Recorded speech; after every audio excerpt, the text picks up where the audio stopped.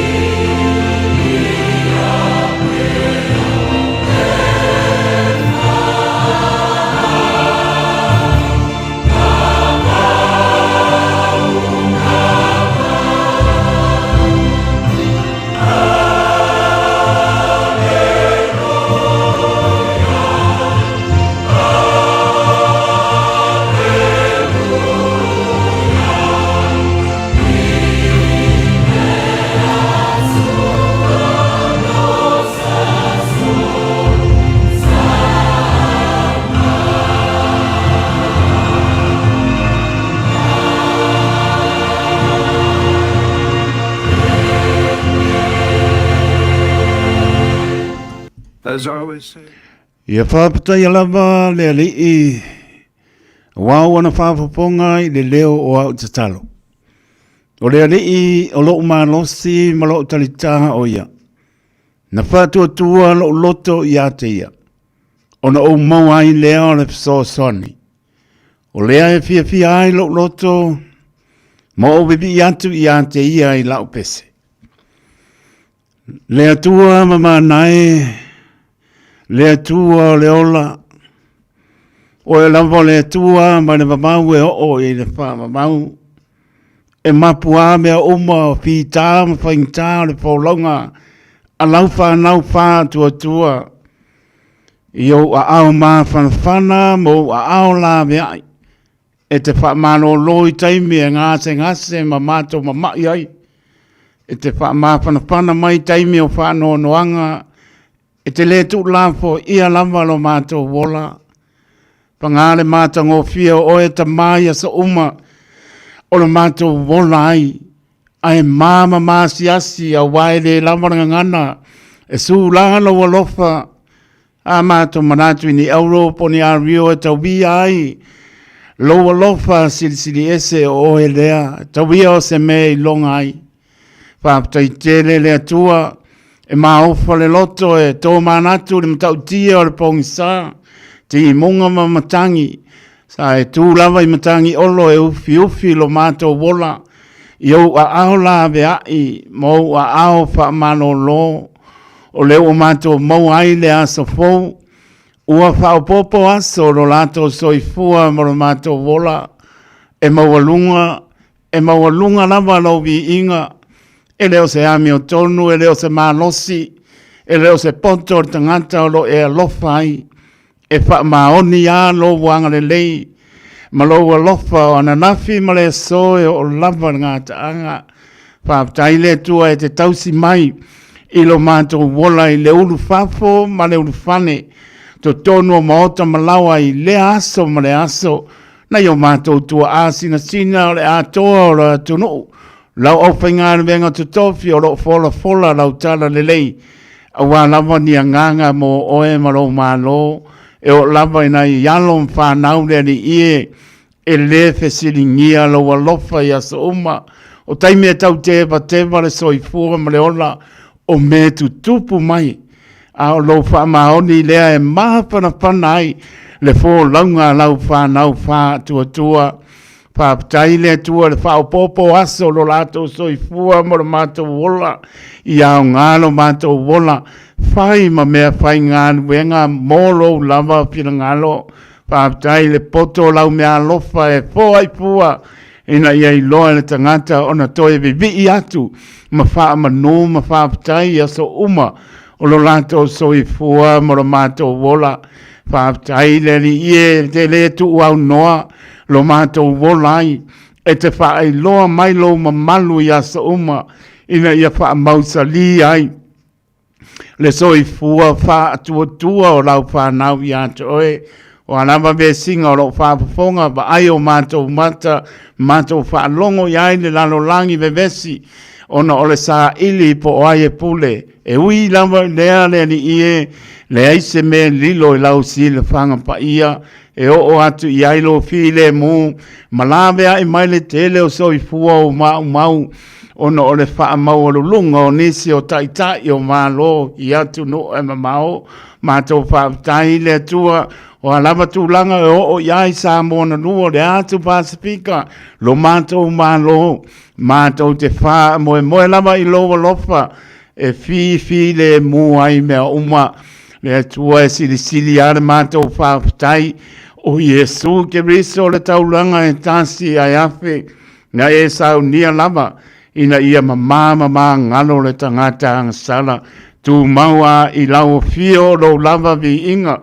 nei maso uma e le au noa whaatai, pangana malea le li ie, le aise me mātou te la lafi ai, i o mātou vai inga, o angasala o mātou le tusa ai, mātou te whātou, e se atu le li ie, alofa mai, i ui mangalo ai mātou le toto pa i o keriso, e mamai a mātou angasala, mātou ta talo le li ie, na iau mātou tu āsina sina, tau a fiafi lo lato soifua, ia lau whaamano longa, maua lo lato soifua tulu i le tino sili le anganga, whaamnia le atoro mātou atunu, sa mo na lua le atu Pasifika, o atu nu umo le lalolangi, ia le alofa o lau fio, whaamnia ialom whanau o whea ngai ma o onga mga nuenga, tau mamau i mala mani pua ngāni a nganga leanga, whaalambe ia i lātou, ia ave e seina i leanga le leo oelo mātou o tua, whaamnia po nea tunu a mātou no nofo manopia i aile ni ie, ia i aile a lofa o lau fio, mātou ta tālo le li ie o a mele o ia le silfia manei loa tangata e o mai ai manuia te tonu maota malawa ai mai se o e kane sia e fia ia tu no umo le lano langi o lo fola ai lau tala le lei ia le manuia o lau fio Pamia la o painga benga te tofi lo lanto tala inga lo fina ngalo ia mawani nganga mo oe malo malo pamia na yo mato te mama tina ia le lofa o lau fio mana tua peso se maota ngase maota malawa lo fanta o to lia ai la to ngase o mai o le tino o e lava o le fo mai ne ni ie pa yatu pa yane e fo lau pa mano longa e mano losi ai la to niso a inga o fea ngai mfa no anga o nise pele maftanga wa motsia malanga maleu pa mai se lo lava nganga pa ia o le mato tatalo lea le ni ia lofa mai le tautua fa awa le radio Samoa wa e si le fia nise o proclame fa le leia tili ai le nenga wenga e faia lava lo finangalo ai awai o mato loto tato malawa fio ina i ule nei aso ina wapo tu maulo wa lofa malo wanga le lei o le mato tatalo lea ma le mato o lenga fantasi ai ma tatalo lilo na tangata lava ia faia iai lo lava finangalo ai awai o mato loto ilo lava suafa Yesu Keriso ua ole mabala awa tuai nei. Amen.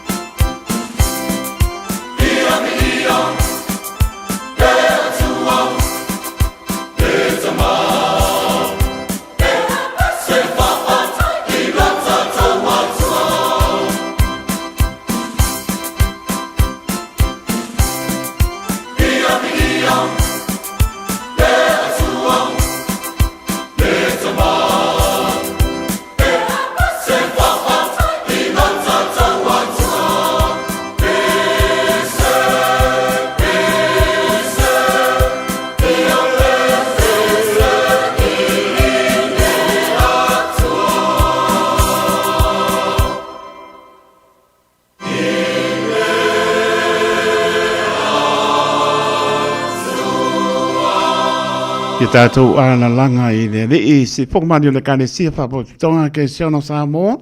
Mai le whioanga o a poli mauta tātou lama le tulai ono. Si mai ala whaponga au minato tātou tala le ngana Peretania.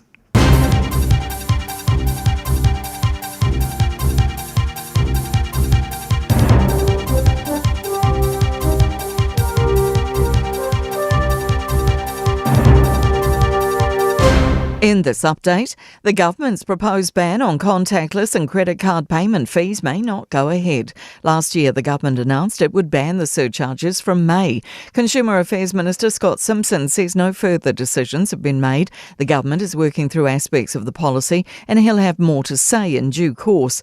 But ACT leader and Deputy Prime Minister David Seymour says the surcharge ban has now been scrapped. We were sceptical all along, and the critics in small business, retail and hospitality confirmed our opposition. That's why it won't go anywhere. Severe weather's been continuing to batter parts of the upper North Island overnight. Met Service has issued a red heavy rain warning for Northland, east of Kaikoai from Doubtless Bay to Whangarei.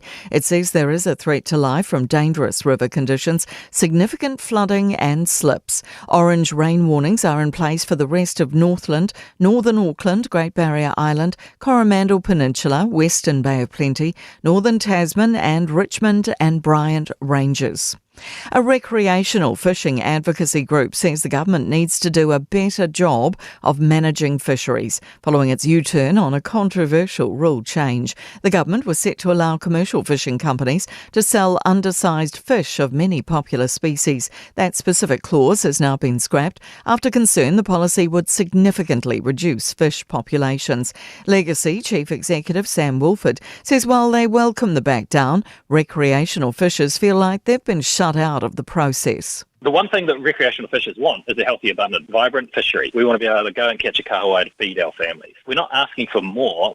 New Zealand's biggest music festival, Electric Ave, is set to get even bigger. 55,000 people have put their name down in the first 6 hours of the festival's initial pre-registration for just over 2,000 tickets.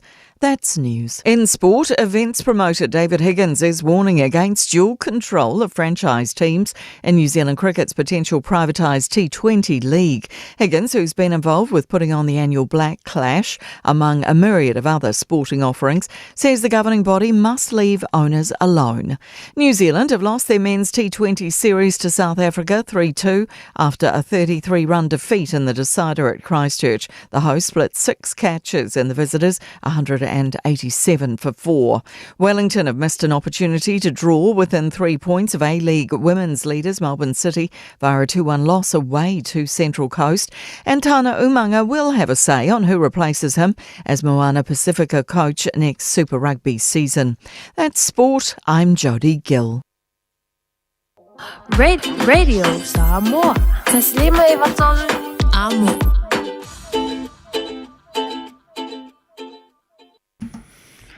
Tai tore mai le ua tolu mara minutu ua te ai le tu lai ono i le tautua pāua le Radio Samoa proclaimer maru tai au po baba lua tfo e ma le whionga ia ngar mana na tāsa mai lua sui tūlanga po i le li au au nisi o pōpuanga pala inga o lopa penaan whianga iai ia sua pamanu malolo tātou le i pele o Yesu ke riso le nganga whaaloalo mi ngao te tauai o folopan pa tala patu ni maulunga o tātou tono o mai lava i maunga maulunga pa ia lava se o pito i titi tālofa lava ma lor folau Samoa e o lava na lolo wati munga ia ele mpai lava o tātou whantawhai pe tātou te wha vai e bibi im wha manum wha aptai wha maoni le lofa o le li le o tātou maua ni maaputanga le nei au pa tālopa leo pangalonga pa ia ne tua so vine tau swina le vai o soifua ia walama ni nganga mo ia malona malo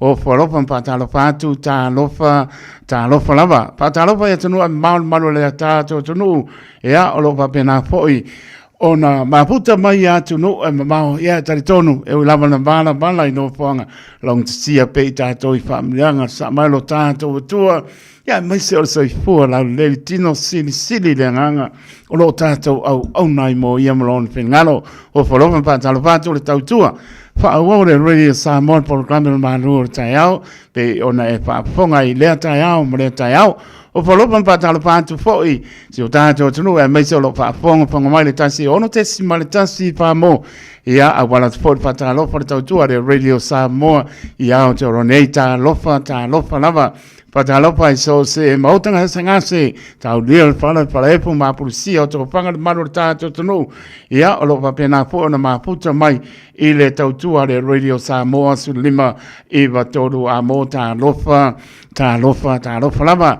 patalopa po ia la to tuli fasalanga i lava no foanga i le fio ia i se ia pela no pa yat e fa manatu al salamore wi wan wo umana langi ona ta mai ai le o ia mato e foi lona ainga fa pena se langona fa malosi ai mo tatou fa manolosi tatou wo leli Pauli o le ala manui ai tātou, tu pa maoni o tō pa salanga pape mai se lau fie, se lau le lei, tātou pei loa i le anga le lei o mtai, tu pa maoni o tō pa salanga, a lofa te reatu, tā lofa lava, pata lofa atua i le malo le atunu, o i lo lātou le tai, lātou le ea, lātou le ala, pe lava o maputa mai ai, malanga mai ai, ia mese se o tātou tunu, leo tātou pei loa i, tau mai o le eki munga, manu ruma tau, ia le lava ia, tala noa, ie o, ai tau nuu mai ai, ia te mau ai po le mana malama le lei, ia le paingona ei tu lou, ia mai se o le po amata le tau manunu ia i mātou, nia reo pe ai po le apo stai me toi po iai, ia papena na iai le alofo le lei, oro mara bidu te te ele tu lai ono le polokame le manu le tai au tau tuat, me se po le pionga ngarman na tāsha vaelua, ia le po o tau nuu mai, ia walama le polokame wha wau le tau tuaina lo tau pa ia maro tau manu la tau lunga le wala, au war fa nga ina telefoni ta ole lo le mo le pasia mo li ya me so tanga i mal lama le ise si lungo tu la fono fa ai lo o manino mama yo i lungo au wala ea anu fo nga di maselau ya ile ku ka sami ile ku ko sa ai pa tal ba to le o tau no male pengon pa tua ma lo le ta wasa mai ma ngai le kimur ko mo ma ya ngan man Ya, ka ilo for sawa ki mo pe mo wala sawa le cosa. Ya soi fo manu ya lo sunga la taito, ya le tual nei fo taia lo soi fo ya. Fa talo fo ya sa mo la tunu upele. Ma lo pa tai o fio mo fa se kai mi te mo tira po tu langa po I pa le ai ngolo wa anga ia toi fo sunga le ya o ma pa mo toi fo me po lan tau tu po ata ya ia po me lo ka pa se pe mi ka fo e pa o mi lan tau tu o de aso okay le o le ngi pe mi ka fa ya pe fo a sa wa pe ngolunga fo le ku wa ngoma ya aya Pe ya la ke le do ya ko inga ko le do le sugala wa le tu langal na but as far as I know ya ol mela le ya la o le ko anga ya la o eva ai masiaki lon so fo malo asolangi aso fa pi ko alava o le siaki ale sunga le ya o amu ya ia ba no fa tai le wa ba ya tso ina mo lo so fo manuia lo fionga nga mana ia mas fo lo manuia fo se lo ai nga mano fa no ia vi inga fo de tua ia lo manuia fo o fo le o mo tai me o so mai ai ia mai se o tato nga lo venga tu fantas ia pela no fo le kai me ka ko fongo ka ma no se man ku pele mo so le we work as a team ese le manga ia ese lo lotu o longo vinga ya dule si ileiku moleiku ai mangai vorka du tau ka ko wo ia ia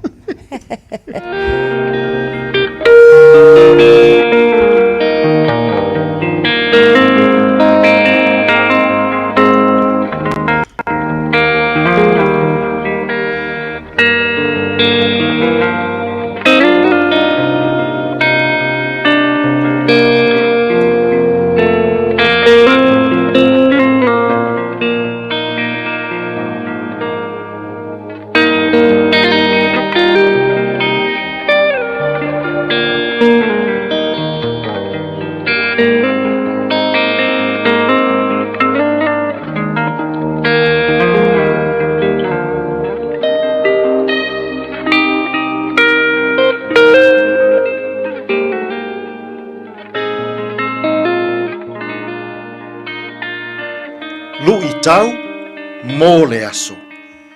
Ia whai oe maau auna I tangata. Be a servant of the rest. Mā taio, ma tā upo e lua se fulu, o le fwai upo e lua se fulu ma le ono, ma le lua se fulu ma le fitu. Ai le whaapea outou. A o se fia sili ia te outou. Ia whai o ia maa outou au auna. O se fia mua fo ia te outou.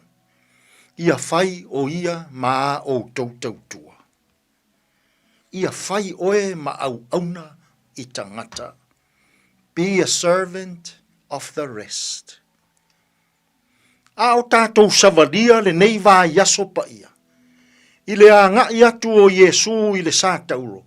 I lona maliu ma lona toe tū manu malo. Mo le wha mā ngaloina o a tātou angasala. O nisi nei o ana toe a o a onga tu usao i lona au so. O se fia sili ia te outou, ia fai maa outou au auna. O se fia mua mua ia te outou, ia fai o ia maa outou tautua. O le mea au pito sili o na tā ua i a Yesu, o lau au nanga, service. Ia au nai tangata, ma le loto maua lalo.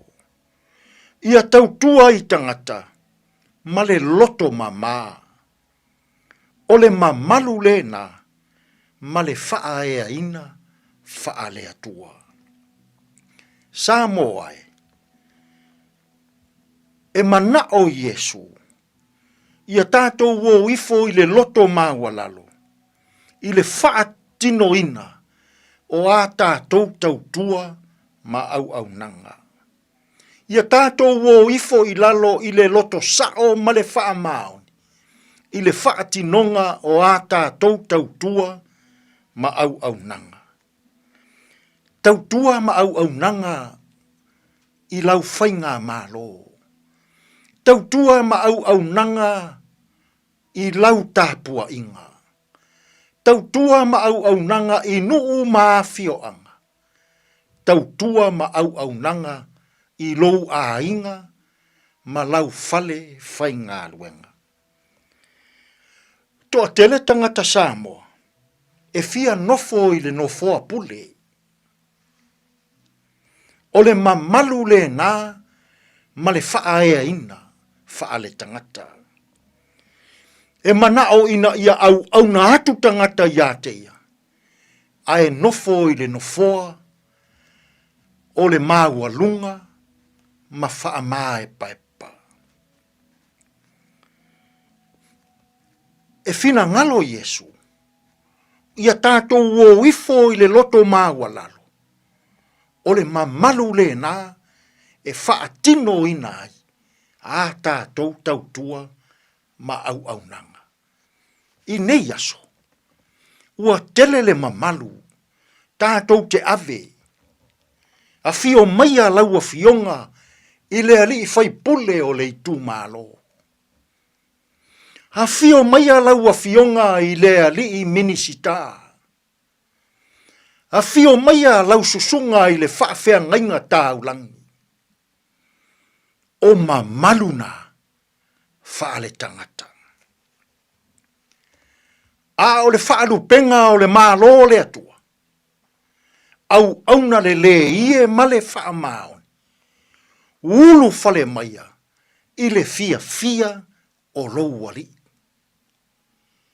O le tangata e tautua ma auna whaamaoni i le atua. E whaia i le loto maua lalo. E whaia i le anga malu. E whaia i lona loto e mama. Samoai, mā neia si mamalu wha le atua. O lona whaalu penga lea mō tātou uma. Au auna le lei, male wha maon, ulu fale maia, i le fia o louari. Aia i le nei fo iaso. Pe a se i mo moli ia au tautua, ma au nanga. I le loto maua lalo. I le loto mama.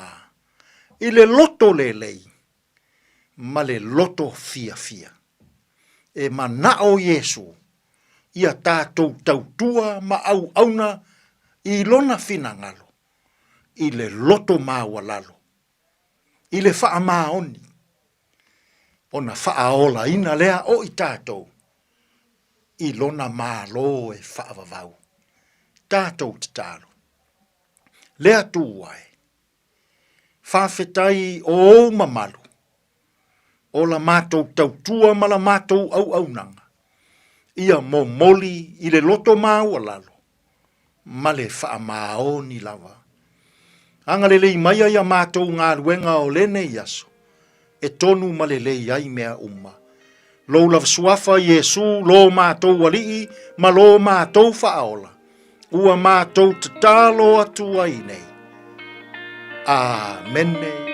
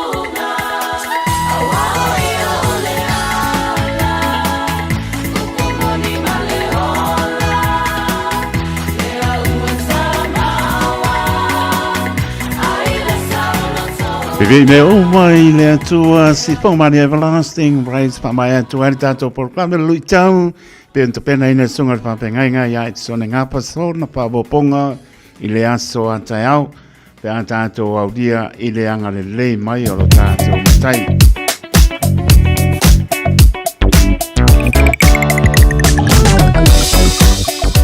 Talo fata vale le nei fo taimi o le tai au o lo ye se fa la lungo tato State Highway 1 Silverdale to Wilkes Road on the southbound. Na ye se fa la tau ta vale fo I po se lo lo fa le tonu I lunga o le awala. So o le nala o lo poloka le southbound lane mo tato between Silverdale and Wilkes Road. So fa mo le ta vale allow extra time ile nei fo I tai au. Ta liu wane I lunga o le tato wal tele o le na o feo lolo lava fo I le tele o tato motorways le time ile nei mai ta watu I ia se ivanga lava I le vaenga lea I nei saute takanini le vaenga lea anga Conifer Grove ia Paulo le vaenga o le mai tau te fole nei taimile tai o le lanu mo lo na winga ia o le nao lo pisi le taimile nei o iso vaenga o tatou ala te tele o le nai feo lolo ai o lo flow lava fo I ma le traffic I le taimile nei o le tai au se vanga le vaenga le na le fo mai tau watolo emo mai le isi atol ta avale I on State Highway lua se fulu I le vaenga le I wiri so avta avale ia famole mfaila fon so son mai lungo tatou Paul Kalame ia mali poti mai niso fa la tau ta avale ia pe afa pe o sila fiane lungo la tele manu ia tele am tango le nei tai au fa ete o le foi ia fa le o le tau le nei foi tai au los full minute o te ai le tu la ono au kilani saute. Sa ili se sa mo oe malo ai. O le Enterprise Motor Group manukau o lau fale tāwale wha moe moe. O tele tāwale matango fie filfili mai ai. Tele le fisosoani o lau whai ngā luenga mo oe. Mo se tāwale talawhia ngai. Su mai i le 5 Grey South Road i nei manukau. Asias fo i le upenga tawhailangi enterprisecars.co.nz. Pe wala au mai i le oval selau 5 lua tolu wha. Enterprise Motor Group manukau. Sa ili, filifili, ma ave loa lau tāwale. 10 is a number you can count on. That's 10 names to call each other for backup. It's 20 hands fine-tuning the latest tech. It's hundreds of hours training together to be top of your game. Join a team you can count on.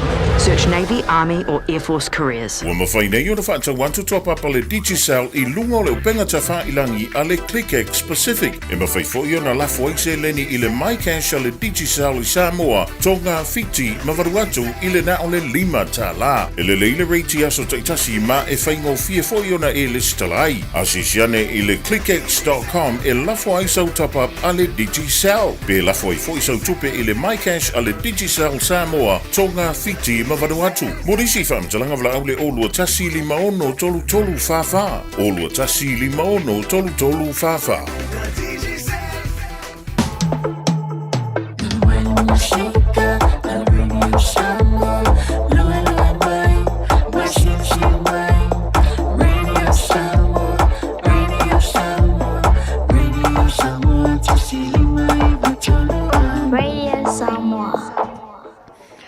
Baby dona mai lea ua lua mara minuta ua te aili tu lai ono por kaber manu tai au ia tau at foile ia manu ta to no e ngata ia to ronei au krani manu tu o yo to no ma pe ala bo ma puta mai ai to fa lo fa tu ma ba lua ma pionga nga manga na tanga sa ba e lua ele ne tai au su tu lang po sunga ia wow ni se po fanga to fo i mai fo lana tau tu stai me luma tasa o ma ngai ala lingio ki mongor kaya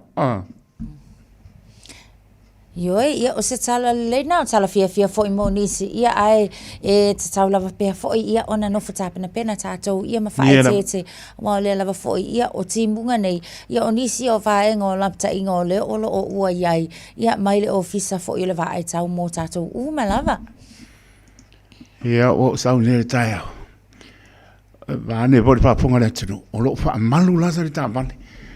Ang walu pese mako ainga i pese le pia le song fo pese mako vai pese. Ia la ko lo malo fa malu ku le piko le ku fa sa. Ku sa le ko le fa malu ngalo yo. Ia ai esa marianga le ko ko e ka le sia. Ele ka urma amor mo fa mo ko fa po i foi lumanga o sau dangi yo sau fa ki muana ia mo o lai pa pe ba ni pa ponga le tunu o la o a palo ko mai lumalo fa ma o voi a pa ko le mas fa ma o ko manku mangalo fa sa ar ko lu le fa ma le va pe fa se kala vo le pa pe kang va le nison ma le ai o le ngalo ai o ya po la wala ko ya si ia male ko foi mai ia pa pe nga o le ainga kasi to se kale si o la ainga kasi e o ngi o ma so vo le pa pe ya ai ui le ila to fa te lungo le wala na fa ma natu lava le ma tau tu atu ya nga ko fa le fa uta le ai o le talo mata la pe no pa tu pi te mi uma ye matala ke me ka kalo ai moe o bola ke ia fe ko mar pa o ke o va skarpa no i se tasi po yo le mali mai pe o le pa po le a po tu langa sa transformer na tasa o va ko se tar pa no po i va va po ia me se o le ainga po si tama o le ali e swafa ya Lionel Horn le na maliu mai Christchurch po lua ne yes salwai ona o le tulanga na ia tangu fia fo ilele pe o le fa matala ina le ngana peritania o le sa tamo fainga o mai le copper mai i le vaenga le o le power box po le vaenga o ia le tise e to tono Christchurch i le vaenga le o Burwood. Ia tonu na vili lava fo e nisi ia le ofisa fo i leo ia tama 5 so sani mo ina wa tau nu atu.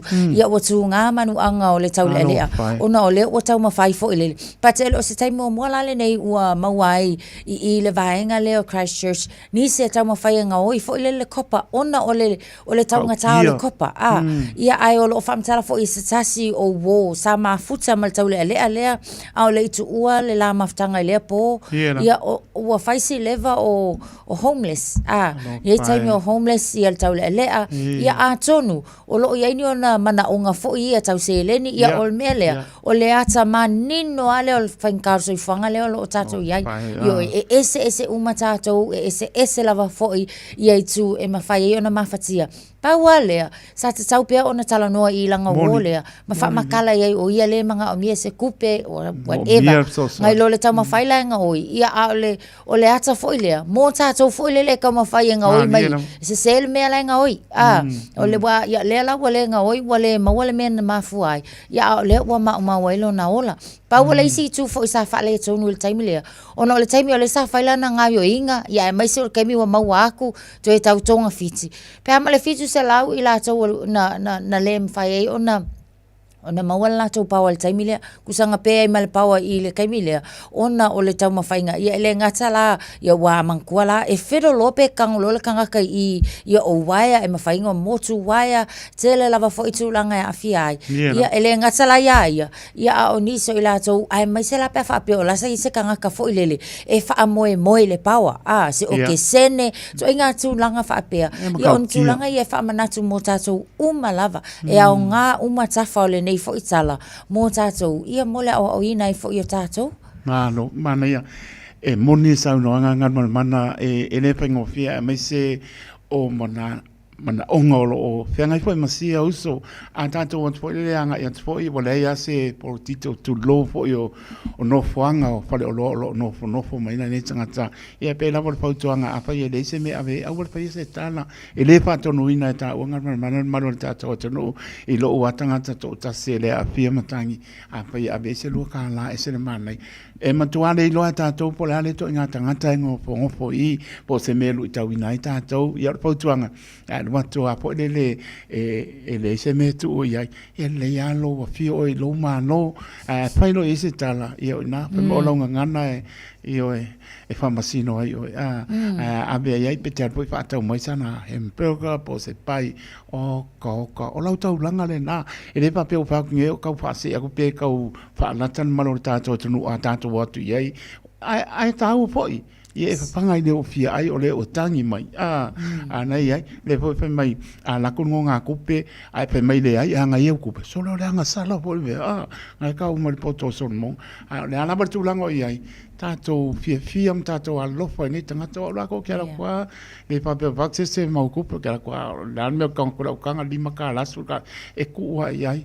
I po ele e langona, e uma tātou peona e tāua, nei tangata o lo mo mia so soni, ai mai se o le tūlanga nei ai, nasa ila na woa, sa tauna tapa i ai, whamatala i ai, le tūlanga nei ai ia, ia na iai leo se isi tūlanga i ai, pa tai lava, po ile le instanga tau lo latarata i ai, ui lea, se lesa pai markus pa ia nga oi lo fi ai kiri anga sarai o le no la ka po le arko nga o kau fa no pe sasi ai tangata he mai e nga oi lo fi ai le aso ka ni ku langa le la markus pa wa ne sa le jung pa ia pa mai ne le nga oi i le fi ai o lo inga la ka ku pe ka nga oi sa ki ke le fi ka sa mi ke aro ke nga oi man ya o tato pe fi ai au wala nga oi wala valenga oi.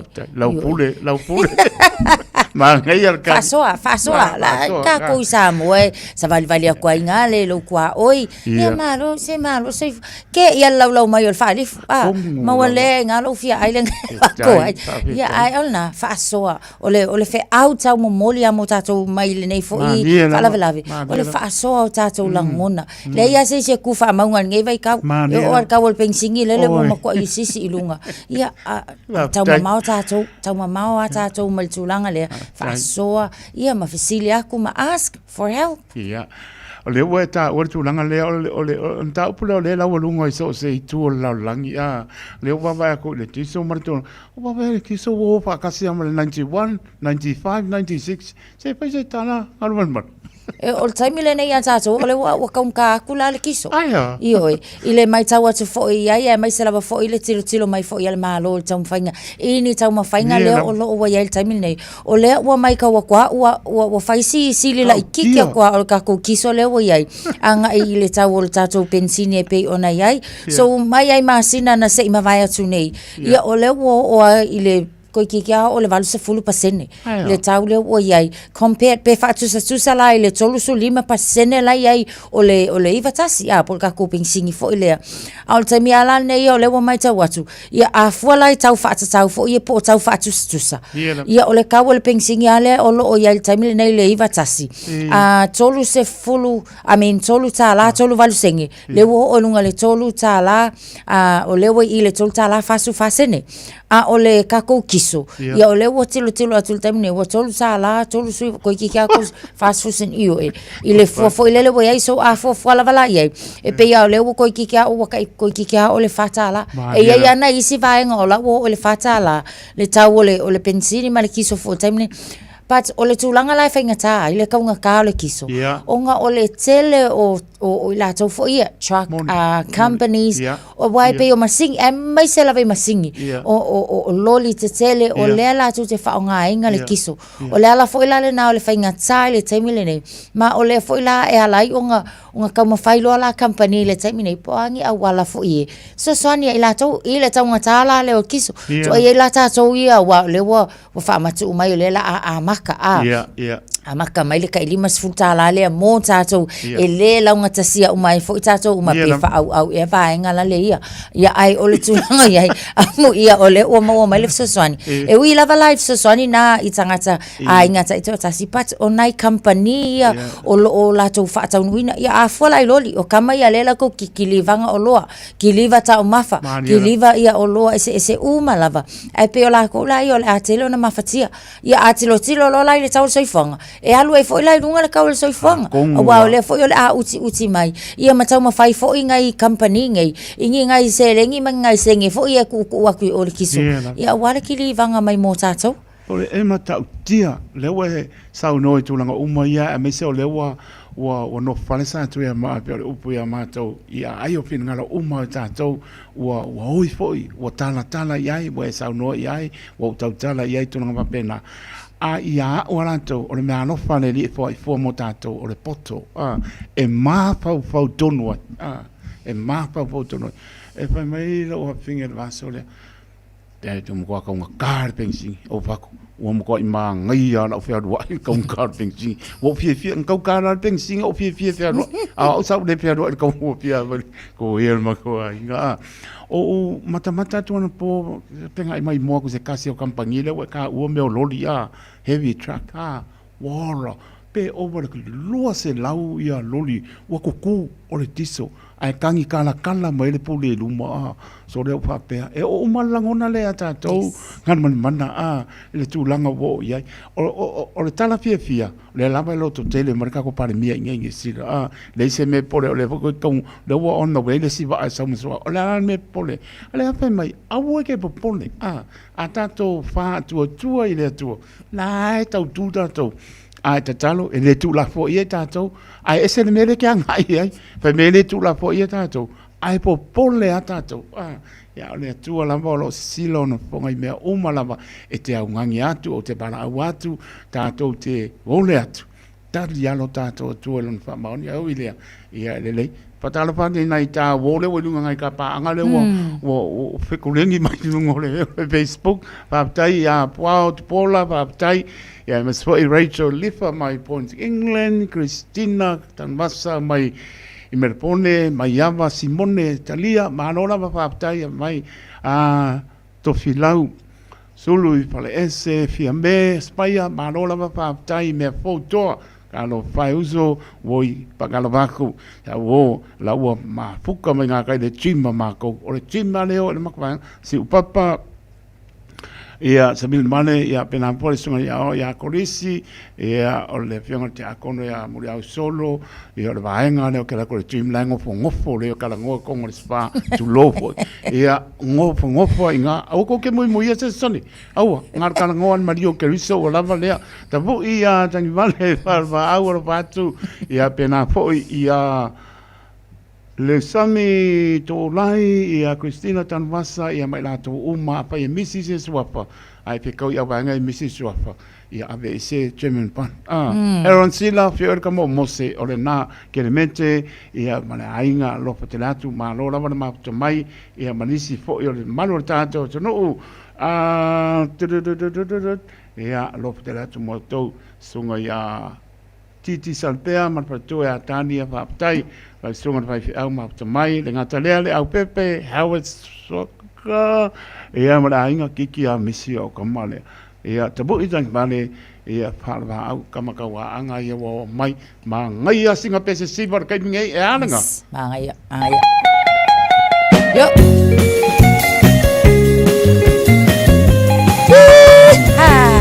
kayak kipu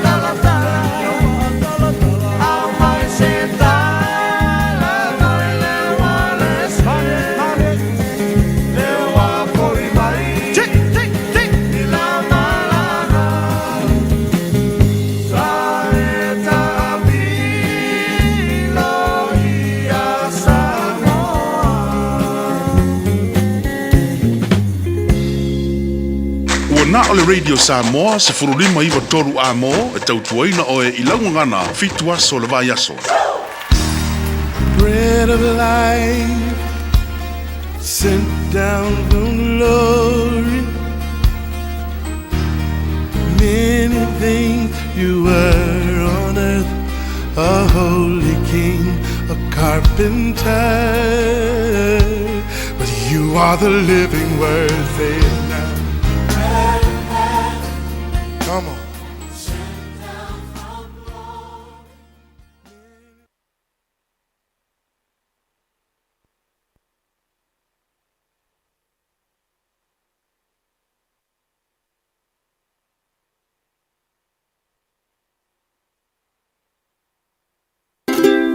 Talofa Samoa, wa ule ne yo kas futialu, awal suia lingila wa ule kio. Aeva eva mai ina se fulu lima iwa kolu Amo Radio Samoa Vevela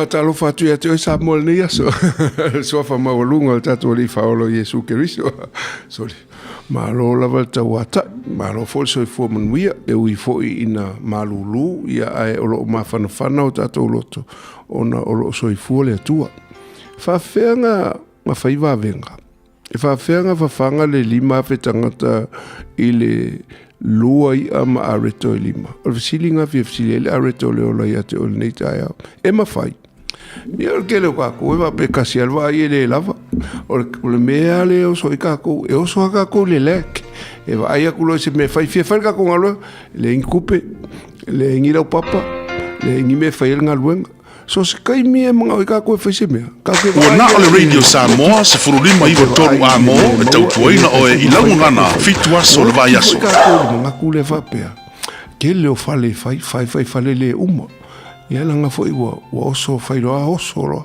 a ke role o ngale fio ngale tua nga mafai e Yesu nga fai le vavenga o nga ye ki o ki mo mole ngo ngo e ngafi o le alofa muti vale a ye le alofa muti vale I lo uloto ia e mafai o nga e oso e le o le kele la okupe e le ifa lango fa pese kele nga mea a e nga alofa lo Yesu I kangaka oso lo Yesu fa ka langa ole atua fa mai ole alofa lava ia fa mai a fa tautala ngana tangata atua maangelu a le so alofa merkala kuspa I ole sume palo tangi pe fo ke fa ku I le monga e si mai yo ave anga le sami merkala a paulo a fa fo ia ke fa ku si e monga mai a le fo so alofa fa mai ele onga o melia so se mea e fai e Yesu kawanga I le alofa a fai fo o se kangaka o e fai se ngaluenga kaunga e fai lunga o le alofa a wa ale I le alofa e fai fua o le alofa I le atua I o le me si silinga el polo inga si silinga o le ngume la lua e la inga mawhainga fai wavenga I o tatu o langa ma mawhainga e fai me le mawhai e le malosi o tangata lima afe tangata I e fia ai a e fafanga I le lua a reta fa me e fia ko menga I au te whatalofa tatou atunuu mai le tatou polkalambe masani lava o le areto le ola I aso taitasi na lor soifua manuia o tusia man reko o mtau pe lima alfa I bisful fitu matsful valu e ia il tala whapea o na latou ai oia tu lea le nuu lea ia Yesu ia maliu ese atu ilo latou nuu ua maliwa e fo Yesu I le waa ona ai oi mai lea o le tangata o le na iai te moni ulu tino ina te moni ina ia la fatasi maia ale upu mo oe ale ase mea o tau fia lo mana o mia o Yesu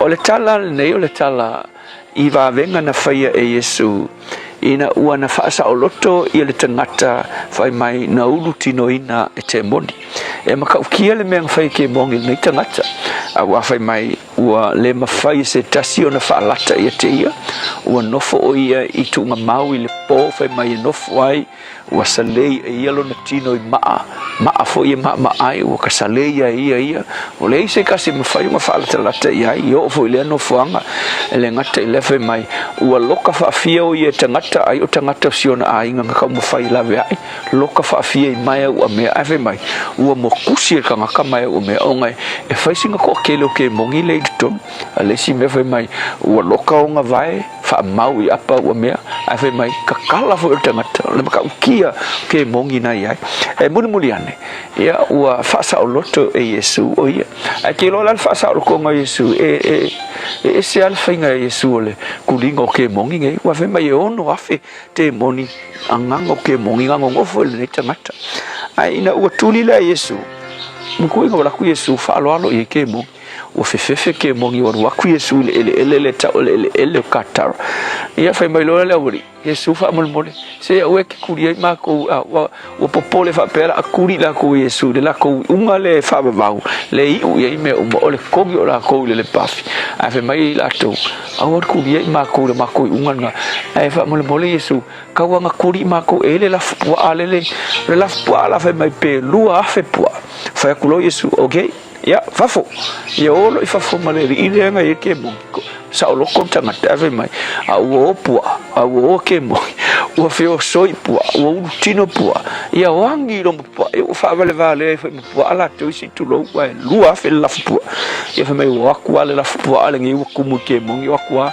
fe o soi le kofe pepe o mamale le bo pua ke lo ele male le mo ke mo ai o pua o pepe mama mau al kala mali ele pe mali e fai al kala e o mai fonga wale mana na o tanga telengu ulenga wo mai kilo le va venga wa la ve ingar kankale nga ike mongi wa poto ia mafailunga ofu ngofe kwa vo Yesu o le lako ukali aku wale manga o ngofo Yesu ve mai Yesu alu ese ku ia mai makongu fabul mo le ese mana ngi al kali tanga telenga yele ke mongi fe mai wa fa ia Yesu ea ka o mo vai manga o ya Yesu le tangata nga fa polonga elki apolo a o kanga ye isi kanga ye ko kelelungu le maso singa manga o ya Yesu e ira tala fa pe ai se anga le manga o ila to ya Yesu o le mesa ka fa pe o Yesu alo fa mai mo fo nge kele la o ke mongi kele tangata mafakia mo fo ngi fa malolo ai fa mai o le fia fa mai Yesu sidi pe adu ese man makongu ese mai kali kanga na ulu te noina te moni o fa sa loto ele tua o manga o eno nofo mai Yesu o le fisi la isia fa mai ngis kanga ka atonu o fefefele no ile mana o Yesu ai o le tala ke lo fe la kalaka e fa mai o le ngu ngai man ko le ngu ngai o le territorio no ese o le lako fe mai o le lato pisingisi siri o nga o la ile tele o te ngata o le faingo la fwa o market aku I market tie bu tua oi ia le pua ai no ia kele la au foi la pua e mga kulangisi o le fefe le mo o ngol mga a ngofo umi Yesu I o me fonga o le ai mangi pua e o ki e pisingis so le songa ta o foi la le mo tato I dinga Yesu o le ase mea ka ua ia oi o ngisi te ngata ua whainga tā o ngā tuu a toa o lako o langa ia Yesu pe whainga ka o ngā la tutalia Yesu I lako o langa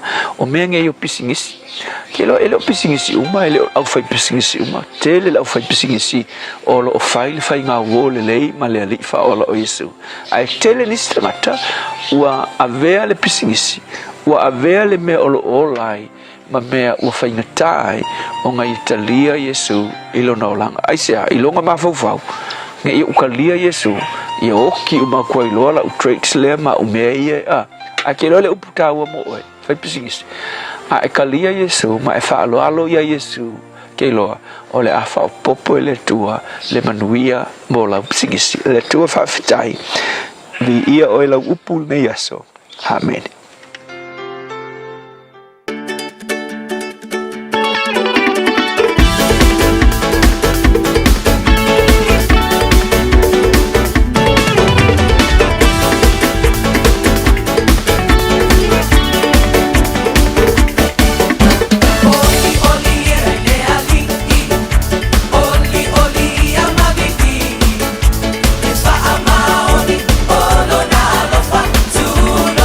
Was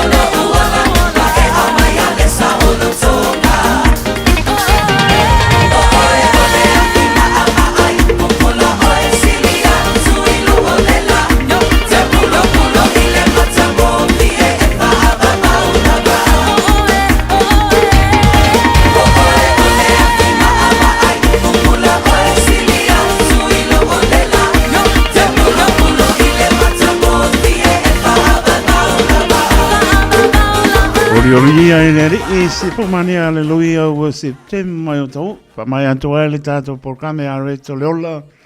Te penene pasta la pa le copas pa pongpoi i le aso a tai au. Pe a tato au lia le anga le mai an tai. Tato te mana na o umalawa ia sa ole whainga o loa tau whaonga. Ia mana tua, tau whaonga o loa uma tasi, lua malilima e puipui ai le tato paneta. Whaonga sa o loa tau whaonga. O le nā wai o lima, sa Eliane i Auckland Council Recyclables, Tamaki, Turiki, all together Auckland. Leaving in sin. Where are we going again? The beach. Obviously. Which beach? One that's close and not full of poo. Ooh, I just found our matching hats. Nope. Okay, Safe Swim's got a green pin for Takapuna. Yup. Tide's good, lifeguards are on duty, and there's no wind. Let's go. Water quality, tides, lifeguards, weather. All pretty good reasons to check SafeSwim. Visit safeswim.org.nz or download the app today. Thanks to Auckland Council. Oso. Sure. Fe o kausinga iau makari I la manga iau lau ka vali fou. La boi a un show so. Bag. On the Enterprise Motor Group man ka. Wa uso yai kai awangi. Lei yang whakamoe lau whainga duenga. Ai o akurea fiafi wa show lau ka mai lunga lau ala. Pa o ma koinga ka vale. Piki apu SUV, van. So koinga ka vale ha. O wheet for cover. O le lima ongo fiku Great South Road man kau. Pe vile le over se lau lima o dua konfa. Enterprise Motor Group Manukau. Sa ili, fili, ma ave loa lau vale. Fire and Emergency New Zealand advises that paid firefighters will stop work for 1 hour from 12 p.m. to 1 p.m. tomorrow. During this hour, fire and emergencies response in some towns and cities will be delayed. Please be careful doing anything that could start a fire. Do not leave cooking unattended. Remember, if there is a fire, get out, stay out and call 111. For more information, visit fireandemergency.nz. Ua na ole Radio Samoa se furulima iwa toru a mo e tautuaina o e ilangungana fitu aso le vai aso. Pai jora mai leo o toi fitu minute o na tā leo le tolai fitu tā fitu o na tātou talai vai whanua le ngana peritania. Ia te tono lo mria mano tātou tunu o ana whai mai le tā ona stofi. Pata piti o ngā wenga po le neva yaso los pro manti lo o ono ya mai se le o o si fil mano tato tu no ne po mai tau to sanga tato sabalia mar tu nato file mo po ngaro tato li paola ya mai se le sa ne la pama mlang pa tu po le li ya na I lo na pa sa ta roina ta o yo to pin ngalo mo tato loto le matango fio le lofo le tua I roto soifua mo lo tātou wola. Te tono pe lava nga I ai ngalman mana o le alofo le li I tātou te whamautu ai soifua mo le ola ia o tātou nopia I atuno e mau tu ua o lau e elen tau soifua e ai me tātou wola e ai a ngalman mana. Sao lele sao no ngalo sunga le awa. Ma no whaptai, wabai atu a toro suroni tu lai ki muai sore e makau kia. O longo winga e tu tumu ka nge walu. Ia koe aru koe mai sipake ke balu. Ai hui lea, le ai, e alofa le ia tātou. A mai le vai e mama, tō tau mawha im tātou whenua. E wane wanga ia tu walewa na wōn mai tātou pe lapta ia mai tātou. I la mtanga tau sanga nei e taimi o le ano longa te munga. Ai mu iana wau ki nani le papa ai pe ai lea taimi mre taimi ngarman mana ai pe o no tūtua o ia. Ngarman mana a ore taimi e lo longa I sole. Ka pe o ma udom whanai. Yo pe fo ona sau no lo sunga la nei fo tau ia pe fo ona mai tau atu le malo la tunu ia o sui fo ia unga le tau ia amata mai lava fo se taimi ona na file fiafi o lo ia ni la pata inga fo ia mo le tau lava fo inisio vaenga tutua o ia mai se lava fo o lo a fie fo matato au kilani o lo ia le lapta inga o le o lo walanu mumu heavy rain warning ia mo nai vaenga la ia Northland east of Kaikohe ia e fa whapenala a matamai I Doubtless Bay. Anga I atu le whangarei. O ana nafi na yaini ni lapta inga. Ina ia tu ua nisi o lato whale vaenga o loo nofai. Ia ma ole nā lava foi sa mai tawina na whapenala foi. Ia ona iaia na nafi I vaenga na o le atu nuu. So e o atu lava la a tai au I le aso a tai au.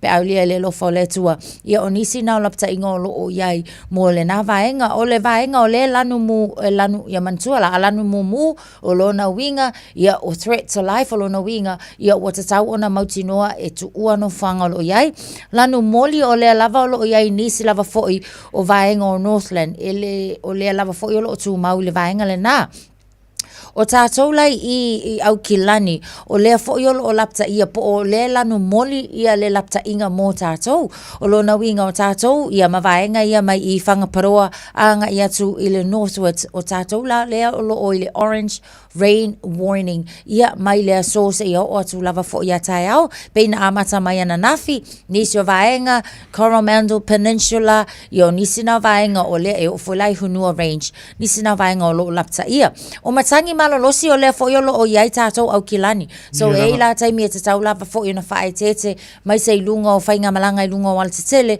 ona o lea o loa afia tātou, ila vaenga leo le lapta inga o Savili malolosi, ia o tātou fo'i, ia e whapena Great Barrier Island, ia e au lava fo'i a tae au, lapta inga nei mo tātou, e o timunga mamafa, o loa afia e fo'i tātou nei au kilani, whangaparoa, ia e anga ia tuai lava fo'i, inisio vaenga pe o Waikato and Taupo, ia vaenga umana o lo ia au le senga le na o tūlanga o lapta inga o leo lo ia so tātou ia awala manatu mama o lea ua lanu moli tātou ia wai umalo langu moli langu mumu pe au ina mama fertility munga ia pe malo si telefon Savili malo sa so noa ngan mana le la mai papongol malu tātou tunu ia tātou na le waku wafo le ia mkuskusi lalo ia le nambal tā pena ai tā pena ia le se meke pole ia le tā pena ia pe ona sauno atu le te ol palitu ia ngan mana ia o tūlanga pa pena tātou tā pena ia wa e o mai lo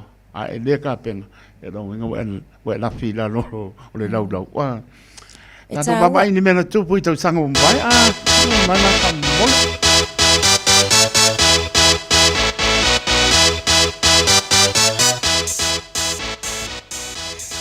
So sanga tasi valu tasi lua sa iai se mafu e tele lava na whapena na I tutonu o Kakas I Venezuela fitu tasi male fitu lona malosi na mali liu ai nisio I lātou pea male se fulu lima afe anga I atu I le lua se fulu afe tangata.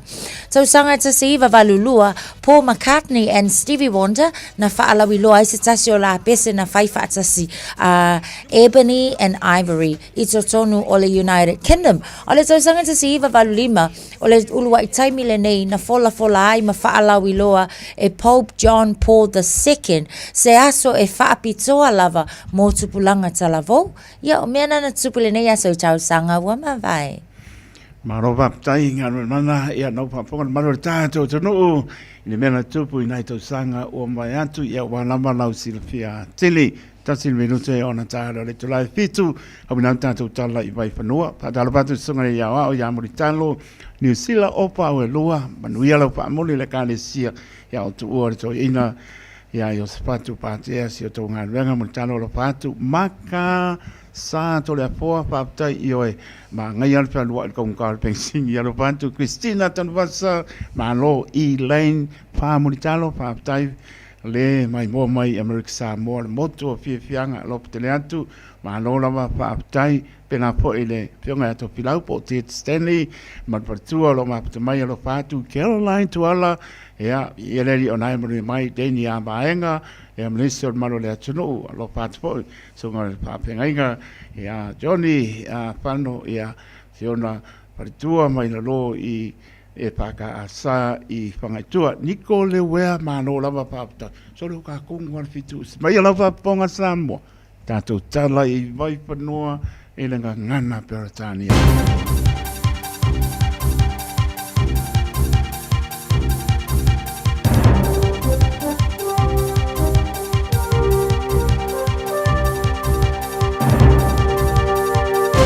In this update, the government's proposed ban on contactless and credit card surcharges may not proceed. Consumer Affairs Minister Scott Simpson says no further decisions have been made on the proposal announced last year. He says the government is working through aspects of the policy, including monitoring whether reduced interchange fees have been passed on to customers. But ACT leader and Deputy Prime Minister David Seymour says the ban won't be going ahead. It's clearly dead. You've got ACT opposed, you've got New Zealand First saying that they won't support it. The National Party have parked it because the government has listened to the public. Around 800 homes are without power in Northland as the subtropical low bears down on the upper North Island. A red heavy rain warning's in effect for parts of the region east of Kaikoai from Doubtless Bay to Whangarei until 4 a.m. tomorrow. Whangarei District Council is urging anyone who feels unsafe in their homes to self-evacuate. Met Service says there is a threat to life from dangerous river conditions, significant flooding and slips. The AA says the nationwide rollout of roadside drug testing can't come soon enough. Data released to our newsroom shows police have carried out nearly 800 saliva screenings in the first 3 months of its Wellington pilot program, issuing 12 infringement notices. Police hope to roll the testing out across the country by the middle of the year. AA spokesperson Dylan Thompson says wastewater testing results show drug use is becoming more common.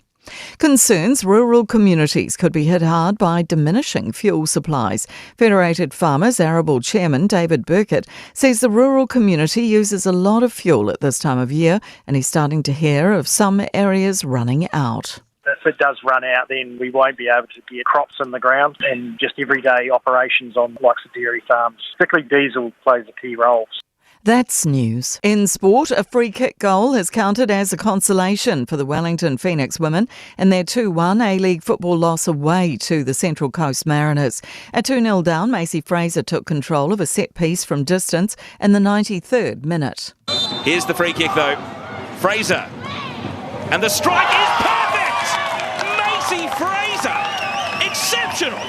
Wellington remains second on the ladder.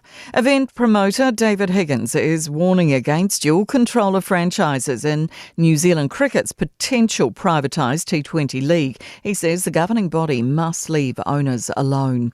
New Zealand have lost their men's T20 series to South Africa 3-2 after a 33-run defeat in the decider at Christchurch. That's sport. I'm Jodie Gill.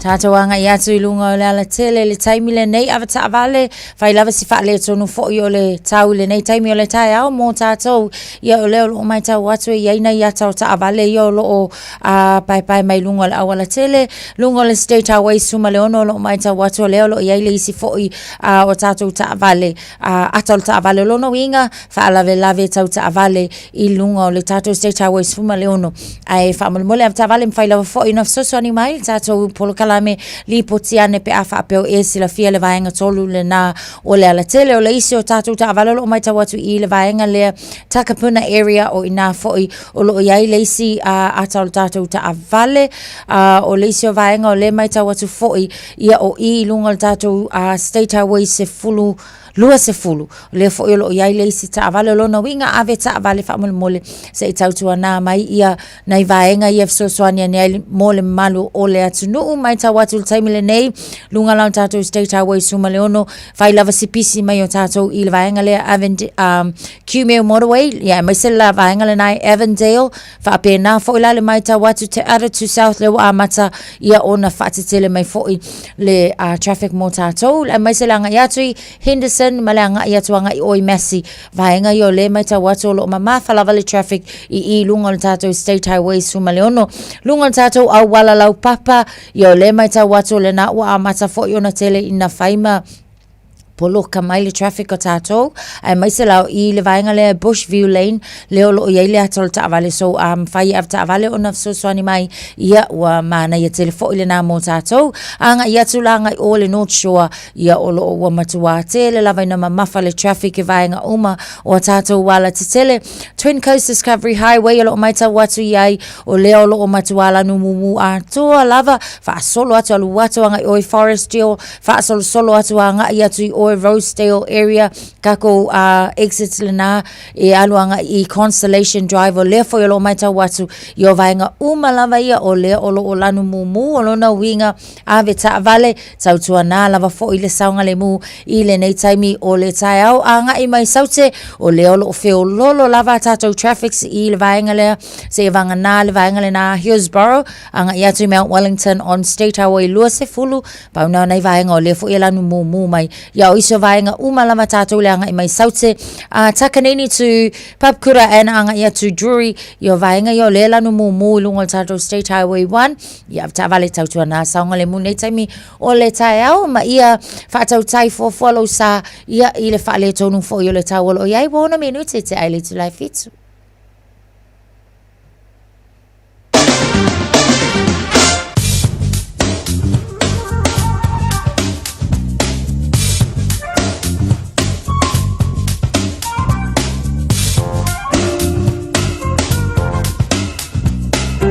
Papungon manole sono stoe Mama lungo le wala ia wala mau por klampa solo le traffic ia tatono ole na lama si pil mano tato no se venga tala tau mo si pil mano le tato no luas pulu le bela fa mo wino lo ia kilani lona mo lunga o lona manu le pia pia pulu mo le ono o le sabili lo angi mai sau te sipo ma nosi mai alo pa uti munga o lo awa fo I au kilani minga po na tau le aso ata yao ile aso paraile ko ama mapa o ti munga ia pe la montal no atu le opinga venga e lapta iai ia mata to no fouta iai malanga pa lo lo su to le vela pa mo ina mo ata yao ia baba ya to lo manu le fia su ma lima pa uti munga awa foi winga foi na tau e ali mai ile asto na I o la sa pa uti munga ia le pa uki munga e mo ele lo lo su fa le vela pa mo ina ile asto na I lo su fa le vela pa mo ina ele aso sa pa dalo se tato no I sa mo mai so le na fa ponga ta puan malo tato no so se fi anga na panga le tasi ono te se male tasi pa mo por un patalo pato tau tu ale radio sa mo manor polau Ia ni e lo tato fe no I pe tan sanga o lo penan pa ti e mo le wila sa mo tu sa pau ka ko le tau o lo pa uti munga a wo pa so lo ato vela pa mo na mai sa mo los fluiva mo rungo lo ia e ma lo na ma le fia pi e lo su lima o se venga ya no pa ato tu lang po le na e anga I mai ai le ma fo ti munga o ka to roto ro tau po tanaki e o po ta ka si le ka ko mlangai pa pena po se va ai atu pe plenty Ken Country, Kisport, Mox Bay, la mo Wellington. So them go and lava my God, so I boy for men go pole go. Night to sang back from me that they survive. Or surviving right now, we're up and pops and north, maybe a maesting. The Rangamanisi buying on to I always say a pa ear lama, Pito Ilano, South Island. Ea, Maclay State, Mona no to our young of Paco Crusader. Ko ringi maka ko ngare awa le ko wale pai ka ko so inga na ile tana le tawe me so inga lungo le wala le traffic report pe on fa pongo mano tato to no ile tau tu ale radio Samoa so lima iva todo amo ile o tu lai mo tato taimi iba mla bi do te te ile to lai fitu tau tu atu ba lo mo pe on per tu ya ngal mo mana na tasha va lo te pa e po le ono le taiao o le sias o le sa o le yes o le sa o le ko ya lu le sias o sa wa ka vai la nga lu e ya ma lo fa tai to fa ta lo fa tu le nga pa lo pa ia mo lu ngor ta to tu no ro pa pena o na mai mo mai tau tu de radio Samoa pa po mai tu no ma ya ma so au ki lan manu tu tu o i to fa ta lo fa tu le tau tu fa wa ya ma so por clamer ma no ta ya la se tu lang ko kasi le vai so a onga na ya pa na pe to lua to tas yes ko kasi aya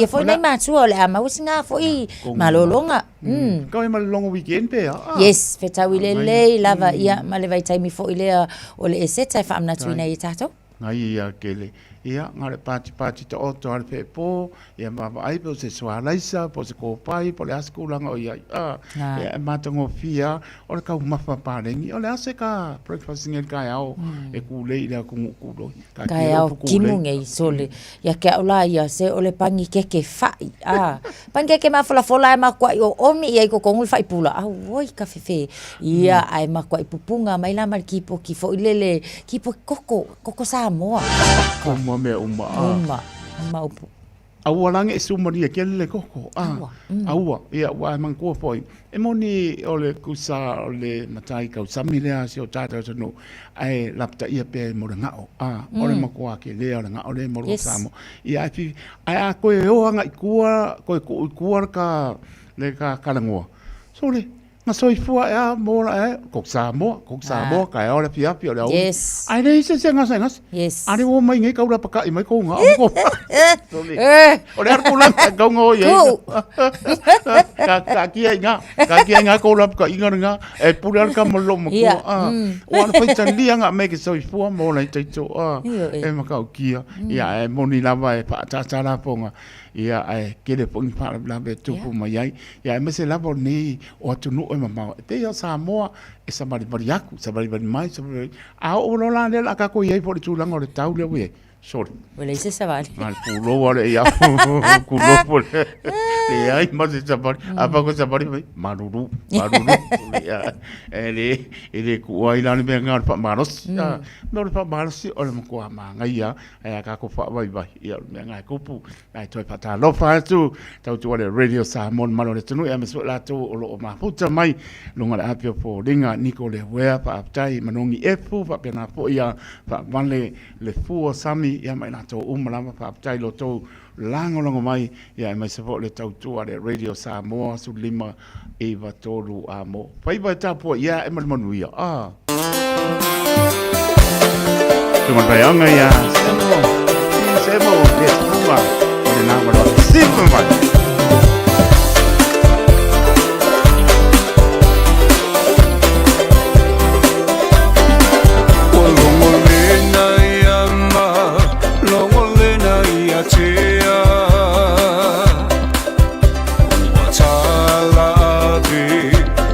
Tangi le ya ina le manongi o funga la au le fa ai Samoa chama fana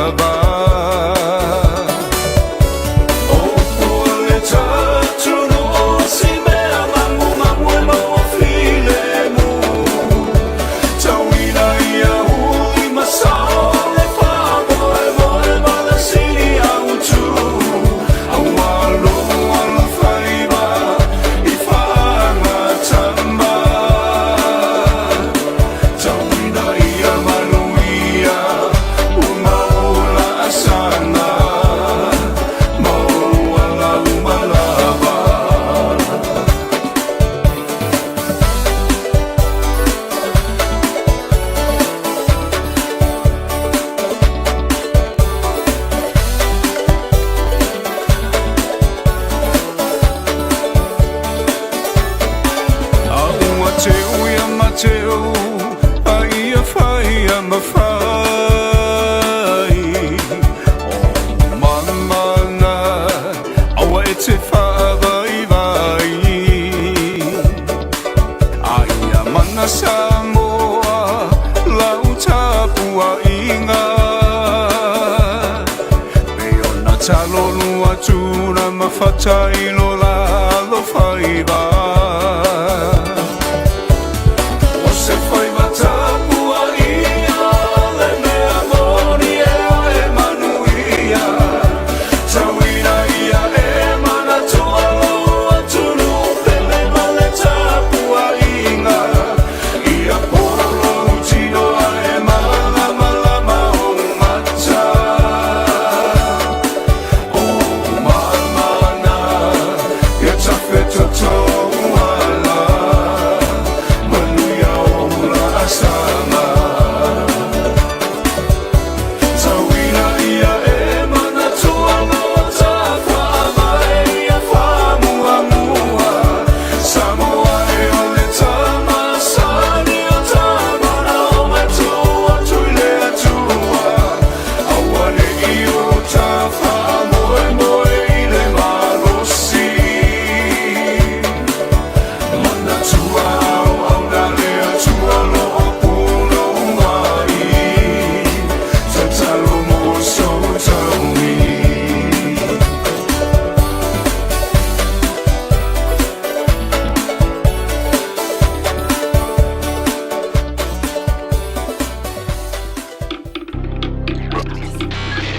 Tasilima i Vatolu Amo. Radio Samoa. Just think a minute. It could change everything.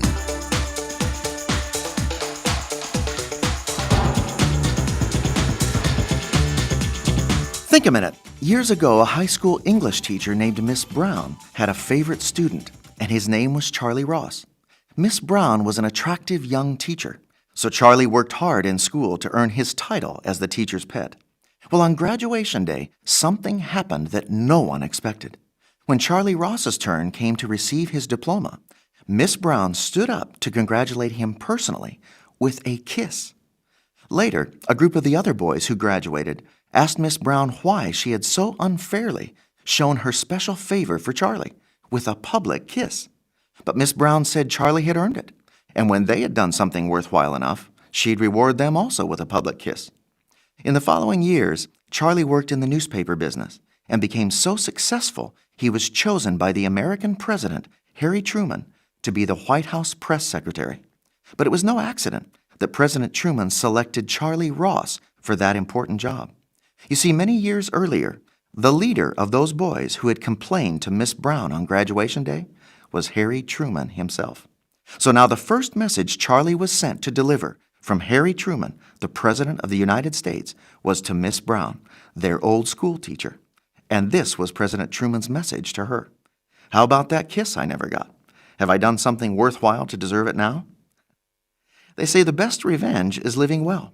In fact, in the end, it doesn't matter whether you get other people's approval or not, because their opinion of you is only human and often wrong. In fact, people's wrong, hurtful opinions of you in your past and childhood may still be hurting and holding you down. But you see, there's only one person whose opinion and judgment of us is always right, and that's our Maker, who created us to enjoy a life of success and satisfaction with Him. So won't you ask Jesus Christ to forgive you for not living His way? Then you can have the peace of mind that you have the only approval you'll ever need. That's when you can start really living well. Just think a minute. If you'd like a free CD of our top 40 programs, write to us on the internet at www.thinkaminute.com and catch us tomorrow at this same time when we stop and think a minute.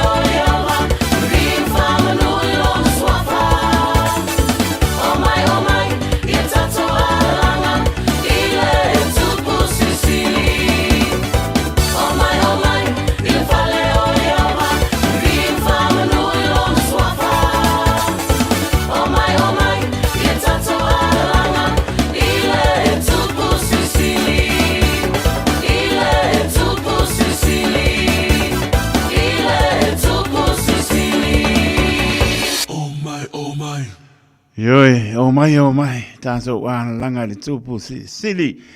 Se whangamania le everlasting praise, pa mai atu ai le tātou porklame. Au inatu le ngana peretania, te le nului tau, le think a minute, swa pōmpoi, i le aso a tai au, pe a tātou au dia, i le alofa malanga leo lo tātou atua.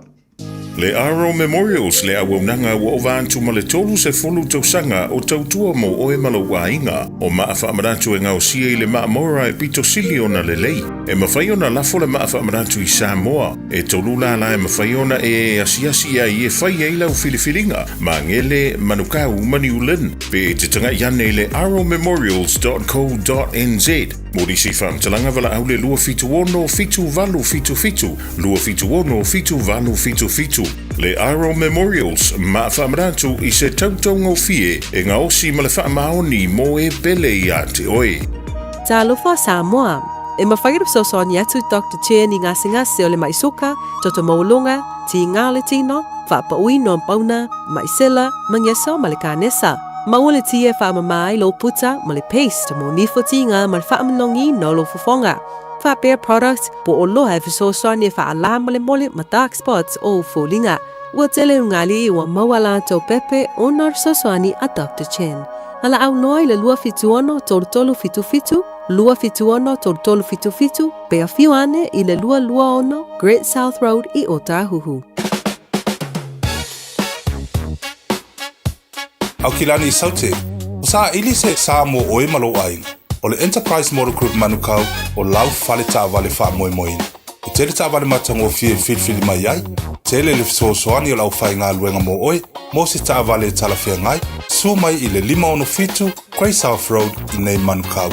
Asias fo I le upenga tawhailangi enterprisecars.co.nz, pe wala au mai I le oval selau, 5 lua tolu wha. Enterprise Motor Group manukau, sa ili, filifili, ma ave loa lau tāwale. Talo falava, o nei le nei mai le MSR training. A whai e te whia o ao I to mai whai kofe, whai loa I matangata fōu, ma whau sia lolo to tele e a matai se ngā luenga fōu I se whale kofe, po se whale ainga, des tala nei loa I la mātou Food and Beverage Skills course, lea e a mata I le masina o me. E se 15 vai aso le umi, ma a whai e te anga waa e le ai se tutongi. Mātou te mālama lama e whaingatale toi fo'i ia o a onga. A o MSL o se a onga e pēlawa o se a inga, ma o loo iai whai a onga e lango ina o I taimi uma. Wala au mai nei loa, I le ovalu se lau, lua wha, wha tolu walu. O lolu manai e a mata I nei.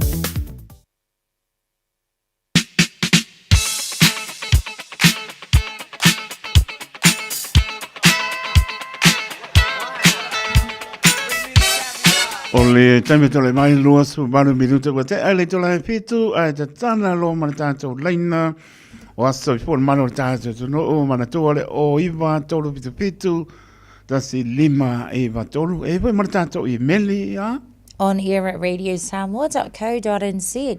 Au mo lei apia polinga manungo le YouTube channel mo lei ya mo ro mai a ko This is your celebration.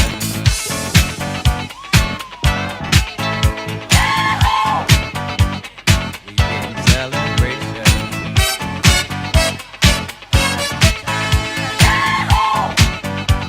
This is your celebration.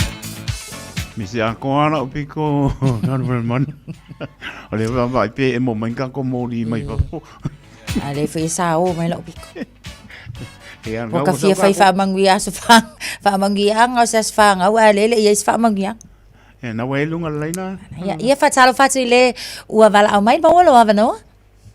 Ia, takaro whakue, ia oe wharkua, ia po ka mai ka i o kai au, ia e me foi le fionga ia kaiko. Ma lore so e sua mane langi mama. Ai. Ia whamangia nga whamulmole o le whanga ua ka masi ua finge, mai kai leo le akiwa. Mau I ngi no fioa yo ngi le a ko longa valu ka usanga ya va a fai wa ala ya alu le a nga sa wena ia le ma le is ka ko fa ko nga we ma la mai karang fa ko mu e wa le yo do fa sa mo Ia talo ile kua ia umiro soifua mo do wola. Ia soifua mai ola mai se ainga ko angare loko. Ia mfa ngale loko de fa penga de alu kitira ko kangaka. Ai alu loko ngawu mo fa maka. Ia lama lele o va. Ia o fa anga va ku lo ainga ko ala ko kele. Kamangi o fio kinga Malaysia po ngai no fio kinga ia le akiva le ke sua fai ia fa kai ke le kai koma ai kinga le ako le tio ho ngai ka ia o le ka ngaro ko le ngo ngaro mana na tasa va elo lo fio nga malmanga ia kai ke le mo le ngo mangi luaso tai manu ia fo lo waso. Ia, toi whatalo whatu le isi fo i o tātou wala au? Ano soi fua i lua fionga, ia. Hai. Wile atu whamanu ia atu le whana o sio kwen dōrarea ia ti wauni a pena Christmas en, ia whaftai le atu ani tau sanga fua ina mo i o nei wa ato i elun tasi tau sanga ti wauni ia e ulawa na e le loa ina sa. Ia mo le atu lui inga mar whaftai le atu ani tau sanga fua ina mo e baby, ia no fale atua ia tu fau ina ni sanga stele mo o e tato tma futa i nei o langa le tu ma ia lo fa ngana e bati ina yo tu ngane ya Patrick McCain pa peo so ya Mariana Mashale ya si le ro fa ngo ma tu ya penama Ashley ayo ya si le ro nana le no telefono ana fa tai la mo le no man ia luas tai manu ia fo lo waso. Ia, whaatalo whaatu, mawalo wawanoa? Astaila mo le wanoa, maalo tautu atu no i lau fionga whaapea fo ili. Tamale, le luanga luenga nei tai au malulu. Ai. Ia, o moli atu alo whaanga, tasi fo i o whanau ane nei ainga. Mai tai nau ativa, ia, whalongolongo atu al telefoni, ia, ativa, levan tato vala. Tatu vava maula vai no fuanga ia falongo atu leti o ia famani ia melas fana o sia tama ia anti folole le lunga telefoni mal fana i papakura ia ole tu sa fole malo sistentiti pa malo sia o sa walo matua ia fa style tu o mawana tau sanga sia walo. Ia whai mau mai tātou tāwha whaam tātou wheloa i wale aini sio tātou ainga i nei. Ia walo whaanga nai mole atu ia anti folole. Matai a male whanau i nei papakura. Ia manu ia lava le lua aso malo lava tautu atu no le malulu nei tae au taito mal tau sala. Ai. Pastai mole avanoa. Soifua ia. Ia, ua... mai atu i ngai piko se la foto pe o ko ia se ta ba au ai le i ka nga ska pese malangang padon. Ia, o taltono o tatou whaamanuianga uma ia leo ua iai, leo o mang koe alu siaki kasi, tasi lua, siaki tolu, ia atonu, o na ia tatou whaamanuianga ia leo mwhai on pa au mai mule nei tae au, ia, mai le pulenga fo i al tatou au whaingaluenga nei, mai sen malu al tae au mo moli atu, mo o ngā lofa, ia, mai se fo i, tatou tau whai patipati alanga leo le tuale nei tae au, wau tau au lia fo i, whaopoponga o tau sanga o tau soifua i le nei, aso ia manu ia tele lava, e uianga kimu, la ma wala va ngo fo ngale sungsungum liu wai singa ma moyo la fia fai longai aso soifua ia maulunga le inga le tua ia nga ma wa ia ma sunga la o le pese siva mai auto pula kanga kayanga kanga. Happy birthday.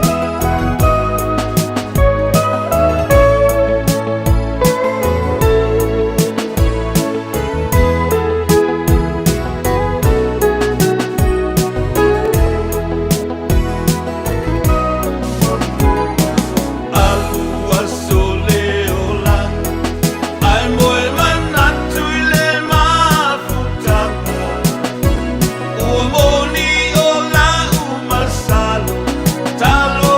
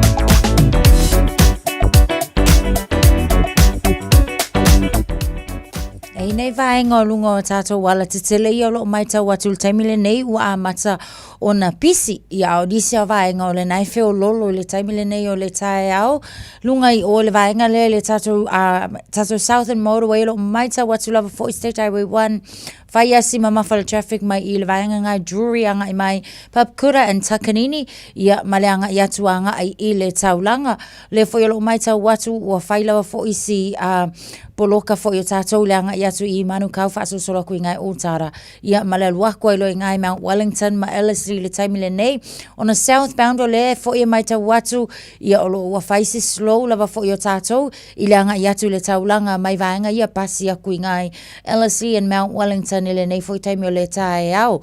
Lunga le tātou Southwestern Motorway lea le State Highway lua se fulu. Whaisi mamawhala traffic mai I manukau whaasosora kui maangele alua kuai I one hanga le taimi le nei o le tae au. O lunga le tātou westbound I o lo maita watu fo o southbound. Vaenga le I Wiri and manukau ia o lo whaisi pisi le taimi le nei. Lunga le tātou lua se fulu George Bond Memorial whaasolo solo I whaanga I tutonu le vaenga le nale anga I mai maangele sawa I ngā luangil malai vaalele I ol vaenga le nao le fo e lanu mumu ma le taimi le nei lo no winga. Whaisi pisi tātou State Highway su ma le ono city bound o lo maita watu ia o le wa mamawhala traffic mai I le vaenga le Henderson waku I ngā te aratu whaso soloanga I tonu o le taulanga on the westbound le taimi le nei West Auckland nam foi whaia si mamawhala traffic mō tātou e mai se langa le na I Massey I le taimi le nei o le tae au Northern Motorway city bound ia o le foi lo maita watu ia wakele lava foi ngā mamawhala traffic o lo iai North Shore anga I atu Albany ma le whaso solo atu nisio vaenga na o lo ua mamafa a koa lunga le tātou traffic le na whapena foi le anga iane le awala lau papa a ta vale tau tu anale saunga le mu le taimi le nei le anga iane foi ia ma le tau fa sau sau atu lo sa I lungo le tatou awala lau papa beta driver lo mai tau watu I le anga I mai le na ma le so tai mai I manu kau mangele o lo whaia sipisi le taimi le nei o le tai a ta vale tau tu anaya saunga le mu lo sa ia mai se foi le nei taimi o na o iei nei tamaiti a onga I tutono tu ta vale mo moli no la tau ia onga ia manu ia tele ma ia saunga le mu per whainga malanga just fulu minuto na tā leo le tulai valu. Paro papai ngar mana mano ta pena ia mes por pa pong ta pukan mano ta to no sto ga ngai lungo le wala le ta to traffic reports pe on Silvia ia le la mal fai te lamba I lungo le wala or pa ngai na telefoni be ona longo po ni ina mano ta to no ele pa pe o mato fa to no ina loto pa ia mano to mano tu ala lo mota to mato fo ele au ngarka o langa o ka ko on mana esul ku la pon ka ko o nga familia o le skamado o le make le ko pe nga mai le ye se ta pa ta tan dong sta ma lo sta yo luma pa a ka mo lo pico kaniange a ka mo lo pico ka ye sa o io ia o lo tal talia sta to fa tal no nga foi ma le suita itai o le party ale le pa le afiong foi ya Carmel Sepuloni ma lo fa tai ma tango fie me o me lo foreli e la man lo wa ma te mo ya tato te le siringia le anga le mai o tato tu ya so uma e o le po ya to fa ma morta to no ya tato te le lo pa male upu ale tu tau mate le ete pe tu mania pe te toi bi le aso so ai ana fa mai lo ta o mo la spo e te tau na bi wa lena e to fa o mano lo wa le loa pe ka ke audia e pe me ata to esa ona me tau tia o pongsa e me tau tia pongsa wa em ko le loa no fini ma pa pe la moli e ba ne po pa ponga maro ta to ai mo wa lo so fo mo la pa mai ta ya ke o fo o te ka nga lo langa pa tai ma bi i le to mali ai ngalo lo ia vai mai lo le o ai foi ota tau tai vai mai e le ale nga lo ngimo ale anga nga lo sio ngalo pesto ngalo bantu ai ia o te tau tai ia malo lava Christina tan vasa lunga ape poringa Rinda ma lopa mose va pena po ana o mi rama fa vale le fo sami ma lo fa tan ma te mai va mai la pa perlio o ko kai ma lo lava ia ia le li fa tan to anga le mai se su fa i vo ko iki sam kia voi Pa pea o lai whare ma. Ma pea. Lewa kea. O kea mai ko. Ngā o sawa sisi. Le ai wo ke ia koe whaalongo ku ngā e lafu koe on mai le upai koe inga. Ma lopa tai. Ya, ma toi whata lopa tu ne nganga whaalolo maro tātou sunu upea lawa ma puta mai ai. Ano lopa atu ma ua anga leile li pui pui le ulu whafo, ma le ulu whale. Tāpo ina mau i tu asing sina le atore atu nuu leo whengarwanga titofi manuia fo ina yalum whanau tamam teine tau tua nā renga ngana tātou le nā ia le lama leo fia mā tāla pa aso lau te māmano tina ia mā ngai asinga pese le sikas pe pa karipe o marika māro ia o ai lama le kue ia kari nge ai a o mai o kari aku a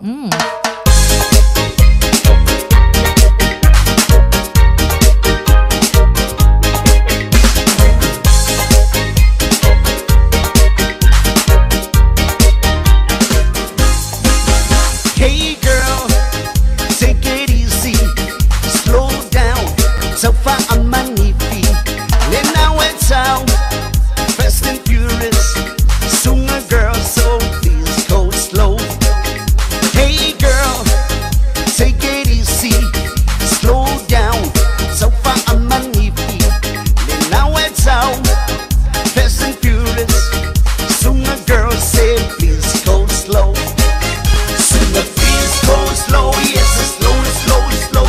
Soon a please, we more go slow. Ikaw open po pampano mo po ba may kewa sulang niya may moli at kulian.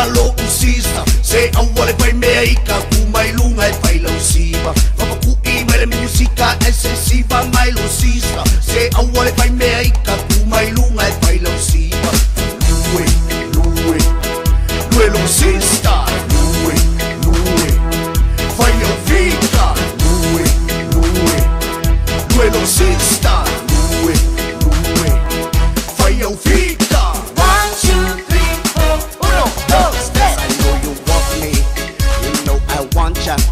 I know you want me, you know I want ya. I know you want me, you know I want ya. 1, 2, 3, 4, 1, 2, 3. Le botois fululu minuto na tale le tu la e valu ia le malu el whaafonga le nei fo i tae au o le ua whaatasi mai ia la tātou malu whaalolongia ia le sunga fo ia Carmel Sepuloni o ia lea o ia o le suita i tae o le pātia le leipa ia o le MP fo i mo Kelston o ia fo i ia o le spokesperson for Auckland issues women and Pacific people ia le nei fo i la tae au o le aftatou whaatalo whalo ia isa tātou malu whaalolongia. Good mornings, Laua Fionga Carmel Sepuloni. Welcome to the show. How are you? Talofa lava. I am well, thank you. Thank you for having me on the show. It's good to have you, as always. Thank God the Polyfest was done and dealt with last week with the great weather. But I saw that the Labour Party was there to support. How important is it for leaders to participate and present at events like these? Incredibly important. For us, it's not just about being there as politicians, though. It is very personal to us as Pacific MPs in the Labour Party, and our colleagues come out. I'm very excited on the day. It's a great opportunity to be able to celebrate our community, our culture, our languages, to show support for our young people. And I have to say, they did not disappoint in any way. And it was just wonderful to see the thousands of family members and community members out there to support their young people. Awesome. So, in your own opinion, what do you say about the strength of our Pacific communities in here in New Zealand? Oh, we are part of the fabric of this country. And best seen in the city of Okalani, where we have so many Pasifika living. But wonderful to see our cultures thriving, our kids strong and confident in their identity, and just a living being Samoan, being Tongan, being Niuean. So important. Not being biased, but yeah, I'm pretty sure you were excited about the outcome with the schools and the results from the schools out west. Yeah, well, never biased, but of course, very proud of Avondale College, very proud of Kelston Girls. Kelston Boys is only doing the Samoan stage every 2 years now, and so they weren't up this year. However, I'm sure if they were, they would have placed again. All right, let's look forward to the next one, yeah? So let's talk about the fuel crisis that we are dealing with these days. Like, you know, the government has introduced this $50 weekly payment for some working families with children. What's your view as the Labour Party? What's your view on this approach? We support the start. There will be a number of people who are struggling out there that miss out on any kind of support. And we're feeling that hurt from across communities, that people are really struggling with the cost of fuel. But we have to be clear, people were already struggling with the cost of living. So this fuel crisis has just served to further exacerbate the pain and struggle that they're facing. So what will Labour prioritise to bring, let's talk cost of living, you know, this cost of living down? Well, I think that the first thing to reflect on is that if Labour had been in government, we would have been focused on keeping people in work, making sure that the construction and building projects that were underway continued, because, you know, we've hit this fuel crisis at a time when there are 32,000 fewer jobs in New Zealand, when business liquidations are at a 15-year high. And so this is what I was speaking to when I was saying that people are already feeling the struggle and the pain.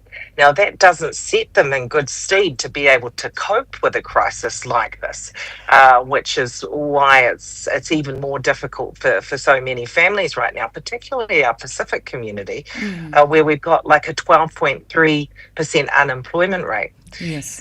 Now, one of the things I think is probably important to note is that there are a whole lot of families who work, but perhaps only work part-time because of their care responsibilities, because they may not be able to work additional hours because of disability or something else. Some of them are accessing part of a benefit. Some of them might be on superannuation and raising grandchildren. Now, they may be working and have children, but they miss out here. And so I'm a little bit worried about that particular group because they are very vulnerable. And getting to work and getting their kids to school is going to be very challenging in these trying times. Well, thank you, Carmel. Speaking about job losses, like 2 weeks ago, we've heard about the Watties, you know, announcing they're going to shut down. And now this week again is McCain Foods in Hastings. Now, what's your reaction? How concerned should New Zealanders be about manufacturing jobs? are very concerned. It's not just the two examples that you've given. We've seen businesses closing across the country. and where they're not closing, many have had to reduce the number of staff. A lot of our Pacific community live in these provinces where those manufacturing companies have been operating, including Hastings. Many of our Pacific people would have been holding those jobs. And so this is going to be another blow to our Pacific community. It really is just a reflection of the fact that the economy is performing poorly. The government keep talking about growth, but the only growth we're seeing is the growth in unemployment, the growth of people needing to go on benefit, and the growth in New Zealanders, including our Pacific people, needing to travel over to Australia to look for opportunities. Awesome. So what do you think Labour will do differently to create more jobs if you're in government? So we will be announcing more of our policy over the course of the year. Some of the policies that we have announced already would make a difference. Barbara Edmonds, our finance spokesperson, talked about the Future Fund, creating this fund where we can actually invest in New Zealand businesses to get them moving, because if our New Zealand businesses are successful, then that means more jobs for New Zealanders. We've talked a lot about the need to resume the building and construction. There's so many infrastructure projects that have been paused by this government. They need to be resumed. We lost thousands of jobs in the construction and building industry. Many of them, again, our people, our Pasifika people who work in that particular industry. So, those are only a couple of things, and there will be policy that's announced, but there will be policy that's announced over the course of the year. Awesome. We're looking forward to those. And this year, it is our election in November. What will be your key message to our listeners and our viewers this morning? The number one message that we've been saying wherever we go is that people need to make sure that they're enrolled to vote. Many of our parents, the first generation of Pacific people that came here, they took seriously that privilege and that right to vote here in Aotearoa, New Zealand. We need to pass that on to the next generations of Pacific people. We need our grandparents to be going out with their children and with their grandchildren, and where it is a thing, their great-grandchildren, to make sure that everyone is registered to vote and that everyone goes out to vote. The Pacific people have the ability to give voice at this election, but it will mean being enrolled, and it will mean exercising that right to vote. Well, thank you very much, Carmel Sepuloni, for availing your time to speak with us this morning, and your contribution is so invaluable to our community, our listeners, and our viewers. So thank you very much. May you have a great day today. Have a great day as well, and to all of your listeners. Thank you. Sorry for you. Sa mo le tunu pele na sa o te whaafonga foi whaatal noanga foi ma le fionga le minista ia Carmel Sepuloni ia awa foi o nisi mata upu foi ia o lea foi o loo whianga iai le nei vai tau ia ma le whainga malo ai mai se foi po a foi ia ni au ngā mo i tātou ai mai se le tāpena atu mo le whainga palota o le whiau tāua ia whaile le stala o le palota ia ma ia whaatapena pena masau ni mamau. Ne o te tolu minute o na tale o le tula valu i o te langona o le kaimi o le whamalo skingo. Ia. Male. Tau loa tātou. Yo. Ia. Mātou tamā mātutua matina mātutua. Io. Yo. Alu. Alu iai. Alu luma. Ia. O le fia. Aia. Aia, whauau. Aue. Ia.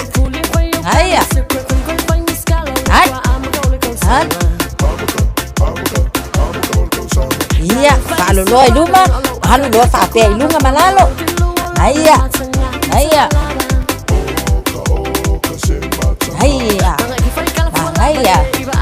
Ia, whauma i ngā. Ia. Voi. Ia, sao nhau tapa. Ia. Aia. Yo. Iya. Pakafa. Aya. Lesbito. At. Juhu. Autafa. Aya.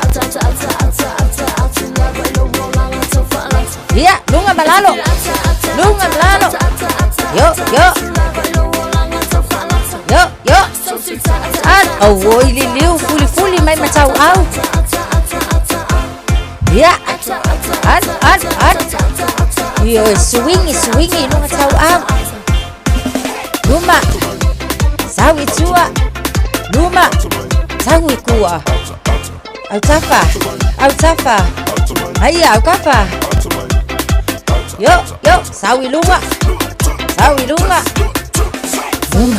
Luma, tolu, fa, kasi, lua, tolu, fama, aya, alu luma, lua, tolu, malfa, alu lunga, lua, tolu, ya, kose mai lunga, tolu, fa, ya male, awa, luma, saulai kiki luma, ya malo, le fa malo, lo sile nei tsayao, manava lele tutonu, manava i totono. Ya, manava i fafo. Malo, fa malo si ya manuia tele le nei aso, so i fuaia. Dalo va Samoa. Wa ule nei o kasputi alu, awal suia ngila wa ule kio. Eva mai ina se fudu lima iva kolu. Amo, Radio Samoa. Bevela a. Usimaya lau whaafofonga o le whaapoponga fo ele nei o talafau mai Samoa. Awina sa mai mo oe e lau leiti o whalongolongo le Radio Samoa. Tasilima iwa tolu amo. E fifi fo i whaatalo fo ele nei aso ua tātou mafuta mawhiroai o le whaatawhiti o le ngā luenga tala taulongolongo mai lo tātou tano. Wala ngona le fionga i le pāle mia le whaanonoa i le whaai unga le whaamsinonga o whainga palota. Lea ua whaalea o ngā aire filifilia o le whaipule o whalea lili tasi. Lea fio ngā toe lupe maui au tele pou muli nuku o le semo. Ona o le 5 tau matau lea o le pāle mia ma le whainga malo. Ai ua whaeloa le te tai o le tātou malo i sona whina ngalo le whaeloa inga ma le autu stala. Whapea le au whaasara lau lea tunu. E le whaatau matatau i le whina ngalo le whaamsinonga o lana lea pitola au. O le solua le vaso nei na au mai ai le whaai unga o le tangi tau palota lea i tū malo. Mai tasi le morianga o le whai o whainga wha la tua, po le bribery, o wha mao nia wha sanga i le suisa a vea ma whai pule, o whale ali li tasi. O le mafu anga leo le i unga le wha amsinoanga o palota, e wha lea o ngā le tofi whai pule, ma solo ia le no fō lea i tū malo. Wha lia le pā le mia, le sunga la audia le malia toa le ua tea polata i waufosi, o lo to e sea ma le atunu o le fionga le sui pāle mia i ni whono tanga wha le malo. Ia, e wha isa o tu lava i lo langona wha te o le malo o te leo fia wha no tele. Aisa, o wa fia se tasi o le kapeneta o te ai fia o foto e lupe. E lupe sa o nai rin whaina nā tia lo langona le mele. E peo no whai atu o te le whaatau matatau le ungal whamsinonga le usau. Ia o afo i tūlanga le whai unga wo mai. O le o tatou ngau malea wai. A ele whaingo fia ia te au le tangata le wa fia. O la usu i pāle mia.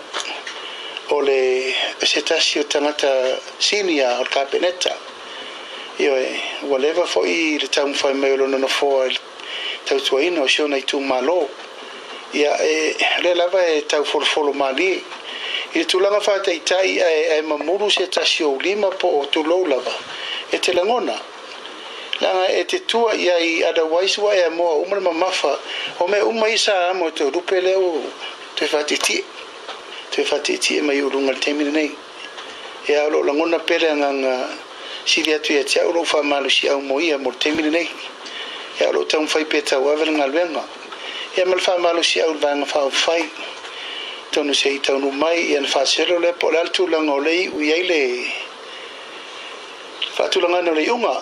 Se i taunu mai le unga se i vairi iri po le altulanga iai, tulanga whainga palota, pe fain to alu fainga palota me mo fa pena en to ti mata le pen alfa mo la vai ya tia ule tai tai le malo tele tu lo lava o te langona ina le mafatio le fionga le ri sui palmia O wha ai unga le wha amsinonga o palota i tangi o morianga o whainga wha ala tua e mafua i tāpenanga o le palota tele.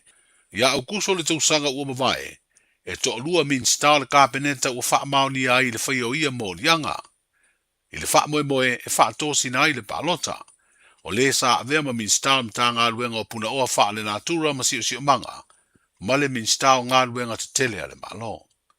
Se furu tausanga i le ma whai euna toi tau vātofio i tū malo i le pālemene. E wha maonia ni tua inga o whainga wha ala tua i le wha masinonga o whainga palota. Wa mautu nei wha usanga o tāpenanga le malo i tu inatu leo le tau i tupe. E se fulu miliona tā la i le tu malo safata. E mafua mai a fianga o le si o manga o le ngata i whale o le i tu malo. Ono le manua o le manawanui o lo ngoto i ngata i whale o te fito ala. O whaelo ai e le fionga i le pālemia. O pasia le kāpeneta le amata tuwhaina o lea tau i mō pisinisi, ma tangata umo le tu malo, le ua fua e le lalo ifo le tasi le afe tā la le tupe, e maua le tangata e to tasi e fua lea i le whaita ua whai, e varu afe o tangata, o lo alala i sa fata. O si umu o whai loa le pālemia, e ese le au whaingo le seleni o le alato maua, i le tau i lava o na oa fianga o le ngata i whale mai le manuao. Ma le ato tongi lava i le malo New Zealand le tusa ma le 4 miliona mo si umu. Ua atoa le tausanga ma le liba masina ua savaria dei. Talu ona tula i mai le whaavelewe na mua i le manua o le manawanui mangoto i o ngā sami i saute o le motu au polu.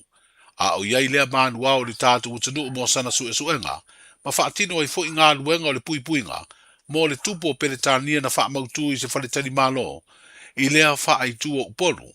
A o iai sa moa le tupo sa lesa le tolu malana masiofo, i le te talaina o le fono malo o le tau pulenga, ia o ke topo o le tausanga e lua o lua wha.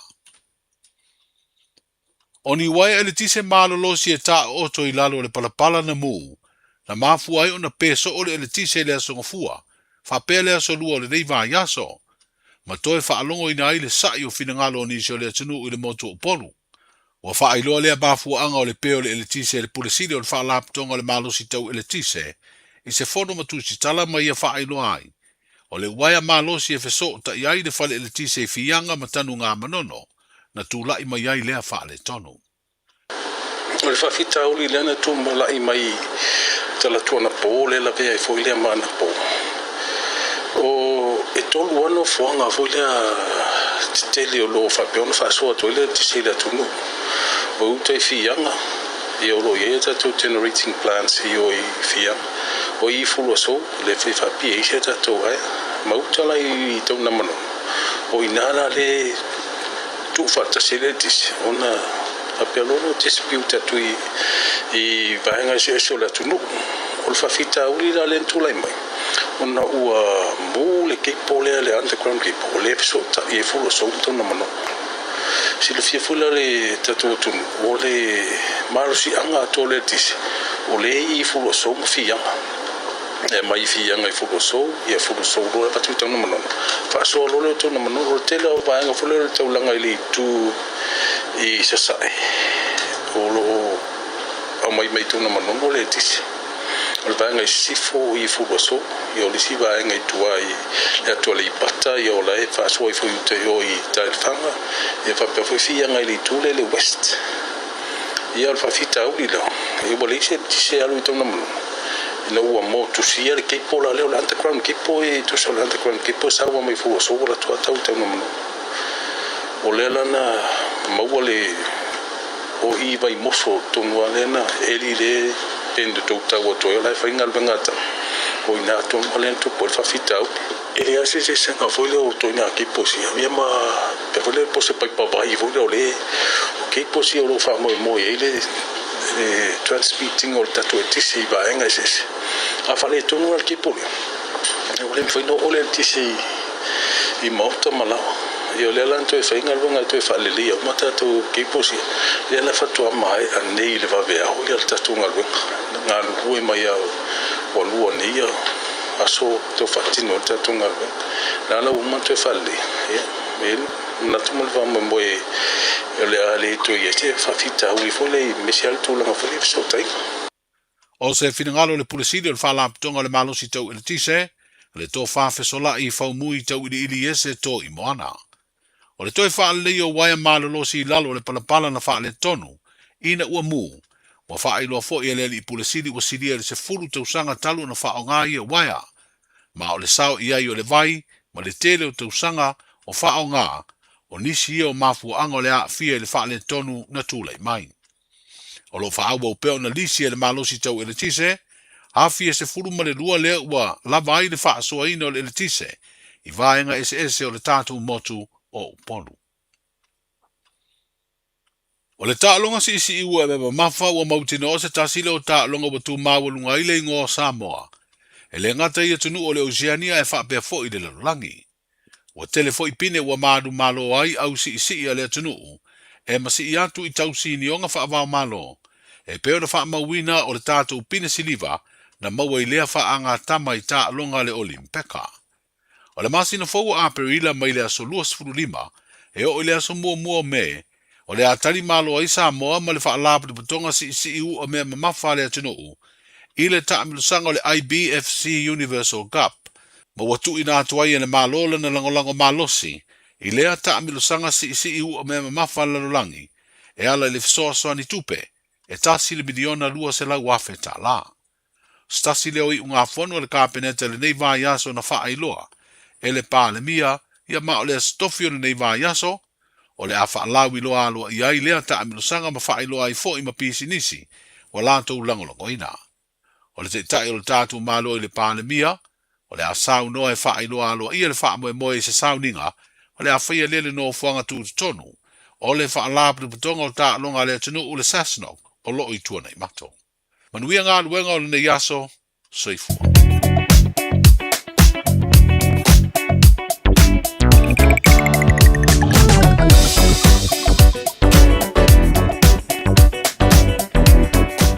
Nau whaponga na malo le tunu i tātou tala mai Samoa le tautua au tanga VTP au tanga vaia. O minatu lona lua le sipulu lua pai po emisi a pātali pasi muli alu muli panua le tola e fitu. O minatu muli na i le afiafi o le so. Stavenga nungo le awala ia pia lava e tau mpai e le Radio Samoa o le nau si le fear pa le tono le tau. Poloka mai lava tai i laitu o le alau papa mai au pani anga i lunga le alau papa e makau kia Constellation Drive ola. Ia paulama ia mahu pia le onsa ai le onsa ia lo lungo le wala e tupu pa nami o muka poloka mai Devonport Ferry anga i lunga i Bass Water anga e toi 4 Hurstmere Road Milford anga i lunga i le ala lau papa o le mkoa slow ar traffic fai madia mai poloka mai po i sau arpani anga i lunga kuli mai Glenfield Road nau silfia maro le atunu e ala lai tu le lau papa fai madia mai pekanerde one wa road anga i lunga le lau papa pe na lava saunga le mo me tuli atu ia mpautuaina le tautua le Radio Samoa. Se venga le taulanga i Victoria Park, woiso, feri, ai pa uma ki munga, e a pai mani e uma lawa i mauta malawa le saunga le mu. Se mai nga i Lincoln Road, nga i Henderson Mall, o makwa slowa, le mu ma le traffic nga i lunga i Glendine Roundabout, ia pasi mai fo ia Waikumete Cemetery, Great North Road, ia o le ngia se singa o kemu ia ai so sa o lin mo ia nga i mai lo New North Road ia pai po i ke sau anga i Waterville Street anga i Point Sevelia ia o pia lawa anga i po local traffic o le saunga le mu tau no i manuia sau Hillsborough Road anga i lunga i Mangrove Place o le na o se mainga le tau langa Simon Street anga i Kaibabas, Manuka Road, anga i Queenstown Road, o neanga woi ka pepe. Ia, saunga le mulu me tāua. Anga i mai lunga le motorway mai a i mako, pai maa lie mai. Pe lamano pātua e o lava i whalpai ngāri wanga le saunga le mulu maa tāna, ia ma maua pele on sai. Ke le on sai ia lo lunga le wala. Ia o le mea kupu, e ke so aris ka amane. Ia o ngā e kuai ai lea, ke leo mea pai nai. Ia, pai maa lie mai ai lumo mako karo mai. Anga i atuloa i Mareua, South Mall ngai silo le traffic towards Takanini ia Papakura ia la ko no po ke ko pikil kanga apu mar kanga pe ia kufaku ia malanga pa lolo o sto inga nai lunga la wala ia wala mar si le fiel malo ta to no ia unga venga pa nga solo I le ne fo I Maenga ole asa tofi lua sulono mati lua o lua ono sipu whambi rute ua te aile tu lai malo sa maenga le tala le tau.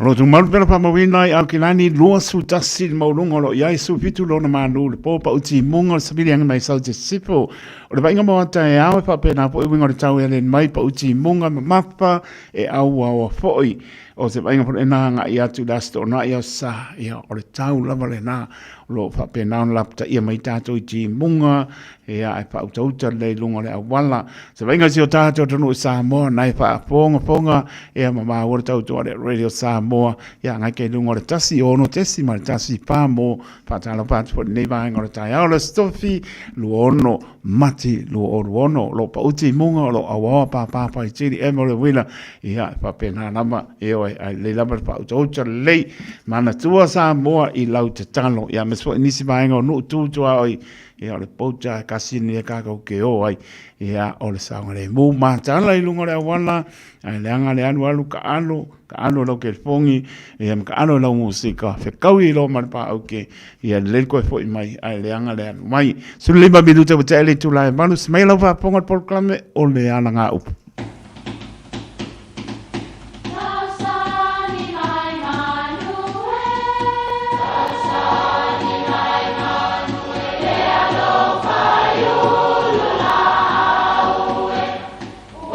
E o fanga manu I ululu o la au, awa e fafanga I funga o la au.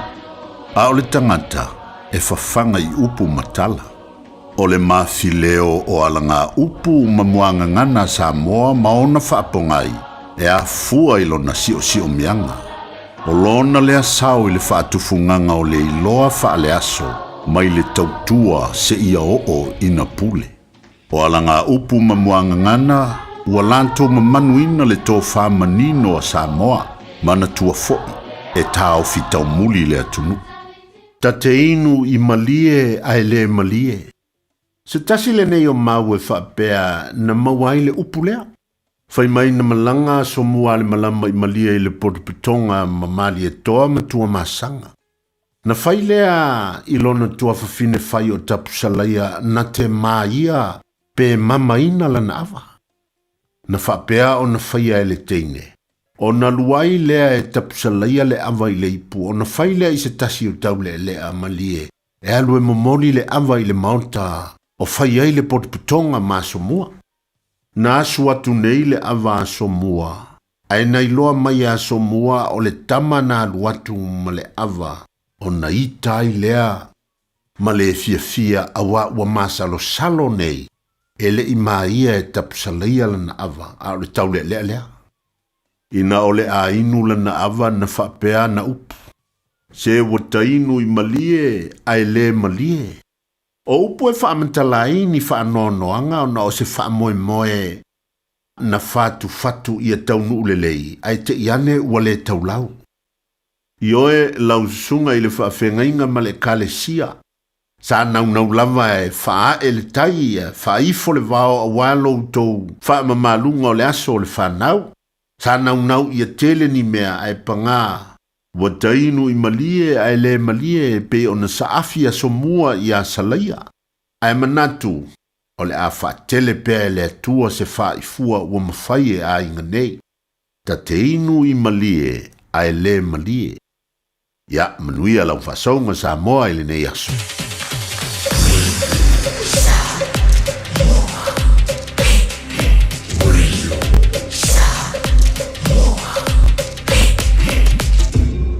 Moi votu amo.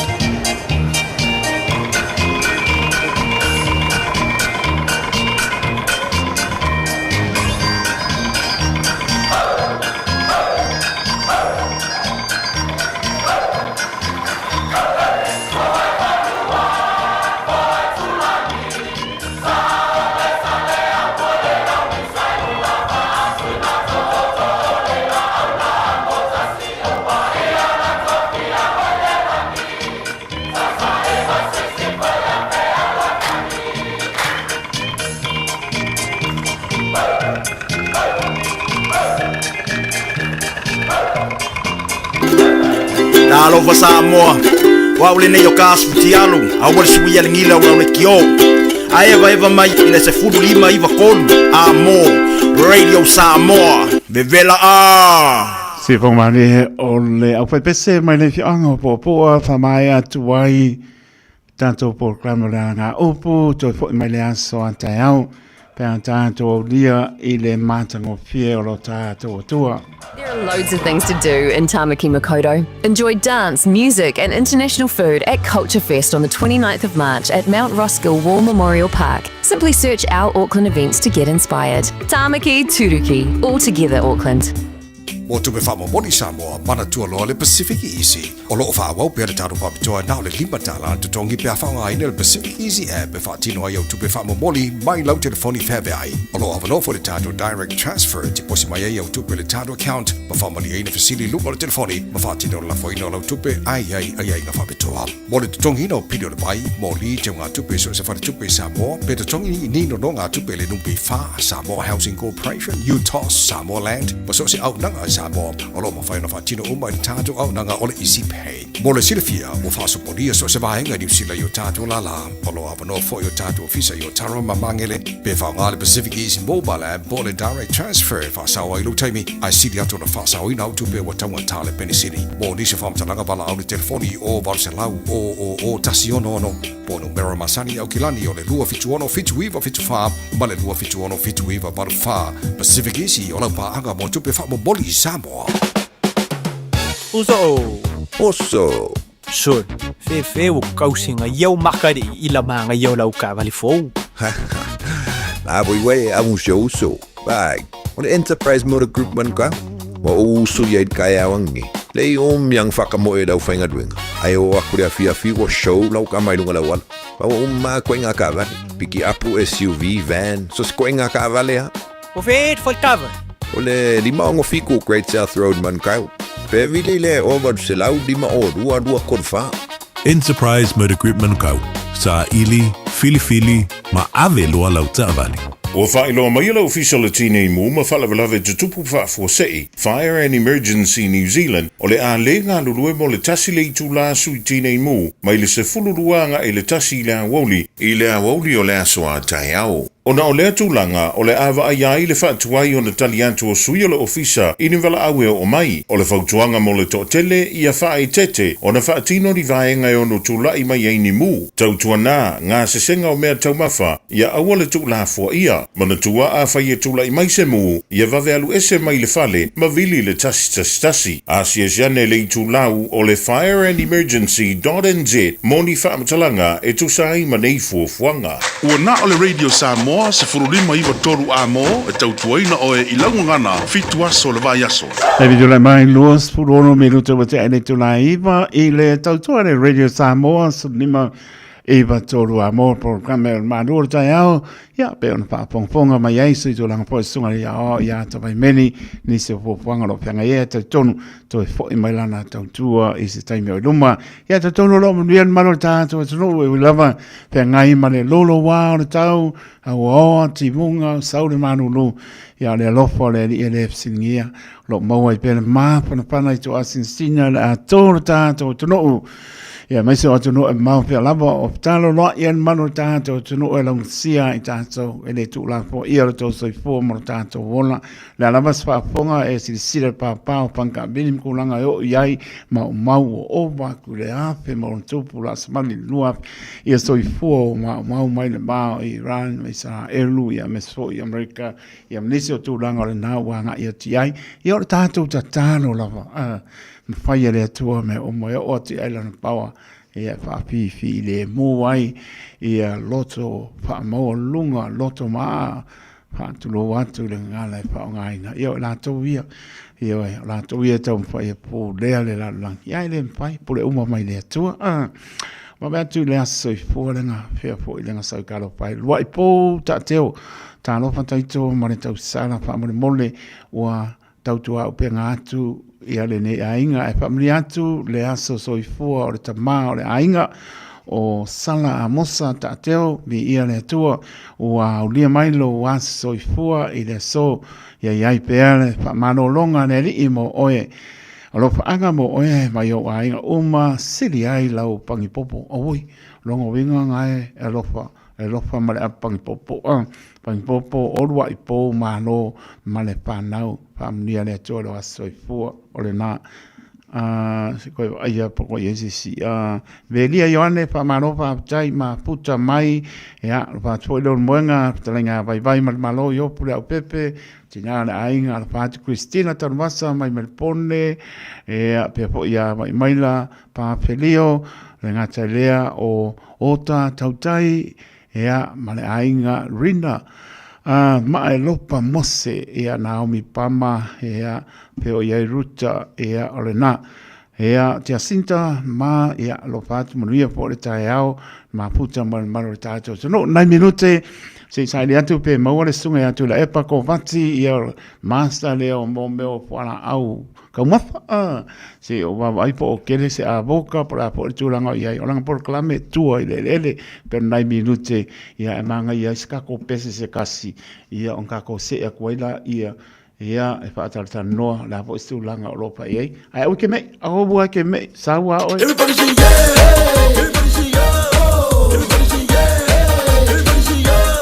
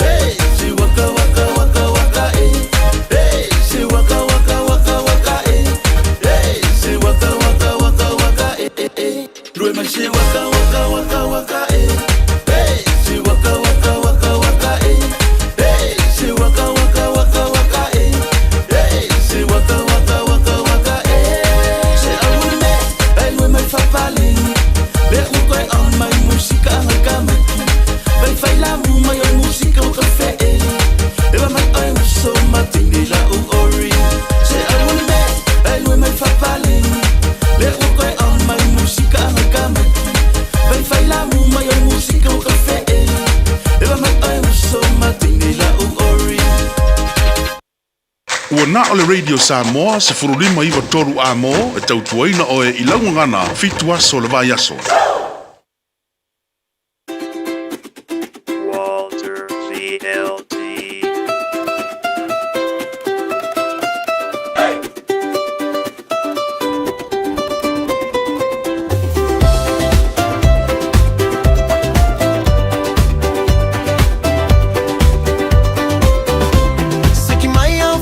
Pese fa apaleni ai lauva alele awane ia fa atali le talofa banga wa le tali va ele fe ela le tami yo ane itipu ai yo se fa la lave eva mai yo e wale popole se tu malo ale fe e amole lue yo se mo ise over se lue tu ai lue lo ile fe tu lue mai tene mai ile pese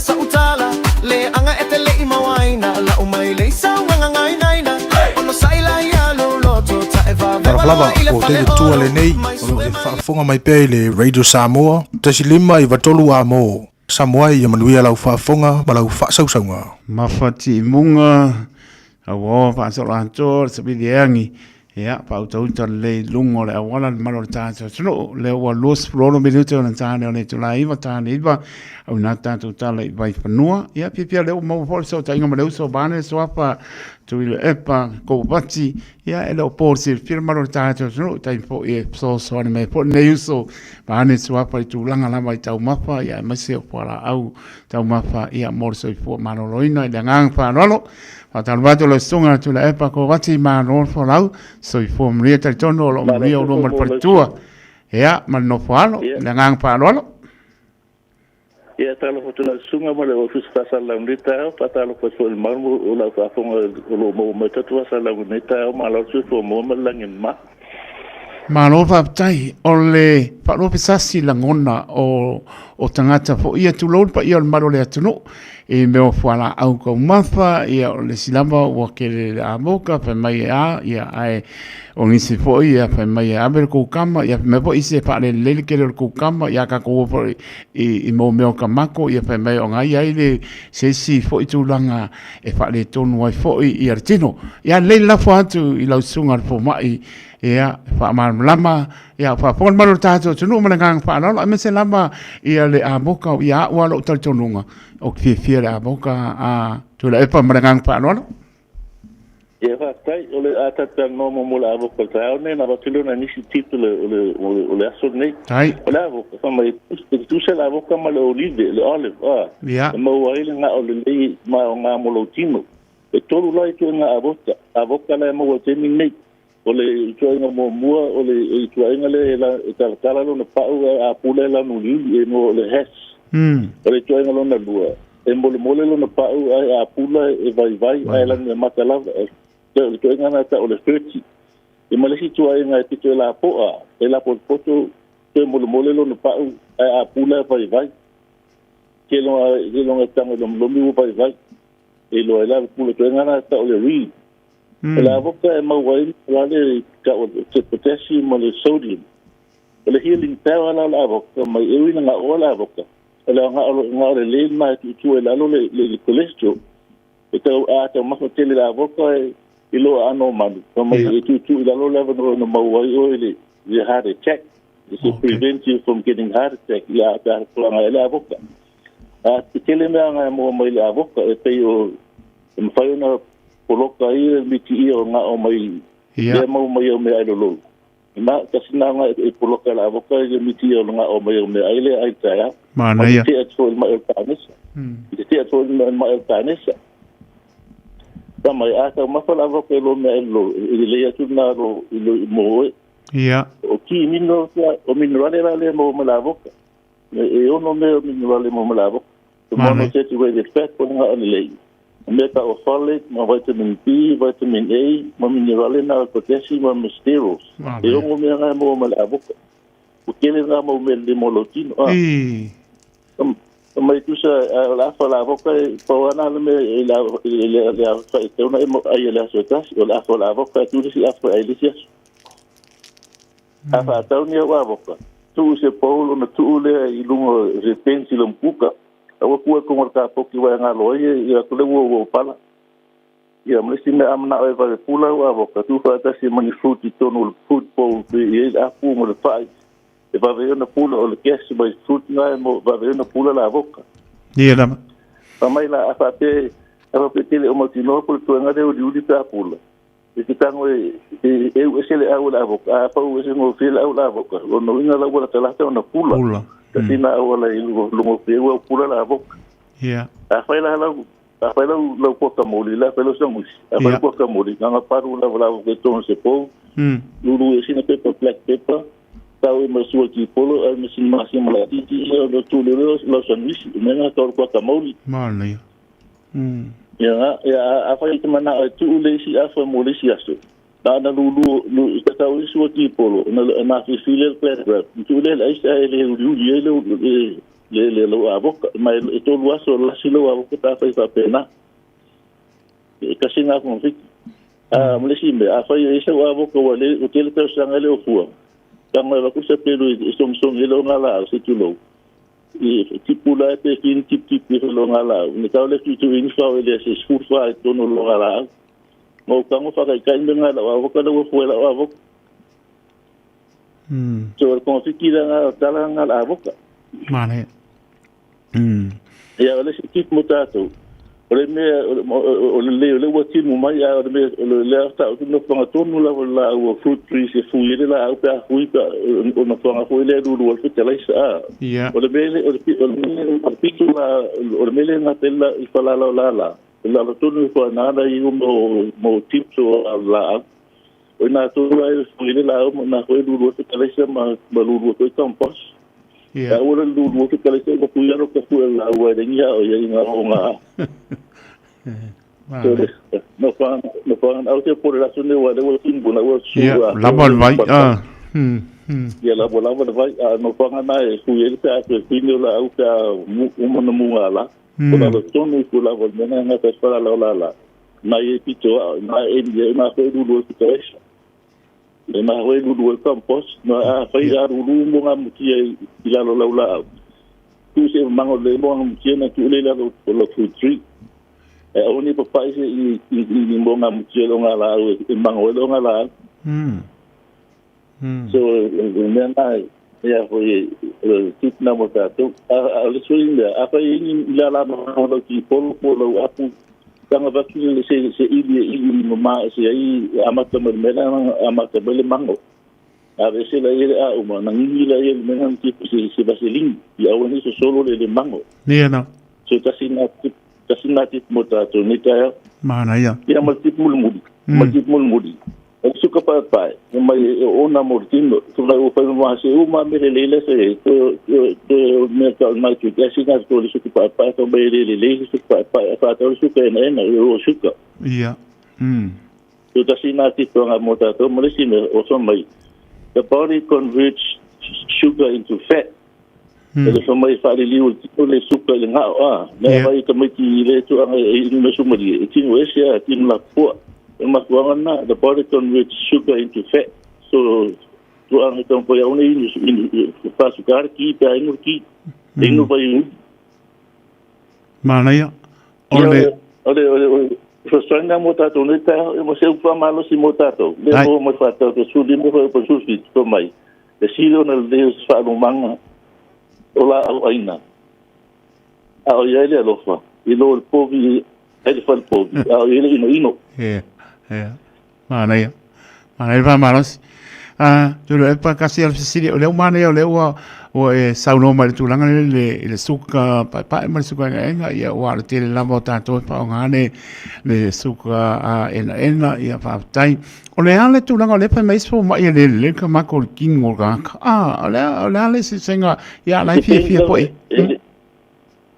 Depende level mo tomaro lo mo o prostate le apolo kai le ala se vai se tu lo ya ngala e se mato e tomaro lo so se fala au lo e nga fala not too much pas too much so se me ola e o se tanga te le ngungu le nga te le ke le tomato mo le ya ngala tanga i low acid tomato i tomato le pila la umi low acid tomato na ya nga mo tanga mo ngu ya wa o banele sau no nga tu le pa o le lo nai tanga ta ko po mai fa me le ku kama le kama o le lo nga ka po le ya e moni la ba so se ai so se pa wa me ka ma fa wa nge ka ma pa ning ya tu le also se me la un toma perché le sue io anormale come cosa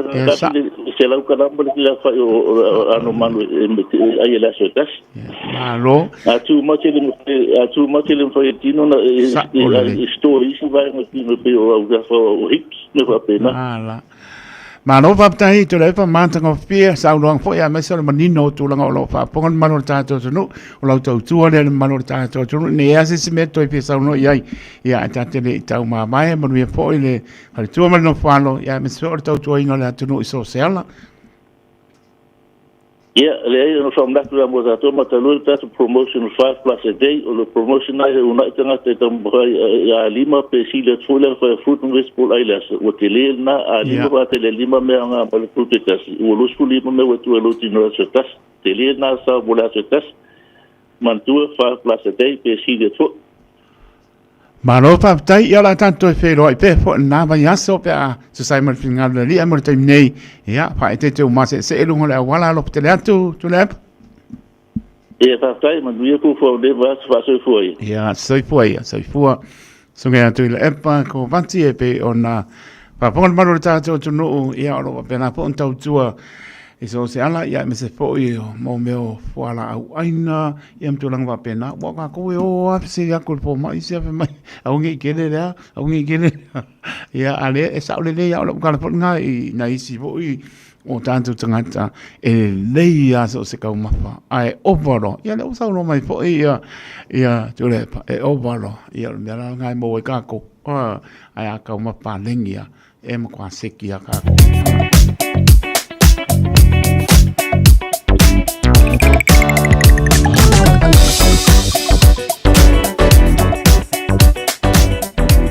lima minutos e ona tahana o le tolā e iwa sa venga rungo le awala ia walava le whaponga tā po an malo tātou no mau porklami papa o lungo le awala o laito le alau papa le to e tau whaailoina e maisa le tau e sisilane e o lo pa ulava ti mungo lo awawa mase se lungo le awala a pa yo e angai ma naito le alau papa o le matoa ma mapa le traffic so se ale te angai ma iai a pena po le angai tu Victoria Park le tau langa i lungo le alau papa pe alaba o iai e au kilani sifo e pa pena po le angai ma i South Auckland i angai atu i leisi tu vai lea.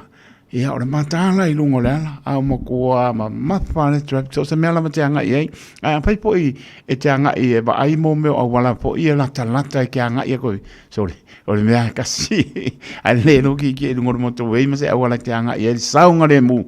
Ia tau nui mo tau malawa, nanga i mai po i a mato, o le mkua poloka mai a o lungo le au wala, o i Chapel Road le ka o mai.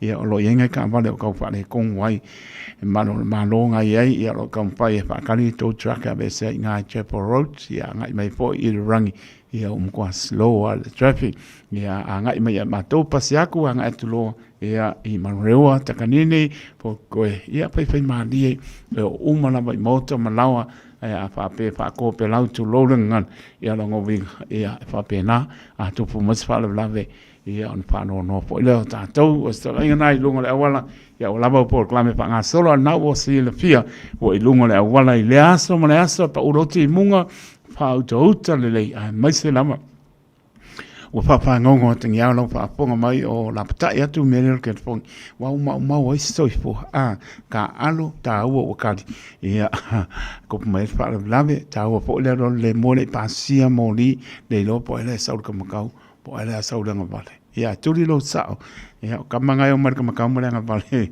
o le vale langi mara ese pa kala o mai wapo tau mafale ava ona tu lo wala au fasa ngole dungole wala o ia le ni ma pa tu lo lama le ngana fa nga ta to ia matala ia no ai i popo ngai dungole wala pa tala watu ia Jacinta ma pa pena po ia lu mana ia sange pepe mai lunga le api o polinga ia pa pena po ia olo pea ia mana ainga le ngata lea kana pai rina ma e lopa mose o lo maputa mai le pio anga ne ia putai o ia ia ne ia puta ma ne ia putai ia putai lo fatu moto puleono se la pai o lo maputa mai ia pena po polu lopa tene atu Christina tanmasa ia male ainga pena po ia lene sia o le pule le ma lele singi auskalia o kele ka ko ma lele o ka fiofi nga o maulunga le pensingi Tracy so tongi ia ma lola ba fa tai anae mau tunga ia lo fatu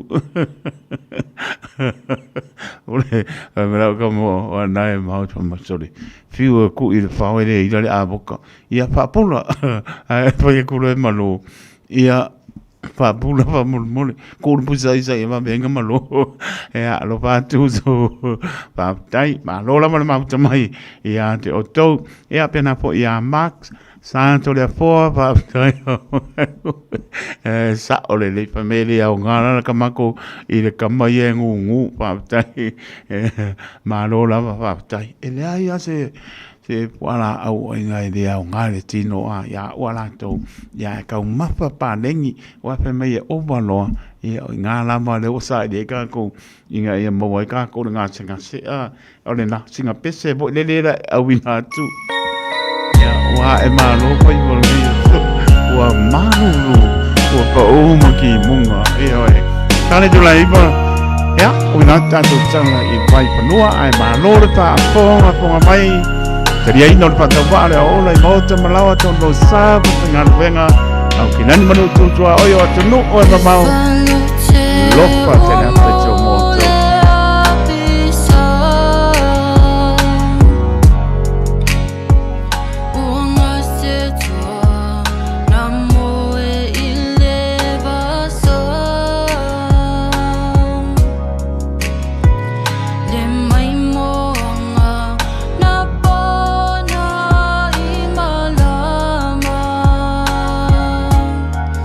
Wow, to know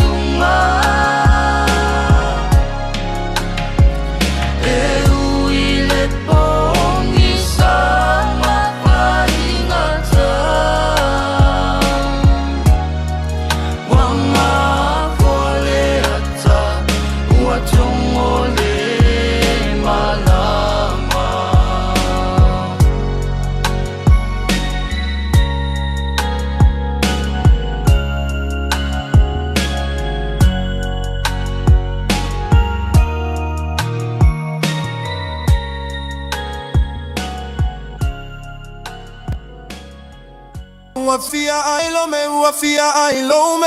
Lome, lome, lome, lome. Eulupolome, eulupolome. Lome, lome, lome, lome. Efusufoilome, efusufoilome. Lome, lome, lome, lome. Sawa, sawa, lome, sawa, sawa, lome. Lome, lome, lome, lome. Tafamayata, levave au.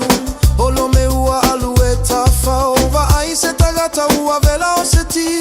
Einua isana iputi aole matai watilo tilo mai fea aluia ile taule ale afa alogo mai le asemeana esawai lauto fa sefa amole mole o italene yolome sina fala wase italiane ai lotamanava uamole sole sole lome se ua ugatete foliga peio se panikeke esa umuamuave o uofuvae toi ave mau se vae e mastala lome ua mastala lome lome lome lome lome e lo tu foi lome lome lome lome lome lome e mativa lome lome lome lome ole uso lava lome lome lome malielo loto telemo e tolo olomelene e ulupo e aile silome e no foi uta olome tonu la valena lei atali la uva ai oleana e sauai tagi fa lululuga ole mago a ofaila utatalo le ai toina fa atalia uesa siea awate vave au fika gae fai te ai pole si ai tata ulavana iloa lome mai au te alo e ai le lome samoa olo otagi peisemo uamawane ilome lome lome lome lome e ulupo lome lome lome e fusu foi lome lome lome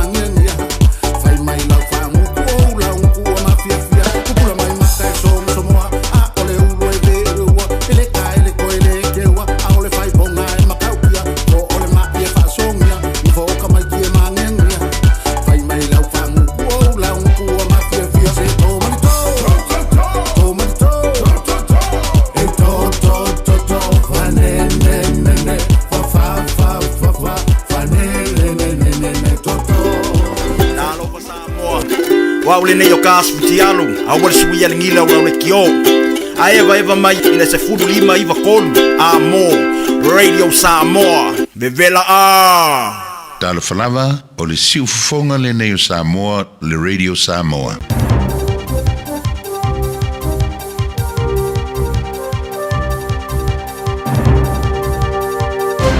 Mai Aotearoa ni nei foi aso, tala nei mola unufta poi mai, manui alo tae au.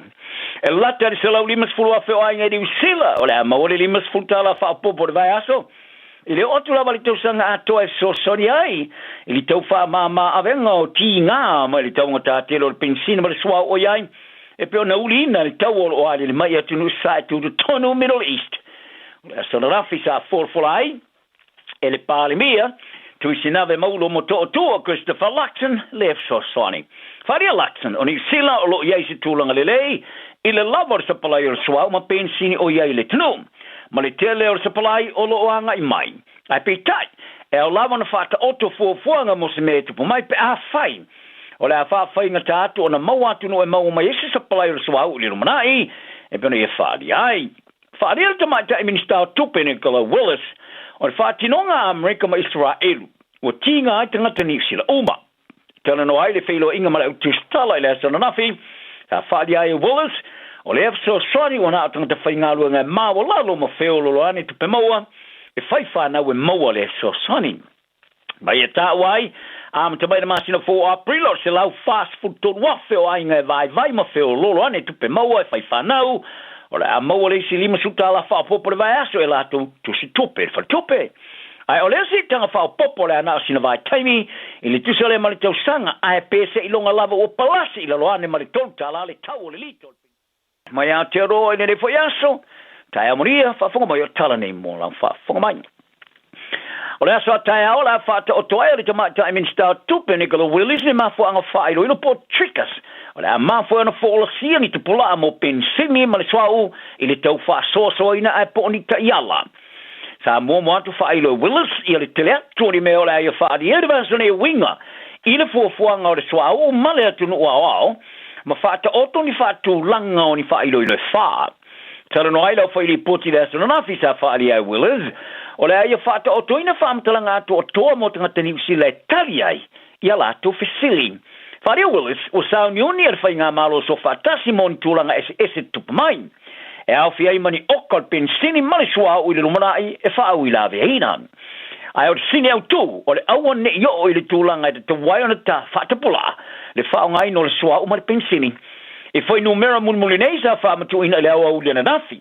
Sa whai loa sina palasi ila le fō le telo le sua umar pensini ale tunu olo o te wina. I le toi titi lava, ale a to le fast fulfitu aso e kawai le sua umar pensini ale tunu e o mai le po le susa. E au fiare kawai no le fast food valtis mar fitu aso e kawai le pensini. Fast food ono te mar fa aso e kawai le kiso. Ma le fast food toltes mar tolu aso e kawai le sua ua valele. E au fiai mar se palai o lo anga mai. O le winga, e fast food ono te mar ono aso pe a whaatulanga e lavai le pensini mar sua ua iai. Ma i le fast food ono te mar iwa aso sa ripotia i le asonga fōa. E nao le lua ia wa aolo au ina mai e se uto sua au. Ma le pensini o iare wha moe moe tau nu mai New Zealand le sa Malaysia lua vai aso. O nei uta, o lo au fiai le whai numero ta ua. O maaftianga o le duty ma le tau ngata o pensingi ma le sua au fte iai ma le rorangi le timina ei. O no le wha au peo le tau o le wa Israel, Amerika ma Iran i Middle East. Wala bata ia le mission ale ka le si meru tisi ka le state fa pea. O le au fiai o tangata mātua i le au ni wha le wha mautuai. Wa iei nei i se tūlanga o se wha alawalawe o ngonga. Ma tā wai, wa sao sao tele le tūlanga leanga wa iei nei. O le wha tūlanga na o le wha fitau li sa whawhoroina le taimi. O le tau mawhtanga su e tupe mo so sani le wha tō sina pāti uma le pāle menem. Le wailo e le wha i toa i le mamalu i po le doors to dignity. Sa whaia le pāle mene le po le sloa. Wha le misionare me rutisi. O le tūlanga o iei whale mo tangata maari tua New Zealand. Ua whaasoro atu ina leanga tele i le 5 tausanga o mawai. O le tina whaatonu au le misiona Jill Hawkey. Sa ia whaali ai. O whaamtalanga e whaavai lunga o le tūlanga o iei tangata e tasi. O le numero tangata maari tua e le ni mea mamoe ai. Ua si tia. Mai e tā wai o lo lātou tilo ia. E tawala mai e lātou vaenga o ngā rurue me so soni. le sala to ma wa ina vai aso vai oni tina ma tu e to lua ta I vase fu tu sanga ma ta ma tu e to lua ta I fix fu tu sanga e le ni fale mo ai fale hoki o le fa fita au li tau I fale wa piro silia to ona leanga mo tanga mau tongi I le ma tu e ona so lima tau sanga marunga tu e tele I mo ma o lo ai o se fa fita au fa tu plaia ile le stara mo au ma tu e ona so lima tau sanga marunga tu mo ni fale le ma lo e fa mo tu ai o sao tele le alunga na ilo isi lava kulupo le matua tangata faalia le mishona o le to lua ma le to tolo tangata matua le vale ona sfulima ma le fitsu fatu sanga e faalu le fasu pasene polisi dat fo yo la tu maua I tu per tongi o fare mau tongi ma e tel tonu I honki e fa ngon fia lava le tali I le fare vlavin e mara o mia I ne fale fausia nga fatiena le tongi fa ngon fia ona sa fia ia ima mafana fana o le fato sina su tupe le doors to technically e langolongoina pati uma le pale mene mo inivismeni e le tulanga piona kilo iai mo fale tal fengai mo tangata martoa o le porkala me langolongoina le maloni usila o taula I li leu le fa no o tupulanga mo talonga ininga luenga e te tongi te tele o le porkala me mo le fato sanga oilo ai o le game on o lo taula mo le matanga luenga tangata Pasifika I leo foi na escola sipi mo tu pulanga Pasifika e ulu fale I ngā wenga mo ta alonga ma awala fate kono losi I tu tongi a mata ele vale onos furuli mafe ma le varas furu afe tala te usanga fa ariele li minstau tangata Pasifika Dr. Shane Retty o le porklame sa foi ne fo I le uti to mai a o te talafai to mo tangata Pasifika e au fia ia o onga faton tonu a o onga fate tai a si ono fonga fatino ine ngā runga po studios fa apema por kalame ia onga mo le tu lima te mai Pasifika malama ine ngā ruenga o le por kalame lo langalongo ine 2 miliona tala investmenti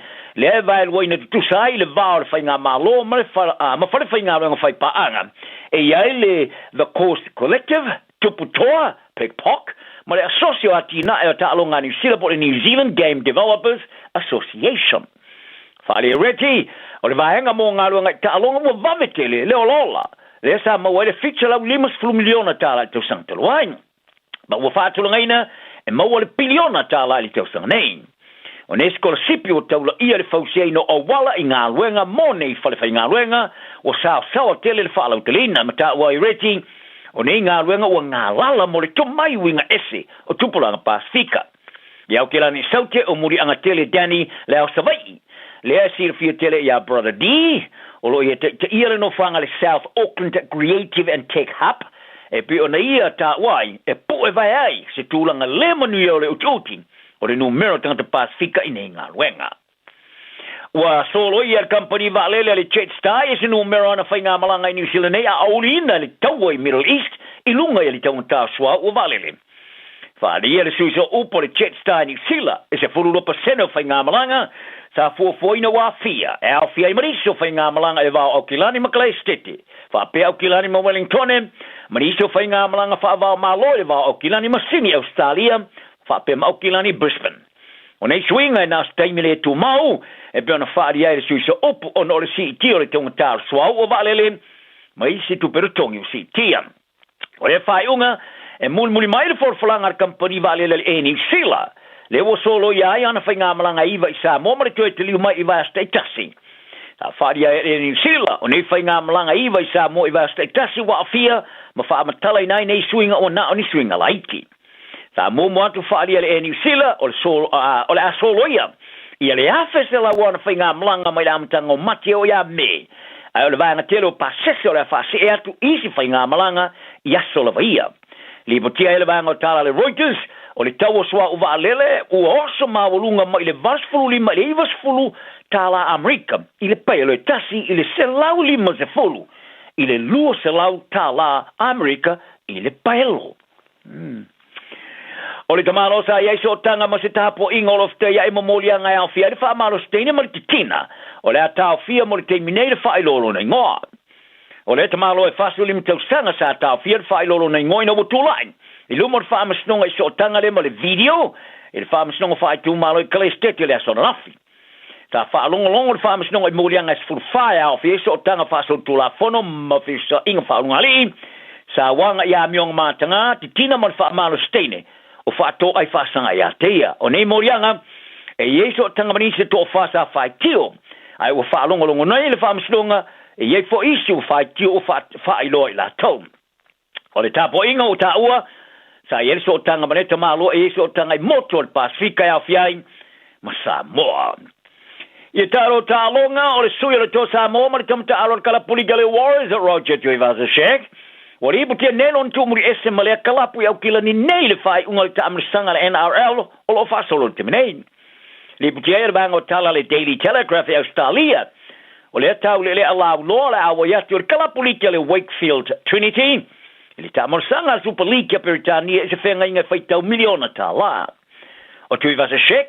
Le sui mo All Blacks o ave mastasio ingo longo a tele kala pole Warriors. O teu sanga ruaf sulvalu. Sa manu malo le tau le pino le tamata alo le NRL Australia le Daily Medal. Teu sanga ruaf sulriva sa manu malo le tau le se vai Euro Golden Boot. Ma le fa fauna manu malo le pino le Simon Mannering ale Warriors la tamai ne o teu sanga vai. O le ruaf me le fu fasa li e sai marki wiza ni sila ai ta alo mo tosa mo. Al termine ele isi ilima ato tola vale faya ngole Warriors and to Webster. E se fa moe ngomole tau fio fia e per Roger Tuivasa Shek. I tu ato le tau sanga nei. Tau mai le tau sanga tau wai o le rumana i o le tau le sa fa na Samoa. Sa o pe la vale ea. Ina wa ngia le ye lon so tanga mani tau sanga ka pi fa tu ese. Ale ro kolwongo o. Le o to le por fa tau no ina se ia o le wa fema le fu valu. O tamata alo le NRL sa fa mata wina le fa sauna to ta alo mo futo sanga pe afai ai saini le ta sanga pe ona langolo ina le tunu o Saudi Arabia o le melena sa la titi le vasin numero tamasa for follow so la to fa no no a wine o le sisu yo to sa mo penas sa ngia fo ile yo so tanga mo le ta sanga se fenga ngai fa to se $4 million ele o fia yo Webster nei tala fa vai winga ya Tuivasa Shek ai sa yo fa ilo o le tuva eso Tuivasa Shek e leo se whenga inga o tama wira. Ma ia tā uai e tele ni ala tala noanga sa whaia. Po whela mo le anga iai no foi pele Warriors e po whea foi o le ai uane ta aloain. Pe toi te riu le laka piuni ai po le wha awau i lawa le laka piliki ai o le alu ma latu wha munianga. O malai tu tonu ni sila o mwhai neo na te wofai te ri malo i ta alonga mo le ta manasanga o li poro langi o le kirikiti Lewis full over T20. I le rua whemba le lu furwalu. O ni sila ma Australia, o le atani malo to lua le tamar sangar kilope, ma eo atula vale se fulu non fuanga e filflia de fai ungo le tau sang nein. O le tamar sangar o le atau vai atunu, e lua se fulu mai le langi. Eo tala nal ne aso, anga le leile isreisi, fia, ilo waso. Talo for Samoa, o Mr. Cowboy Lene, fa fonga ma mai mo mai bea i le Radio Samoa. Yeehaw!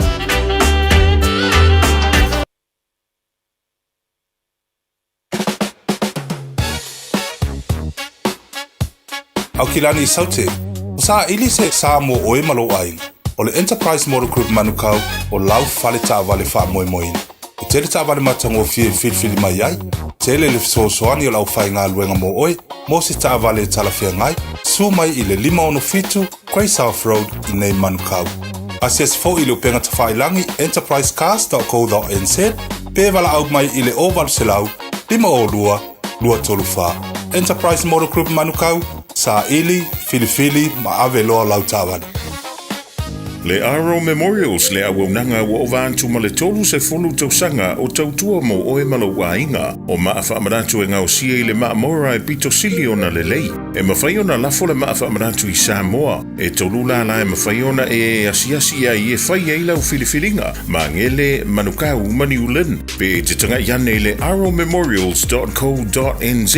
Mori si whamtalanga wala au le lua fitu ono fitu valu fitu. Lua fitu ono fitu valu fitu. Le Aro Memorials, ma whamaratu i se tautongo fie e ngā osi ma le whaamaoni mo e pele i a te oe. Awane e misia whapitoa a le Moda Furniture. o le Samsung S26 Ultra lua lima tala ilwa yaso. Mawal TV fitu lima inisi sawar ma le PlayStation 5 ile na le lua lima tala ilwa yaso. A faya te fa ilo le Moda Furniture o le Radio Samoa na mawa ile nei fa salonga o le a mawa sa ne alofa. Le Moda Furniture tuatu si tolu lua Sales Yard Road o tau. Te tala ibal taya wa ngai le afo le lima. Aso ma fua le asfarele. Asto na imalea sa se fulu anga ile afo le fa. Ta lofa lava o le siu fofonga le neo Samoa le Radio Samoa. Faitauina le upo le poto no le tautua matavela linga Fusi and Sons Funeral Services I mangele ma Samoa. I taimi o mawhatianga ma whaanoanoanga ona o le maliu. Manatua linga Fusi and Sons malana au nanga o le a whaamama avenga atu mo oe ma le ainga. Wala au I le telefoni lua fitu lima tolu o fitu.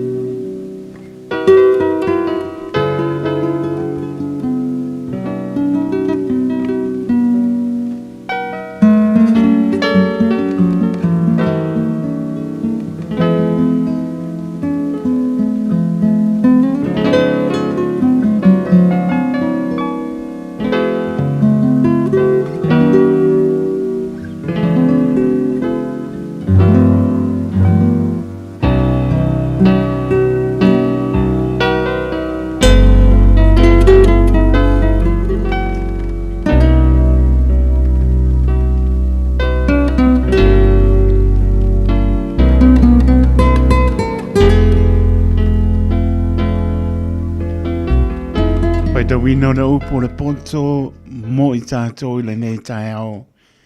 Maumane tusi ar whanta oto o lona mata upo e luas purono.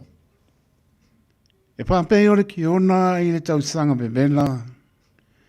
E pei ore wanga po I ona po le se ngā saito. E pāpei lava ona le ono le vi inga I le vale. E pei ore manu lele ua peanu wai. Mare pea pea o pelele ai e whapea le petu fua e le o. O le sasa mo le sora whanua.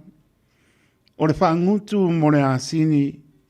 Ma le la au mo le tua o le vale. Awane e tali atu I le vale. E tusa malona valea. Ina ne tusa oe maia. Tali atu I le vale e tusa malona valea.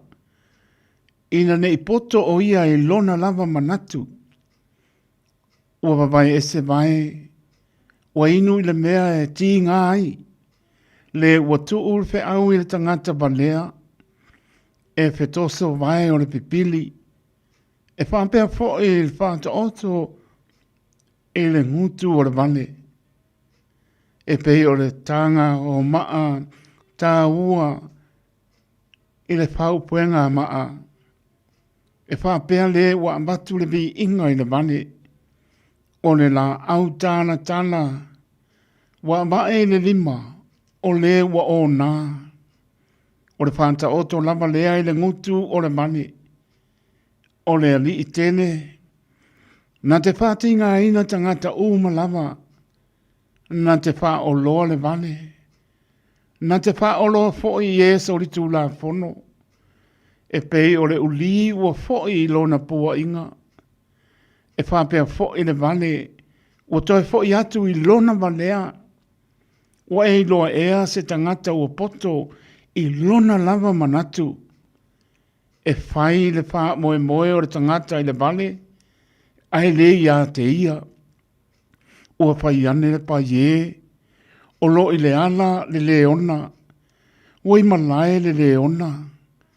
Pea lorua e pui I ona wha mau. e whaapea le pai e ona wheliu le wa i lona moenga. Ua whaalilo e le pai e lona lima i le tānoa. E musu o ia e whaafo i mai ai i lona lava ngutu. E manatu le pai e ua sili lona poto i tangata e to fitu.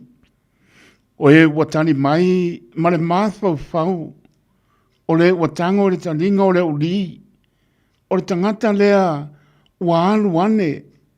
Mooso vale i le misa ese. E pei o le vale ua whana i u. Matao ma le oti.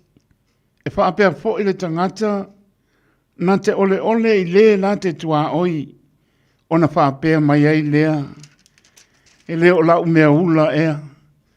A le ai se pafie. E mate ai le afi. A le ai fo i se whaatua upua. E mawai ai le misa. O le maalaia i le malala ola. Ma le pafie i le afi. E whaapea le tangata whaamisa e tupu ai le misa. O upua le whaatua upua. E tusa ia ma le mesa wa marie. Wo o ifo i to tonu lava o le manawa. O le a rio wa iai le ota ota. Wo ufitia ai le taenga aipu. O la ungutu ia wa alofa tele. Ai le anga le loto. O le wa ino. Wa whaatangata utana le lei o ia i ona la ungutu. A ua tuu le pepelo i lona loto. Ewi lava o na wha nie mai lona leo. Aua e te whaatua ia te ia. Aua e fitu ne mea e ino sia. Wai lona loto. E ufi e ia lona ino i le pepelo. Ai whaalia lona leanga i le whaapoto potonga. O le na te elia se lua. E pa o ia i ai. Ma le ua fuli le maa. E to e ta vale mai lea ia te ia. O le laulau whaiva pepelo. Ua ino i ai e ua momo ai. Ma le ngutu mole. E tupu ai le mānaia. Upo le poto. Mo i tātou i le nei tai au. Ua awina atu le upu o le poto i le nei aso o no le langolango mai a linga Fusi and Sons Funeral Services. Ua mawhai o na tu whatasia o au nanga tala whea ngai i ni tautau ngō fia tele. E fsosoni atu ai a o whea ngai oe ma le popole ma le whememea. E mori whatasia atu ai ma wha mai senga, ma wha mawhana whananga mai a linga Fusi and Sons mo a inga uma o Samoa ua whea le maliu ma le oti. Malau mai loa ia lingalinga Philip Fusi lingalinga. To ia whaapō lingalinga, to ngia si ulavea, pesusu mai i le luas fulwalu Canning Crescent i Mangele.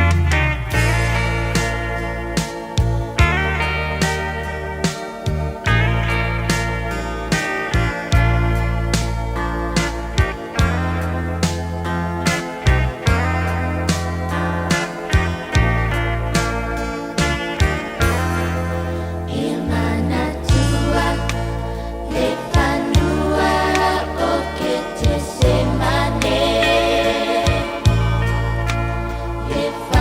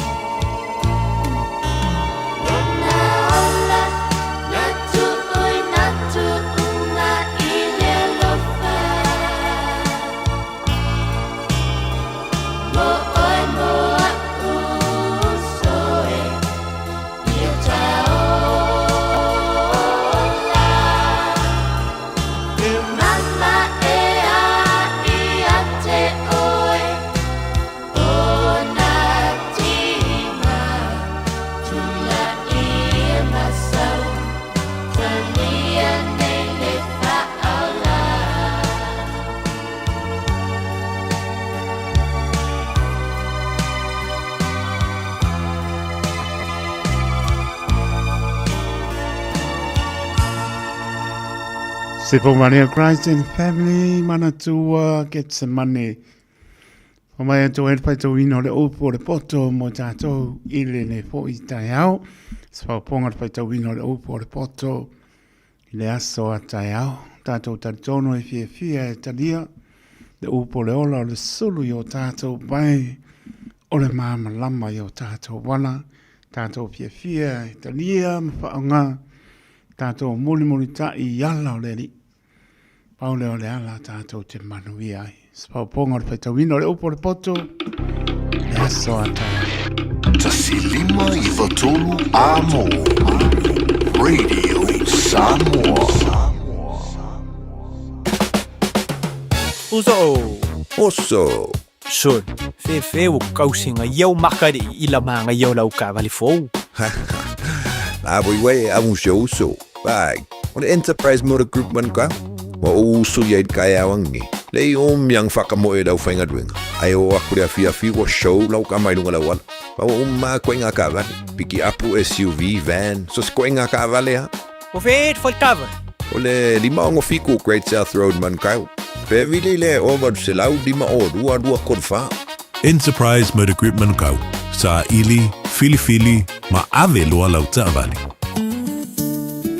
Le Shine Dental, lau fale fa ini fo fa moina.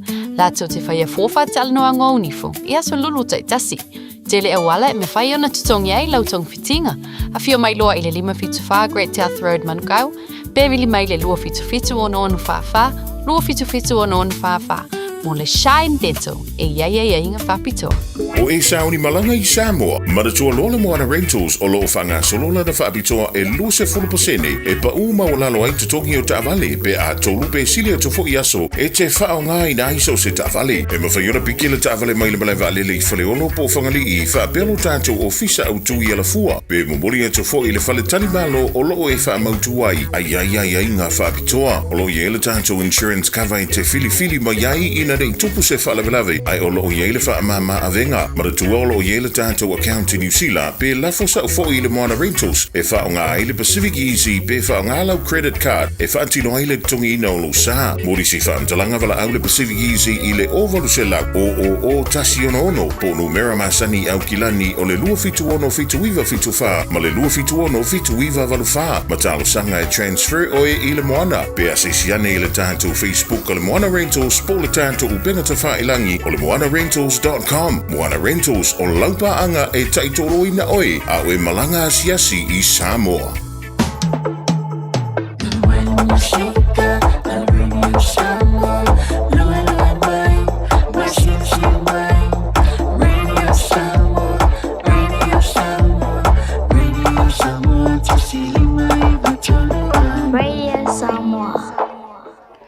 Tabi mai lua suruiva minute ona tāna le tula suru minute na toi stautua le ona whātau waa I an suela o tātou na poa si mai po I lea o talenga a tia whanau tusi tia pa ia le tu la e lua an pa si mai po I lea o talenga a ponga mua se o manupulai si one a wau tātou Paul Klame ia walama le tautua ina o lo tau pa ia ma lo tau manu Ia tono lo munian manu tātou so no i maota malawa ni spo I lungo le ala a lofa le li ma poi lo to so I fua lungo ala ma taala I lungo le awala ia e leo se pato nunga ia ai tu olano pea mo pautuanga mo tātou uma e le fengo fie fa pea wa lo se lau pasenga lau apta vale lungo le ala fa pea oio profesa ia le yang I profesa pea pe ko I marpa okay ia le lar ko fo I mai ia le anga le anu ro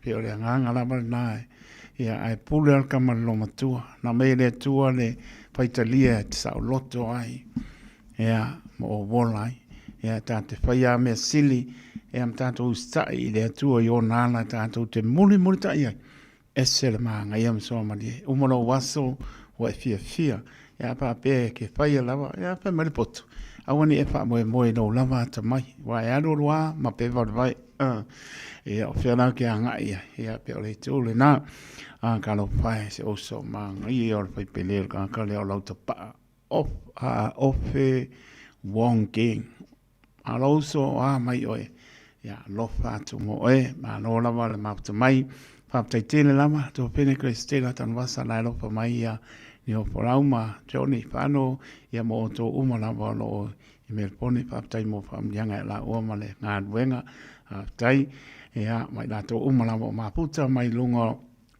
o le tātou api o Pōringa, whaptai leo pepe Piliwane, ia se o te mābane tuapa, ia marpatua ia sana masina ma no poalo i o tara, lofa tene atu, ia ma panga ko ko le so faisi manu lo ia o ta po i mai ai mo ta malawa sa nga le mo ia ta un fai po i lungo le au bala ia se bang na la mo se pe au ta u po se pa ta u e fie mo ia le fautuanga lava o le no fo lava i mo ta malawa ma ta ngo fie fa te te lava tina ia le nga au puto muli ia le ma puta mai e ma mau ia me le ma puta mai i Australia ia lofa tena tina la nga upo sa po nei so i fo i manopia i fo i ya te ro nei ya malanga tu ya tu no mau ya malanga po sa mo sia sia to sanga le te nei mal to sanga io e le ya tina ya le nga upo muli ya mo ma no si vi ia le e piano ai ya pa taile ma te mai ma pa mlianga lo pa ta va ma se la bra to ro ta to no lo su 5 minute ona tāna o le tula sepulu, o le pautuanga le nā, whale tonu ale tau, o le sau wha i ai mota malawa, ea o le mānei ale nā, whakana o ka mare o mak tore a pōa ngai i lo whai aku, sore. O le makua fia ngō si ili pengsingi ua whia rua, o sa unga pōle whale pēa kaungo fia ili pengsingi, au o rang kaunga, sore, e sele maa ngai mo le pēa rua ka whale ili kaunga pengsingi. Whātātā la whonga, ora mkua ka un kāre pengsi. Whautauta le lei. Tēne a me sefe ai. A whai ala talata mai whale o loa sabari. Ioi, ora sabari. Ioi, ka mare ngei ama. A whia poi la whakuka, e whai ako sa mo. Ne ai, ora pautuanga. Ioi, ala kalaka mai sabari. A warkuria i ailoa whinge. Ioi, o pōngisa.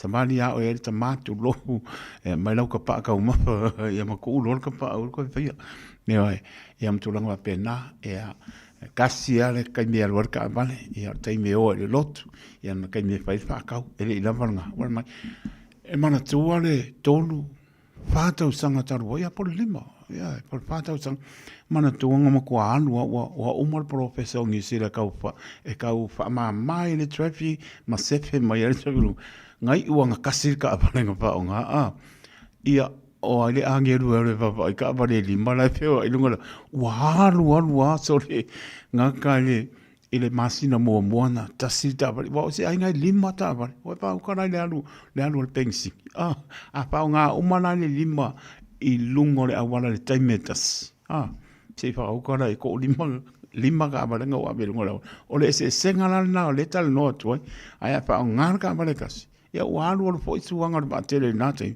ia wale lohengi sila pole ase kulanga e usika i ka ko anu wa tausi wa lambar ka male kasi pa mai a mose ia e le moa ka mazulu ie o mo ko apo professor ia ka mai pe o i lunga le wa le po lau ko va ai ati pe ia le la ko ka ula ka laka ia ka ko kama pa ni bia le ba ni pa ia ma pe la ko ka fai se sikulanga va penga ia te wa le works pa wa me tu mal pa italia saunga le mu ia pa ma pe wa ba ese le mane ile ma fo le pe la mo pe ma ni me ano fa ne tu at ma fo tonu le le ai seki ai porkalame ia na se pe ado se ling le se me ia alm ko ka o le tiso le sai ngo fa ya ko nei tau sanga le vai na isia bona e ke fia tiso ya o akusa o le se senga ia tu lo le ngana fa ngaina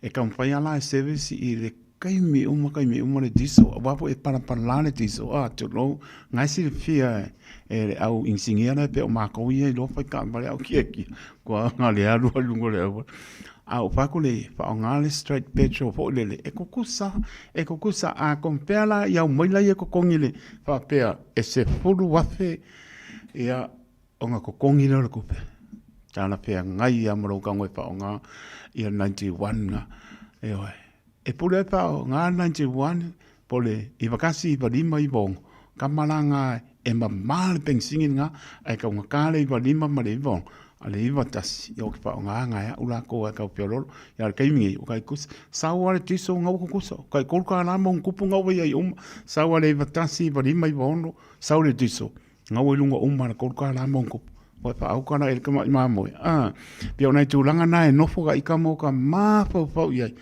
ya ma tu langa e fa tu langa le le e anga mako ase ki ale o por kala me e le ai ase me la papea la e whaanga ki ai fua o ya maro a inga e mara whaingorta male e le lei me uma e a vai po ia se pepa e a por pea rua e whakau sanga le se pepa mea ia uala ko sori tu la fono e a moa ke le sala e ang avelea avelka avale lo su vado aso ka piai e a umolo o silinga e nga la ko le male afe mo kupo e mai kurka vai meu ko kupo mai a meu nga o sila fia uma tato e a ka wangu aku yo ka fa tau nei le dei e a pa pe le e a e po le al kamalom ko pe la mango fa yaku pa tai a olonga reo pena unasa te tele lava ma lore ma puta mai a polonga reo pena unasa mala ainga lo patelatu manuia foi fo fuanga foi o e ne aso e loi matar tonga ma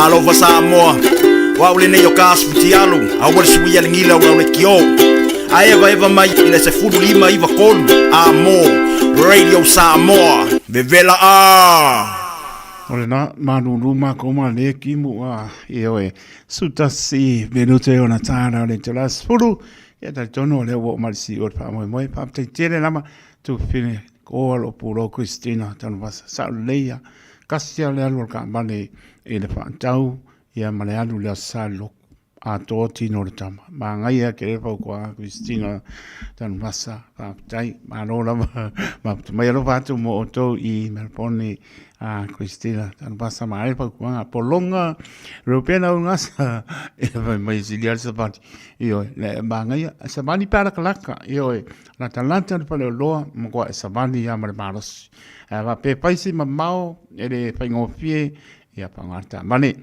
pa talapatu sungane ni ao ya anelosi mila mar partua mar palo pa tayuso bane lo sungane ya ao anelosi mila ma no lava maria po lang sua po sungar to ina ya talia te paleao mar partua pero inga la patsi to nga venga ma lo lava nga lue ya le nga venga le fai ya fai mo lo na bi inga sa mora tu pele poto tau tai se la tu yama yo poto tau tai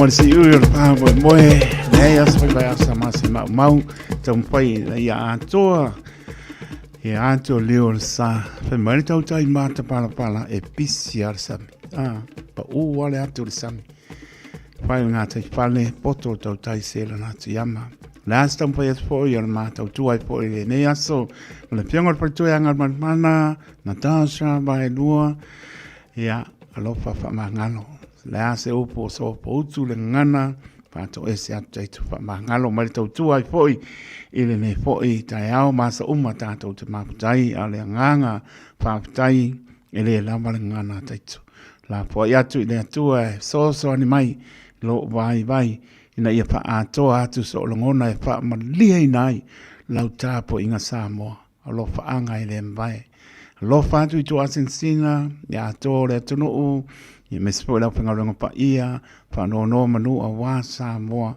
mo atai au pe ina fo iso se motanga singase I moto malawa lo fa te atu talo pe fa mano longo aleli au lo fa tu tua e te malo loi lo fa te atu nise wa ingo fe ngai fa no anga o nise pele ma tanga o motsia malanga mani mai se le nganga o le ri tato whero ai pe tā sanga whaptai lau tāpo inga whaiwai tāpo inga ya e marmanuia a lofa te atu leo tāpena mai ia le whetalainga ia tia whalau tusi ia tau te maputa ia se pa ia po se taimi o le afiafi ia lofa te atu manuia po fuanga mla singa o le ne aso ia awa lofa o lo tāto tua ina ia saunga le mu le mea o lo a ngai iai ia mai se fo i o fuanga le nei aso whaamnuia le atua ina mamalo o le tātou tunu manuia tele fuanga ia malawa singa o le nei aso i le alofa malanga le leo lo tātou atua taitu taloto le au ona soifua ma ia manuia.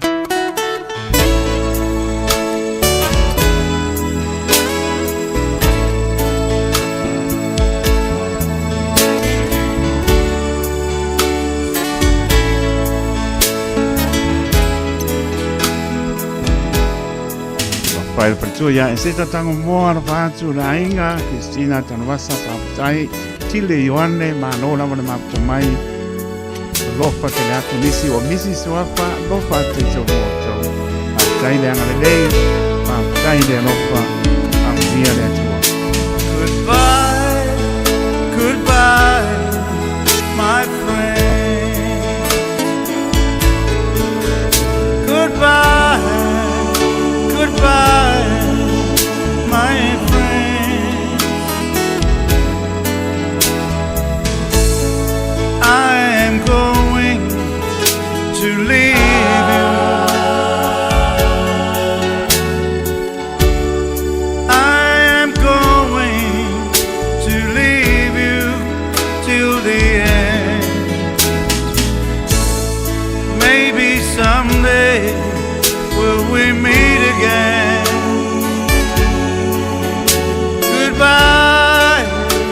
goodbye, my friend.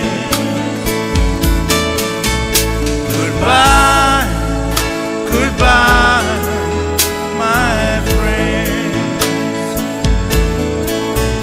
Goodbye, goodbye, my friend. I am going to leave you. I am going to leave you till the end. Maybe someday will we meet again. Goodbye, goodbye, my friend. Dear brothers and sisters, in the book of John, chapter 14, verse 1 till 3, Jesus said, "Do not let your hearts be troubled. Trust in God, trust also in me. In my Father's house are many rooms. I am going there to prepare a place for you and I."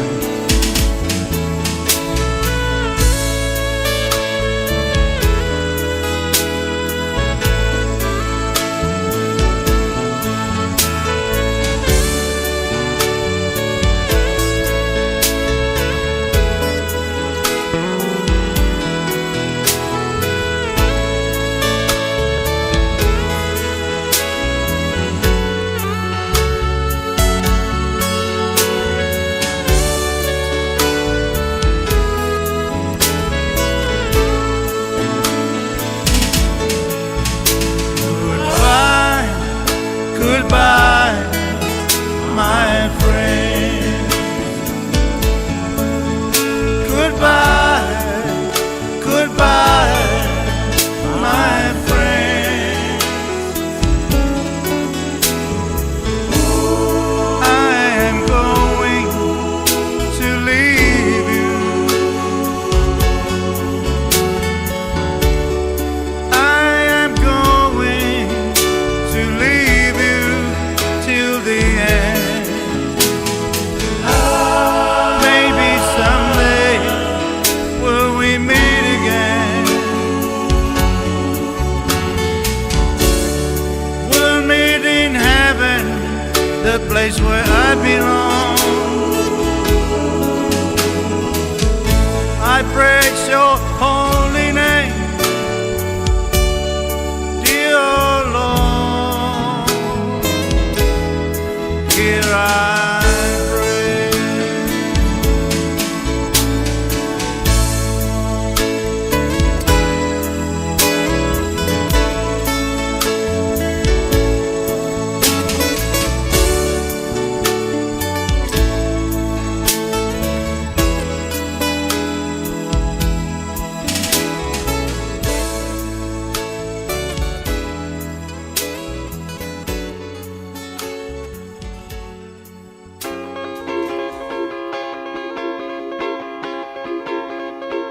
Música malie awe fefe mana yasivae.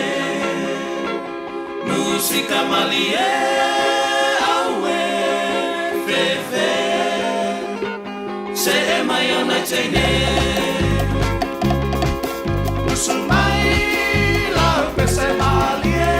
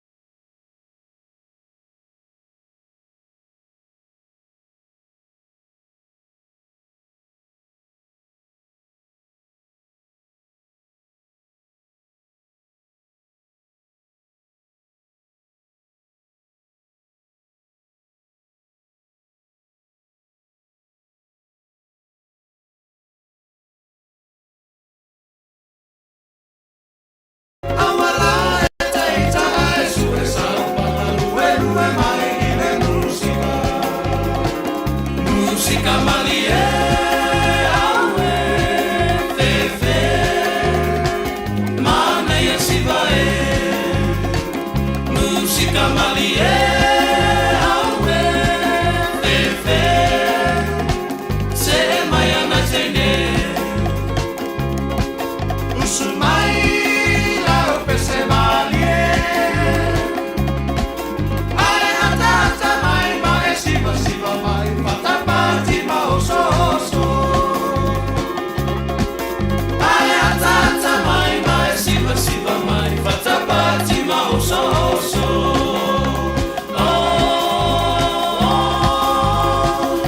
música malie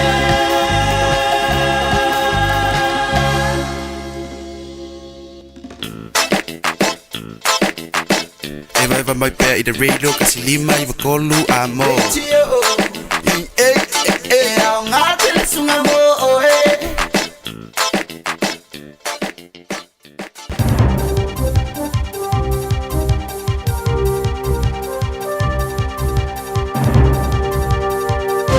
Mai a te roa i ne foi aso. Tai amoria, whafonga mai o tala nei mō lang whafonga mai. O le aso a tai ao la whata o toai o le tamata I mean star tupe Nicola Willis ni mafo anga whaero ilo po trickers. O le a mafo ana whaola sia ni tupula a mo pensini ma le swau i le tau whasoso ina ai po ni ta iala. Sa mo atu whaelo Willis i le telea tuoni me o le aia whaadi e revaso ne winga. I le fuafuanga o le swau ma le atunu ua ao. Ma whata oto ni whatu langa o ni whaelo ilo whaa. Tala no ai lau whaili poti le aso nafi sa whaali ai Willis. O le aia whata o toina whaamtalanga atu o toa mo tanga tani usi le tali ai, ia la tu fisili. Wharia Willis, o sao nioni ar whai ngā malo so whatasi mo ni tūlanga ese tupa mai. E au whiai mani okal pensini mani sua o i le rumanai e whaau i la veina. Ai o sini au tū, o le aua ne i o i le tūlanga e te waiona ta whatapula, le whaau ngai no le sua o mani pensini. E whai numera mulmulinei sa whaamatu ina le aua uliana nafi. Sa fai lo sina palasi la le fo le telo le swa o mar pensini le tunu o te wina.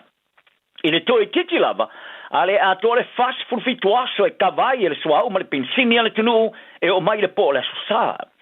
E au fiare cavai no le fast food valtis mar fituaso e cavai pensini. Fast food ono tes mar faaso e cavai kiso. Mar fast food tes mar toruaso e cavai swa o valele. E au fiai mar se plaio lo anga mai. O le winga e fast food ono te se maleono aso pe a whaatulungaina e lavai le pensini ma le sua o iai, ma i le fast food ono te se malivo aso sa ripotia i le asonga fua. E nao le lua ia wa aolo au ina mai e se uto sua o, ma le pensini o iai le wha moe moe tau nu mai New Zealand le se maleisi lua vai aso. O nei uta, o lo au fia i le whai numero o ta ua. O maaftianga o le duty ma le tau ngata o le pensini ma le sua o fte iai ma le rangi le te mina ei, o le whaau peo le tau le wau Israel, Amerika ma Iran i Middle East. O le pata ia le misiona le ka le si meru tisi ka le state whapea, o le hawhia o tangata mātua i le le au ni whale whamautuai, o iei nei i se tūlanga o se whalawalawe o ngonga. Ma tā wai, o sao sao tele le tūlanga leanga o iei nei. O le whaatūlanga na o le whawhitau li sa whawharaina le teimi, o le tau mawhtanga su e tupe mo so sani le whaatōsina pāti uma le pāle menem. Le wailo e le whai toa i le mamalu e po le doors to dignity. Sa whaia le pāle mene le po le sloa. Whaia le misiona le meru tisi. O le tūlanga o iei whale mo tangata maari tua New Zealand. Ua whaasoro atu ina leanga tele i le 5 tausanga o mawai. O le tina whaatonu au le misiona Jill Hawkey. Sa ia whaali ai. O whaamtalanga e whaavai lunga o le tūlanga o iei tangata e to tasi. O le numero tangata maari tua e le ni mea mamoe ai. Ua si tia. Mai e tā wai o lo lātou tilo ia e tawala mai e lātou vaenga o ngā rurue me so soni. Lea sa lātou mā wai i nai vai aso vai. O ni tina mātu tua e tō lua ta i vase fun tau sanga. Ma ta mā mātu tua e tō lua ta i fix fun tau sanga. E leni fale e moe ai. Fale a hoki o le whaafita auri tau i fale ua piro sili atu o na leanga mō tangata maututongi i le mātu tua e ono su 5 tau sanga marungatu. E tele ia na mōri mau o i loa ai o se whawhita au o whatupula ia. I le stara mo au mātua e ono su 5 tau sanga manunga atu mōni whale ale mā loe wha amautuai o sao tele le arulunga na i loa isi lava kulupo le mātua tangata. Whaali ane me shona o le toa lua ma le toa tolo tangata mātua le vale ono su 5 ma le fitsu whatu sanga. E whaaru le whaasu pasene polisi dat fo yo la tupe maua. I tupe rotongi o whare mautongi. Ma e te tonu I honki e whainga o fia lava le tali. I lea whare vlavin. E mara o mia I ne whale fausia ngā whatia le tutongi. Whainga o fia ona sa fia ia ima mawhana whana. O le whātua sina su tupe le doors to dignity. E langolongoina e pāti uma le pāle mene mo inivisimeni. E le tūlanga e piona kilo iai mo whale tāle whengai mo tangata mātua.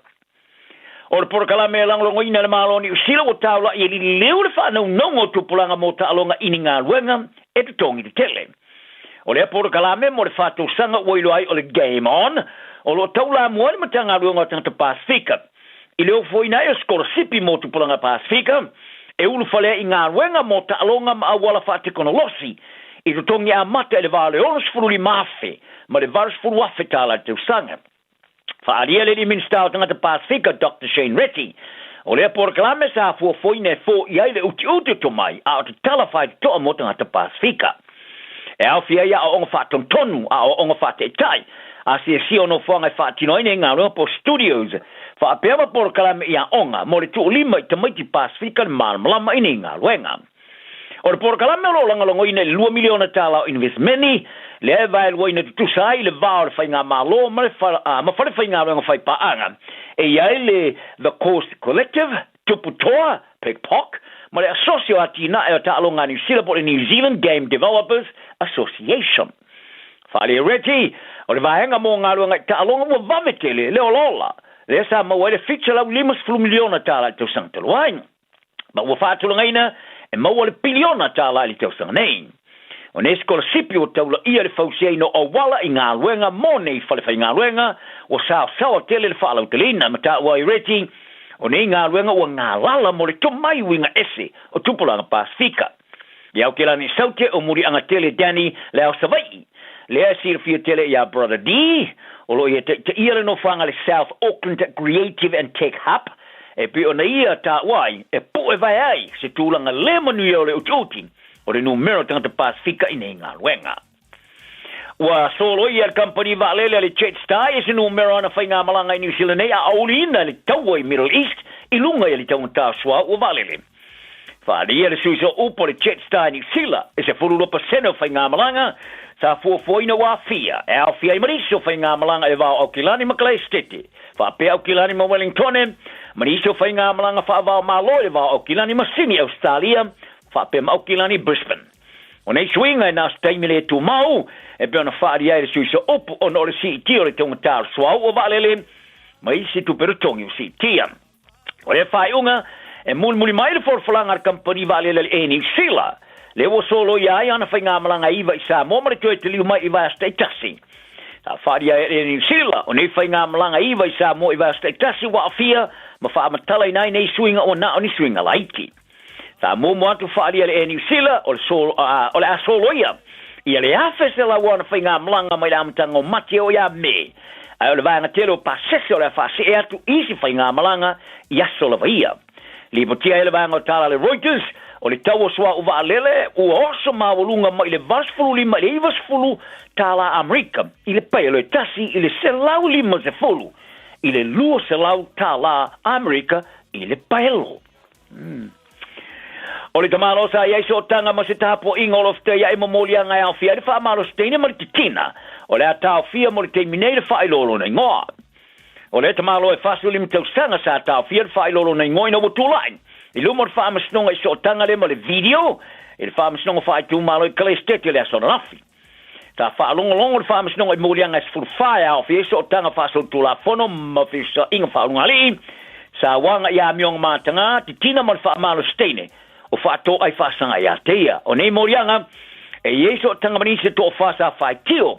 Ai o whaalongolongo nei le whaamslonga, e ye fo isi o whaitio o whaailoa I la tau. O le tapo inga o ta ua, sa yeso tangamaneta malo, e yeso tangai moto le Pasifika ia whiai, ma Samoa.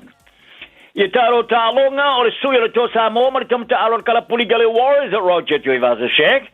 O ribu tia nelon tu muri ese malea kalapu iau kila ni nei le whai unga le taamrisanga le NRL o lo whasolo te menei. Ribu tia e banga o tala le Daily Telegraph e Australia. O le tau le alau loa le awa yati o le kalapu litia le Wakefield Trinity. Ele ta'amalsanga Super League Peritania se whenga inga whaitau miliona tā la. O tui vasa shek, le sui mo le o Blacks o avea mastasio ingoa longolonga a tele kala po le Warriors. O teu sanga ruav sulvalu, sa manu malo le tau le pino le kamata alo le NRL Australia le Daily and Medal. Teu sanga ruav sulriva sa manu malo le tau le se vai Auro Golden Boat. Ma le whaafauna manu malo le pino le Simon Mannering a le Warriors la te mai neo le teu sanga bovai. O le luafe ma le lufu whaasari liu e sei marki wiza ni sila ai te alo mo toa sa moa. Ai o te mine ele isi ilima ato o toa lawa le whaiaonga le Warriors and to Webster. E se wha moe moenga mo le tau fio fia e pia Roger tu e vasa shek i tu ato o le tau sanga nein. Tau mai le tau sanga tau wai o le rumanai o le tau le lea sa whanau sa moa. Sa o peo pea lawa le ea. Ina wā ngia le iei o lona sto tanga ma le tau mo le sanga le kapi whatu ese a le ro koluongo o. Le o te tō le pōre whātau nuina se i au ria le ruafe ma le rufuru valu. O tamata alo le NRL sa whaamata uina le whāsao na toi ta alo mo le suto sanga pe a whai. Ai saini le ta sanga e pe o na langolonga ina le tunu o Saudi Arabia. O le melena, sa lai titi alava sinu umero tamasa for fola sola tu whanau nunga a wain. O le isi sui o le tō sa mua pain ass, sa ngia fo i le iau le so tanga ma le ta sanga i se whenga inga whaitau se $4 million ta la. E leo fia i Webster i nei tala wha aveai o inga ia tui vasa shek, ai sa ia whailo, o le tuwa ese o tui vasa shek, e leo se whenga inga o ta mawira. Ma ia ta uai e tele ni ala tala noanga sa whaia.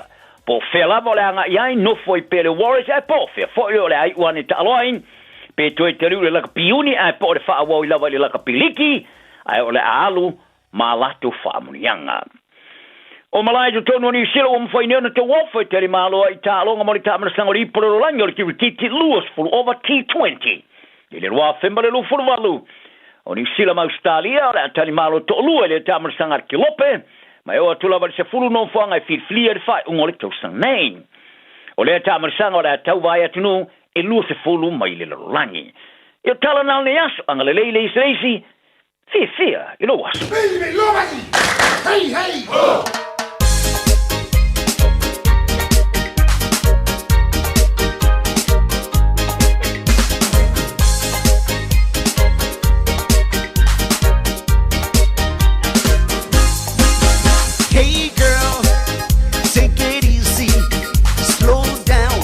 So far on my knee feet, then now it's out, fast and furious. Soon a girl, so please go slow. Hey girl, take it easy, slow down. So far on my knee feet, then now it's out, fast and furious. Soon a girl, say please go slow. Soon a please go slow, yes, slow, slow, slow. Soon a please we more. Go slow. Ikaw open for pampano, puri bay may kewa sulang niya may muli at kulian.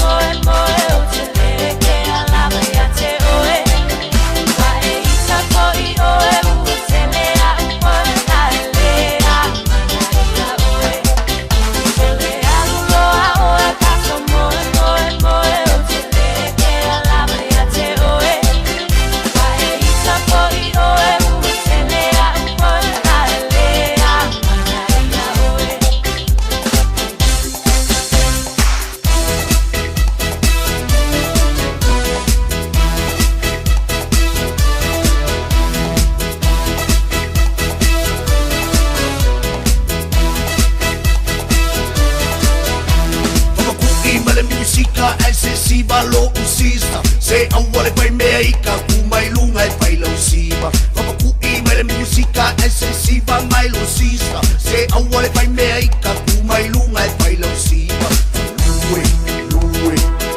Lui lo sista. Lui, fai o vita. Lui lo sista. Lui, fai o vita. 1, 2, 3, 4, 1, 2, 3. I know you want me, you know I want ya. I know you want me, you know I want ya. I know you want me, you know I want ya. I know you want me, you know I want ya. 1, 2, 3, 4, 1, 2, 3. Zumba, Ochuluma, Zumba, Ochuluma, Luelue maila música y papalengi ayopika. Eva maya side maela malihamo exibes. I know you want me, you know I want ya. I know you want me, you know I want ya. I know you want me, you know I want ya. I know you want me, you know I want ya. 1, 2, 3, 4, 1, 2, 3. Papaling may sumusole, lapile se paamole mole. Awa e uma e folo fa ua ngai uma ole pole sika ua. Luelue mai pa mai sau pika ya elale ua ua ole lenga. Eba ya tue misi mapainga, chipo mapen lua pai au fainga. 1, 2, 3, 4, 1, 2, 3. I know you want me, you know I want ya. I know you want me, you know I want ya. I know you want me, you know I want ya. I know you want me, you know I want ya. 1, 2, 3, 4, 1, 2, 3. Kotseniese, Germany. Kotseniese, Germany. Guten Tag, alle miteinander, wie geht's Ihnen?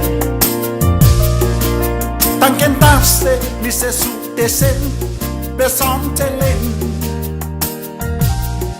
First is a London, aber der Pazifik Suet. Iselensu, representeren. Iselensu, representeren.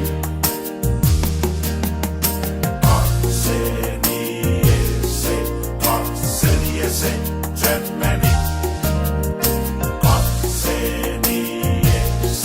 Kotseniese, Germany. Persuasion, say Aletius, Anna's friend. Auf Wiedersehen, die Deutschland, Germany. Titzenche, Isuminet, der Ramaland. Ramaland, Samoa Surak.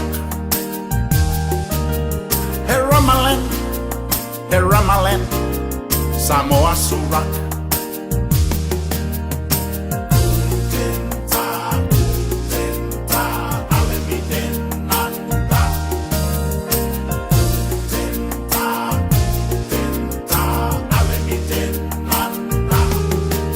Guten Tag, alle miteinander, wie geht's Ihnen? Danken darfst du, Mr. Sudesen, besonderen. First is a London, aber der Pazifik Suet. Iselensu,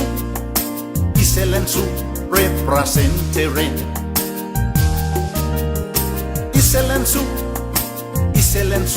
representeren.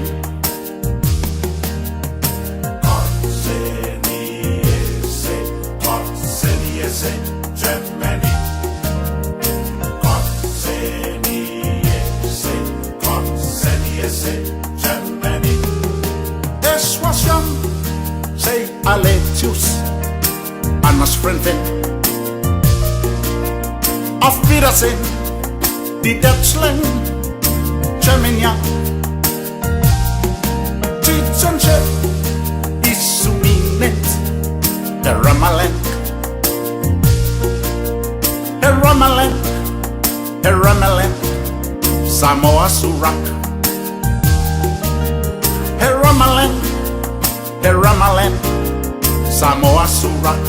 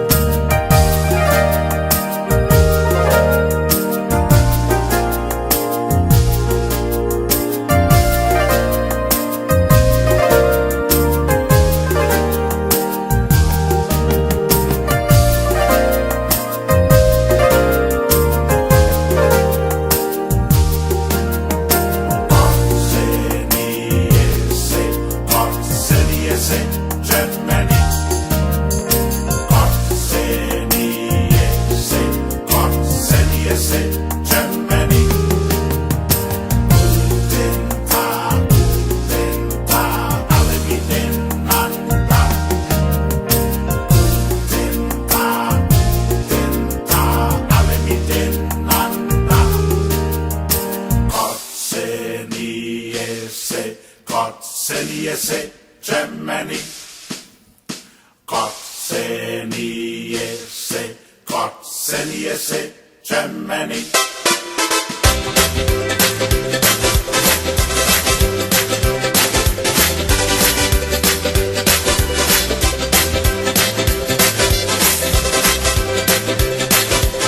Luas fultasi minuto lo cede le tulas follow le tayao. Tatu terminale wa ya ilunga lo wati al read Samoa pe na le tayao la stofi. Aso luas e futebol lo le ma sida o tatu yai. Ole fata fiti fo inao tatu proclame. Bole ne va yaso. Lau mai atu proclame mal tu ale proclame malu le tayao. Pe ona yai le unanga mal tu ale sunga la o ya te loto. Ata se mal fionga ngal manna na tasha vai lua. Ia tatu proclame fanga solo ne fu tayao fu malia so matango fi. Luia na lo wa tau te lo timonga le tayao. Ai leo mo lava na lu ise ile lofa maleanga le lei o tatu te pausi le langi. Lona lofa fa safua. Lona lofa anga le lei. E le lofa ina muri ta ia te tatu le telo taimi mal telo aso. Le lofa muti vale leo le tatu matai le langi. Leo mo fa ye o te melo to se fuma so mata wala. Ya wa to am tari ai le tatu maftanga le ta fo. Le ia so man, le ia so mata ngofie. Ile lofa maleanga le lei o tatu tua vi ia le whaaftai lea tua ilona ilana puipuinga, whaaftai lea tua ilana tausinga, whaaftai lea tua i meo tā pena mo nifu i tai au fo mo tātou. Ia e tantonu fo ila whai mai o tātou watunu. Na ua ala whai mai whanunga le lei, ua ala whai mai le malosi, ua ala whai mai le wha malolonga le lii, ua e ala whai mai le oli. Ma le mātango fio lea tua nei tai au. Ina ua e maua, ma o maua. Nei ase whapopo yaso le tātou wola. Whailea ma vi inga o le tātou watu o hame umu o tātou maua nei tai au. Ia whaile ma vi inga o le tātou mataisi le langi. Wha malofa taitele lava mo le nei fui tai au. Ma futu mele tātou watu no. O na uwhatalofa atu ai lea. Ila uwha inga luenga le tua i sungai whawhenga inga. Whatalofa atu i ate utou langa utou o au. Iei whalupenga o Samoa. Langa utou o tama whaasau o le langi. Wala uina le ngā luenga le tua. So se whatawhaitau langa. Patalo fatuel po kalame fifia mai le tai au ma lo le soifua ma lo folau ma lo fa ma losi nga luenga le li o lo to nga lu ai tonu so se fata fai taulanga se tafar kelope patalo fatu po kalame fifia mai te tia le to ona nei ya no se atu lea ile tapo inga maua ni atatu tamama tina matu tua le fu lo ma fu mai mo te malawa fatalo fatu po kalame nei tai au ma lo le soifua manuia soifua lau le fo nei aso fo yo tau whaiva mo tau tiu te masani o lo tāpta po ia ngā ruenga o lo whengai mana mamalu o tātu atunu pa pia fo ia onga nei whana whaatalo whātu le ia te utoro nei tai au vi ia le li whaaftai le atua lana whaamalo longa whaaftai le atua i lana tau singa i lo o tau se fua o lo ia i pia le anga le lei o le atua ia te utoro i o tau whaiva ia o lo tau nofu te talo ai ma whaanono manu ma sa ili le li ia au alava se manuio a inga e mai se whanau o lo fe ngai tu te mangalu ngai le aso mo le aso fala tele los fatalo foi le lo tatu watno le lava lo mafuta mai so se vaenga kelope tono fa fenga ruenga o ila tu lo mafuta mai so se vaenga i tono tabale o la to o lo nga lue fo I so se matata le ia so fa talo fatu po kalami aya o le lo fe ngai mau tu manga luenga o le fatu ai nga tausi fa talo fatu nei tai au pa lo se fo manuia se fo la u lei nei ia so fo mani tai ma tongo fie le lo fo ma tongo fie o tatu tua tatu ai ma tatu sapi manuia le aso ma le aso o le tatu matai le langi o mafu ai nei me ubu ona u fa talo fatu ai le o tatu ai nga u malava e le mau atu inde to tele ni so tatu ainga malanga mai Samoa e ni so la to malanga mai ona o fuanga fa ainga pe ona I fa lave ia o ila tu asi mai asi ainga mafanau o ila tu o lo anga I mai nisi foi fuanga ai mai si awa onga e ila tu o lo anga I mai ona o onga pe ona tu ai ainga e foi la tu o lo anga I mai ia ona o nisi foi amafu anga pe ona yesi ngas talo fatu ai ia te utole nei tahau ma lolo on sai le utatu wa no fo nei atunu ia elisia atunu fa ngofia atunu nei fa fo utatu yai ia fa ma lo al pokalame ia te utole usu le tahau ma le tahau abe lodi ma ua ne le tahau nisi fo pa angal tatu pokalame matu fo ta ini le tahau pisi lunga la tele o te anar fitu lunga le motorway pisi tele lunga la wala a o le termina o te tele ti munga ia mamase se ele awala lono winga o le lava o mali nei teimo le taiao o lo matua fusi lava lunga le awala io lo matua tu le telo manga ala e maise ia lunga le motorway ia le anga ia tu city o le na maua tu le nei taiao o lo matua pisia ia fa malo atua ia te o abta bali talo fai o fea se mena te polokai fea se mena te tutua ia e follow fala au lo sa yop io ia e nua fala au lo sa ye yopu ma tato uma le yaso tato feinu fala au yopu nei taiao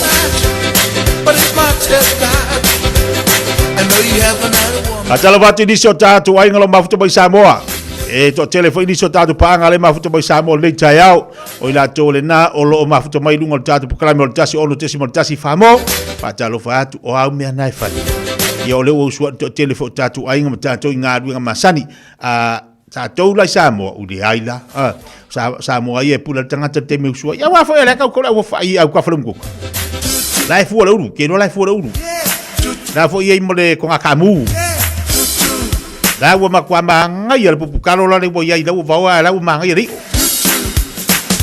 ma na ia la Samoa te minni le olanga Samoa ia lai ngalui e ala matitiwa tatou o le ngalui e ala fia ai tangata o le ngalui ala la ele Samoa langa o le lau e lolo i ele manuia la lu winga le tala ai tango te tole fai ma won tupe ai tango te tole talo ma won tupe ai tango te tole taamu ma won tupe ai tango te tole manioka ma won tupe ele o manuia le tono le tonu ai tango fai lau fanga pa ma wala seleni ai tango fai lau fanga ngamoa ma wala tupe ineila le aila e ke ai fa ka ma kek o ile fa loa e ke le ngofo fai sau ko nga pua sau la pua o fe fai ele fai nga fanga yo pua lo ngo binga e vai a kwa wa mo me ko fata vale lista e se senga ngala o tatou le ni e usu le taiao pe fai meti tele ti munga nga ngolo wala kaiao ia e lo watu fa ola la ta vale e punga la ta vale e anu pe fai mai o tonga te tele maruru le na e te usu le taiao fai mai po le a fo ile taimi te fai mai le pule te usu atu e te alua sa mo la le ai ko sala wa mo le fai fatu anga le tanga te po alo ma fo o te usu portale iva por valu na o so ba kamera fai mal fai fo uba ele elo manuia e alan fi ai tanga te Samoa o tanga tai e pa ye tu ro fa fonga le tunu o le pa ye ya au yeila o le ai de se me ka se pa ye ri wa le me se me ka se pa ye e te usua ile taiao te ono sa ile taiao te usu ai sea mana mi lo usu taiao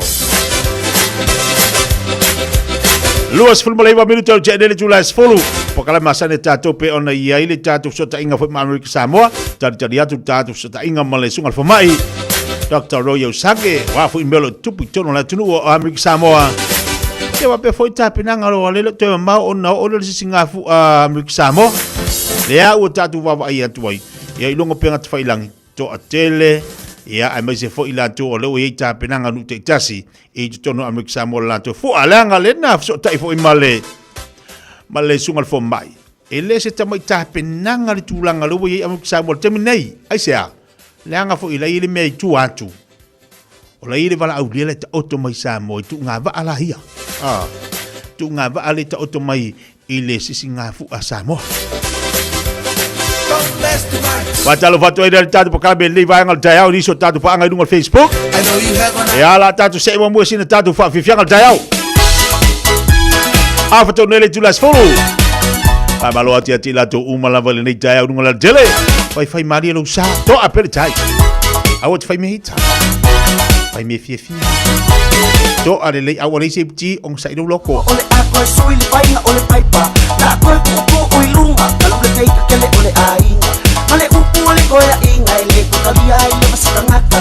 La pai ole luka maleki ele mapai sei singa kala. Ole ani na ole me apa ki apa ina ole pai. Mai lu solo kao e lo ala ba ole kongo. Nei ole le ke koya inga ka ole le koya kaya ole pai pa. Ka ui ala mala ma ko upu li luma ole ai. Okay. So let's go e manga ya o pai pai si o pai pa. Sili ule na o pai o pai pa bo ma wai.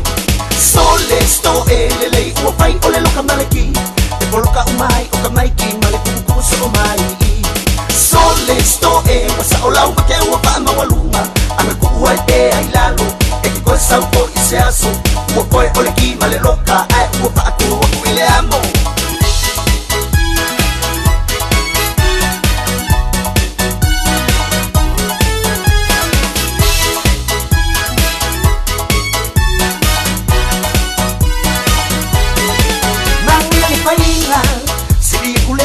Sepe bai, sepe mai ai kamai ki ele ai sei si e au ai bananga ai po. Ole amalo vale pa alue ai, ele ai asme o ai pai kali ala ba ma o ba ai. Ole ani na ole me a te a pai na ole bai.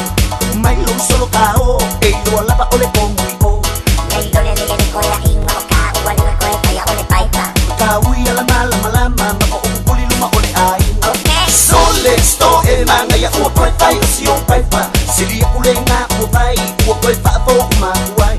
So let's go ele o pai ole lo kamaleki e poloka umai o kamaiki male kuku so mai. So let's go wasa ola o ke o pa ma waluma ame ku wai te ai lalo e ki ko sa po ise aso o ko ole ki male loka ai o pa tu o ile amo. Sole se ba ai po ole pe pa si ko ya ine ko nga wi po i pa ko a mangai po ya ma pai ole nga o po o mai po ole lo la ba ole me a pai o ko le o po ile bai ai o pai la ba ma ko ma san ko fa po mi mai ile a kia o pe ya le pai po le bai ko ya le ai ale mai vasti.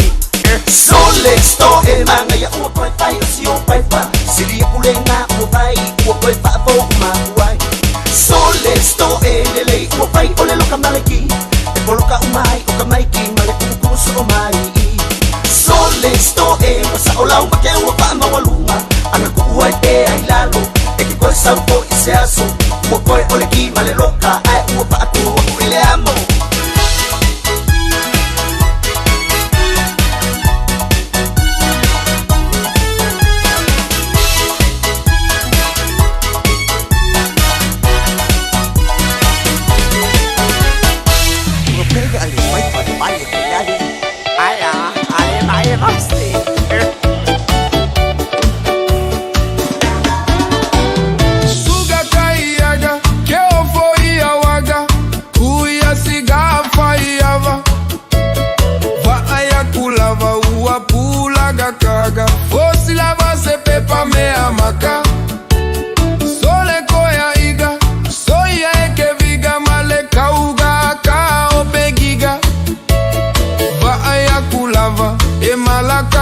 Galema failo ufia fama paga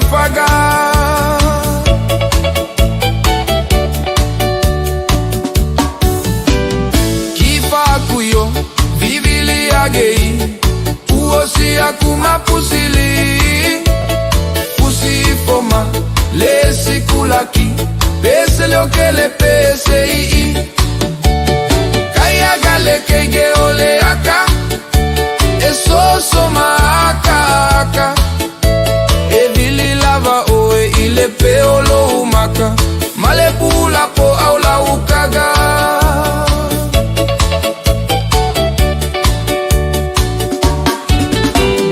Fava ili makapa aleko aiga Ua foiga osiliva gege fuko egigiva Ua sola kayaga mapepa mea maka ae Ua mole magava ua umalefia kama umakapele kifaga Ole losa elele eva maiso uke Siva ile musika seki seki ya ufika Igusa uva ili mafaa pasa utekila Fusila uo fusifa awo useya umalepo Kifa kuyo vivili age Uosi akuma pusili Pusifoma lesi kulaki Pese leo que le pese Kaya gale kege ole aka Eso ma aka e aka Evili lava oe ile peolo umaka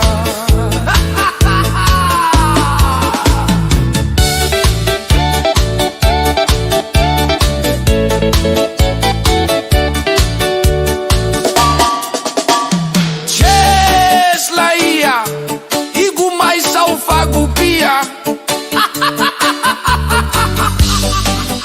Kawasi le masiga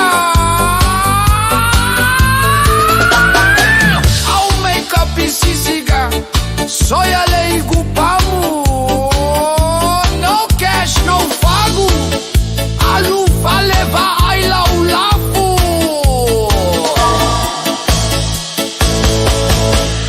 Kifa kuyo vivili agei Uosi akuma pusili Fusi foma lesi kulaki Pese leo que le pese Kaya gale kege ole aka Eso soma ake aka Evili lava oe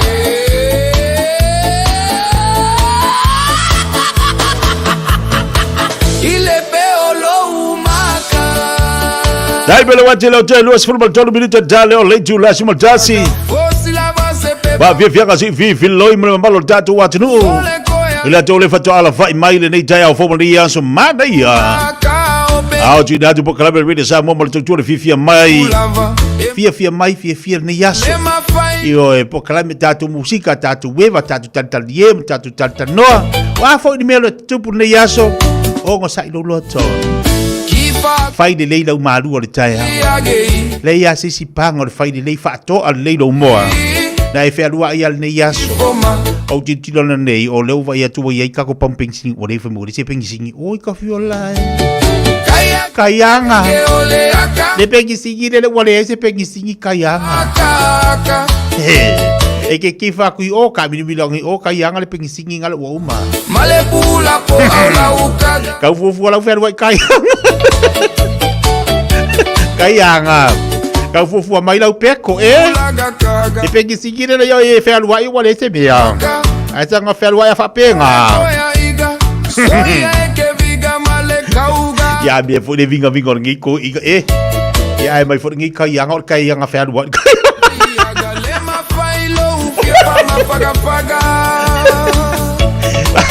ba bia be se kai yang mau vale fare ba ko kai yang fer wai kai yang o ri ko Vivili agei Uosi akuma pusili Ava pela lo langa lo ka yang ol fer wa uma ko mal pensing o ya le ai la ba ka fa se fuanga Kaya gale kege ole aka Eso soma wa ka de pensing yo e pe ol mere do ka pisa ngi vai kai mi wa ka de pensing a para golongo mai la o ka ke baba ia kuila ka yanga nga bua nga adu ka o mori ka ma keri o ya ya wa ka ma fer wa ka yanga savat ka mo se fai se fufu nga ya o ka yanga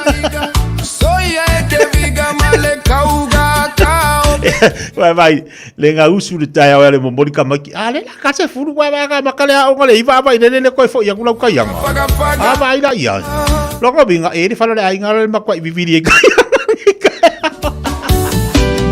Kifa kuyo vivili agei. Va pela le galu ai ku o le fali. Oh. O ile ai, waka nga fa se fai unga nga ka yang. Vai se fofu nga mangule le yo o kere unga ka o besi. Ai mari fa ka go fie o lo ka yang.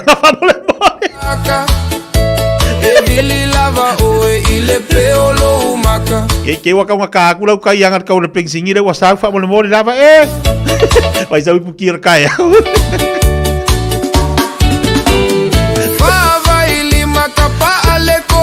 E malo Cristina. E ala le o ka musu ngi me o kaya. E pe ko e fa le maru o kaya musu e mai kaya nga fa o ka piola. Ua mole magava ua uma le fia kama uma kapele kifaga. E ai. O ko ki fa penga. Pa wale me ia le va se kuru fa pi ka mai va o kaya. Pa pi fa ka si fa pe. Ya wangi ko e fa pe ai fa pi fa ka si ka mai vai. Ya wangi ko e fi ya. Ya se vai. Va aya kulava e malaka iaga le mafailo ufia pa mapaga. Pesamingo vai de cavale, vai de loli pesamingo. Kifa kuyo vivili agei. Eu por esse caiagale que ele loli de dia pesamingo. Si foma le seculaki pese lo que le pese E ai a waka nga kare pengi singi. A fa pela o angala yo lo langal ngire ka ku ke ya lo wale se pengi ya. Fa se fofu. Ili lava o ile peolo umaka. Male pula po au la ukaga. Malo sei losa. Malo sei fu mag yo leita ya. Ai a kalau fa sido makua fa se kia sido makua. Ko a iga ua foiga o siliva gege fuko egigiva. E ali de ro yali. E ku kuzale le yaka yang makausa. La foi e foi le peko ko kaya ga recipe ko la foi vivi dia ke causa ga recipe.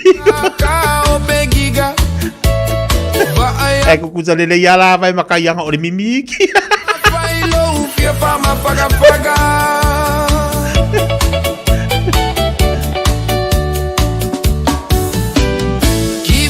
Kuyo vivili agei uosi akuma pusili ya nene fai les que acá ese no ka kai ko mengen gi ko kaya gale ke ole atalo vatu so ja sai alo vatu brother la unang mo tau chual ta tu fa fenga luang ala stainless donuts inai on hanga malo la sai malo for ngalu lui male pula po atalo vati ale malu fatima malo si fo la delay no fatalo fatu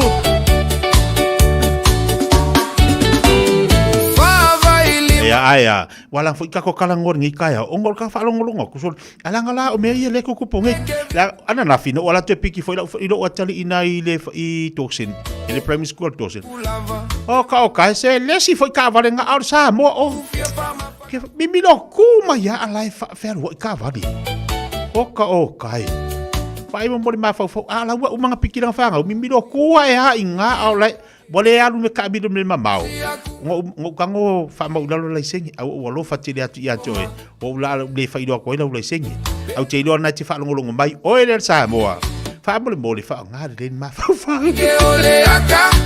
fa ngari le ma ka ko mandarin yeah fa ngari mandarin fa mo le moli au tato e manga nga o vavi ai ke dei lo ngai ave makamaiki lo nga winga nga ki kuri foi la e kayanga o le kayanga kuri ai va e kinga ko makapa ale ko a iga ua foiga awa ka ua ko number plate la ka vari yang ai do foi de ai tu ya nga si ua lofa fo ya pe au aku ma ua ko e nga kayanga le pia kama umaka ve ua fo ale o so pe nga kayanga ole losa elele eva mai so okay Siva ile musika seki seki ya Lebe lewa jela utasi malima minuta talo leitu la simatasi. Oi watasi Elise Mikaele fa fifianga mo tanto. Na foma ya watealu Tafia mafuta maoe Ya so uma Oi watasi ilo upatu Na foma ya watealu Ne iyo uma usitalu Ayo polonga Iyo uma natu Tingale mapatia Patinga ina Ifa alabe labe peso Alo ainga Male telefoni so omai Olato ya ina Oe watasi Ilo upatu Nofama ya watealu Tafia mafuta maoe Ya so uma Oe watasi Ilo upatu Nofama ya watealu Ne iyo uma usisalu Ayo polonga Iyo uma natu Tingale tele owo Ya so uma Le matala siyo leo langa Baona ainga Osuinga o leo langa E faato sina Oe watasi Ilo upatu Nofama ya wetealu Tafia mafuta maoe Ya so uma Oe watasi Ilo upatu Nofama ya wetealu Ne iyo uma usitalu Ayo polonga Iyo uma natu Wai mai ua mai mawa Ya te oe Bingo ile po ayao Na ole moe Sau ele ai se tupe O te toe Oe watasi Ilo upatu Nofama ya watealu Tafia mafuta maoe Ya so uma Oe watasi Ilo upatu Nofama ya watealu Ne iyo uma usitalu Ayo polonga Iyo uma natu Ole loa se me aka Pele bawa ele kiama Pele bawa tasu ya Wali lo wali o Apa ya toa e fai Alu i rea e sa ua E fai mai o fai o pepa Ai le e se me fai ngā lua Loka ai na e mapa Abato le tau mai ua Rende la o te ono sa Ona oe watasi Ilo upatu Nofama ya watealu Tafia mafuta maoe Ya so uma Oe watasi Ilo upatu Nofama ya watealu Ne iyo uma usitalu Ayo polonga Iyo uma natu Ayo polonga Iyo uma natu Ayo polonga Iyo uma natu Yo e Felice Mikaele oi watasi pe ole fa fonga yai. Nai tatu fa fianga. Maria yo kalat ka. Ai sawa. Ya ma fu funga kami kayanga wa ku avano ya. Yo e fa ya kayanga ursonga vali. Kau vali fu ole fu kau kami. Nofama ya watealu Ne iyo uma usitalu Ayo polonga Pai ole vali o kingirima vali kingi vai. Kosi malau maka. Aya fa mimiki ma me yo.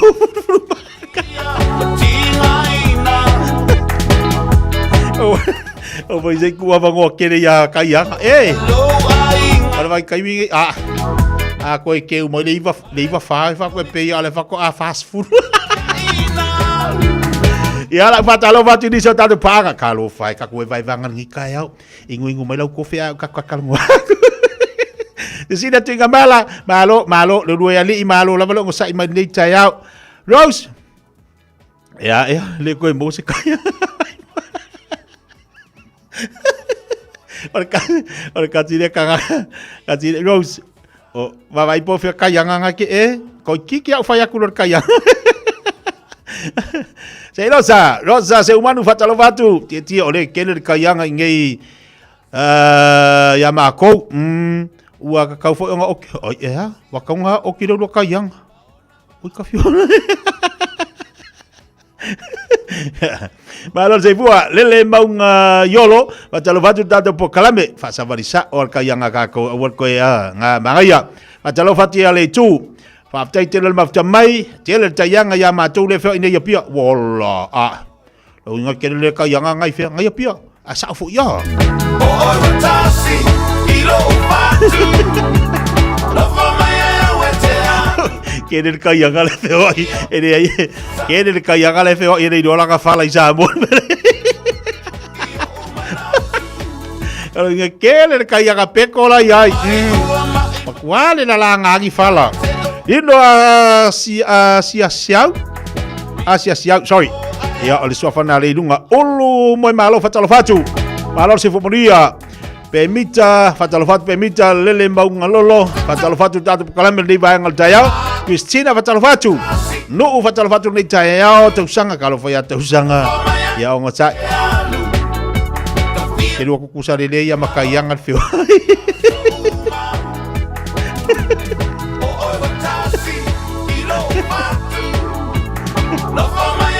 Aya. Wa manga ye fut kakal ngorgi kaya. Wa fatu pu manatu e fu ya tato. Nei vai temel tonga tar ping singi se kau wasa ye fu fewa. Ya wa bere ye nga ngala ka ku kamaki anga ido on me fa yu. Ya onisi anga ya kun me van ya sanga vari wa nu.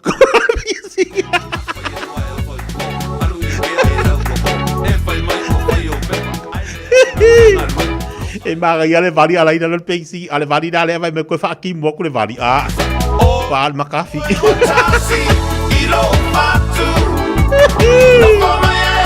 ale mase se ora wala keli oka ase se da wala yo tu ala lo yel pokalami nei taiao fai maria lu sa fai malu fo yo fai val nei taiao au ti so ona nati tatou yo lo pisi su solo i wala ya lo fia ngai manga luenga o tu ala lo il pokalami ti ata tu nama o lo telefoni lo telefoni o fai masonga fisi du ngole wala le te do fo ni vai taimi ia e o fa kasi ala u le mal au fa le kongunga lo winga e te tau o le ma tala i ngole al tele o fia lava na te mafuta mai ai o lo ia tatu mori fa singoala nga ye ka ngai uska ka ko mori pere mingo ya mori ngal emo mai fa pe uska i mori la ngole o tu la fono nge ke wala fa mai e sangi mori le manga vanga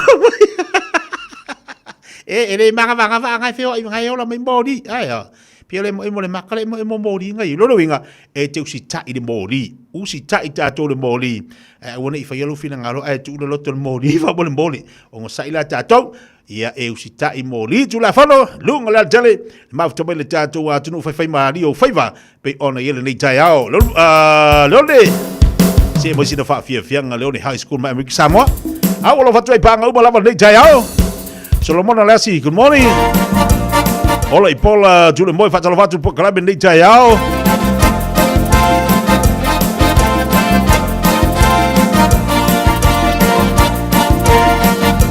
Fatalo fatu le sia Mike ola fatu ya te marainga.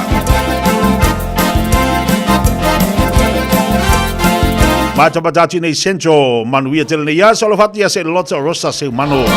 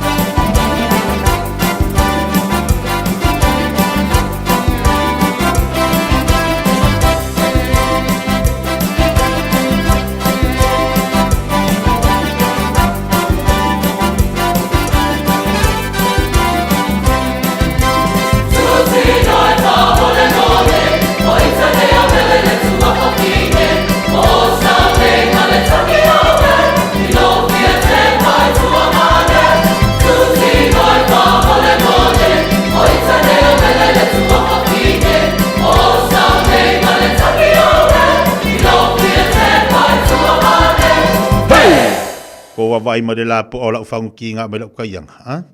Wea vai la poko le lo whakaianga ia o mire ia. Ia, aura ia su sisi au whaunki. Vai la ia. Mea ngau whakuai, ia ko alo lo whalei kukaianga. Wal mea ngai la popo ia lo whakaianga ia o kou. Ah, vai timunga. Ai, au la po ia lo whaunki ngā me la ukaianga. Ma la uia kaianga moi. Mai al tatu whavivianga le se me tatu whalinga. Tale tu la suma tasi au inatu tatu telefoni ngana Britannia. Fagalo nei mafauga pe aisea le alofana ve ale mataua fa avai a oneiwa avea mateua mamai amma vai o timuga uala gilele te aise le togisa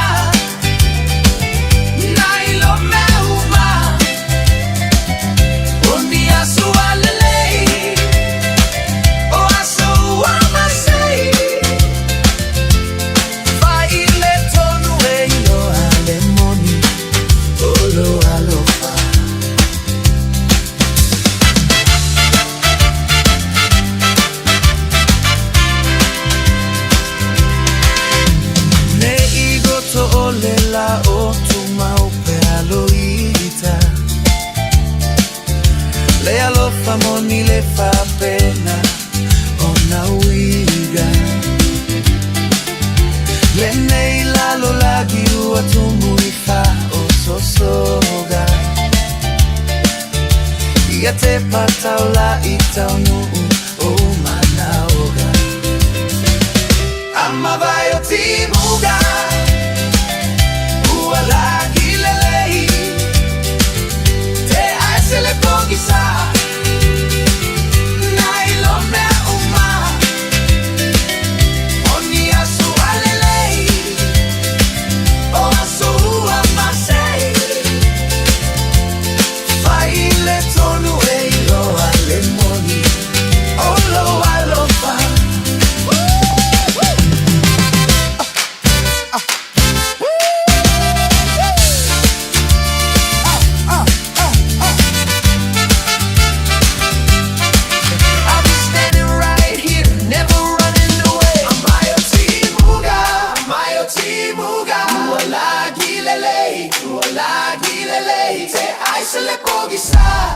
se le pogisa nai lo me uma oni aso alele o aso amase fai le tonu e lo alemoni olo alofa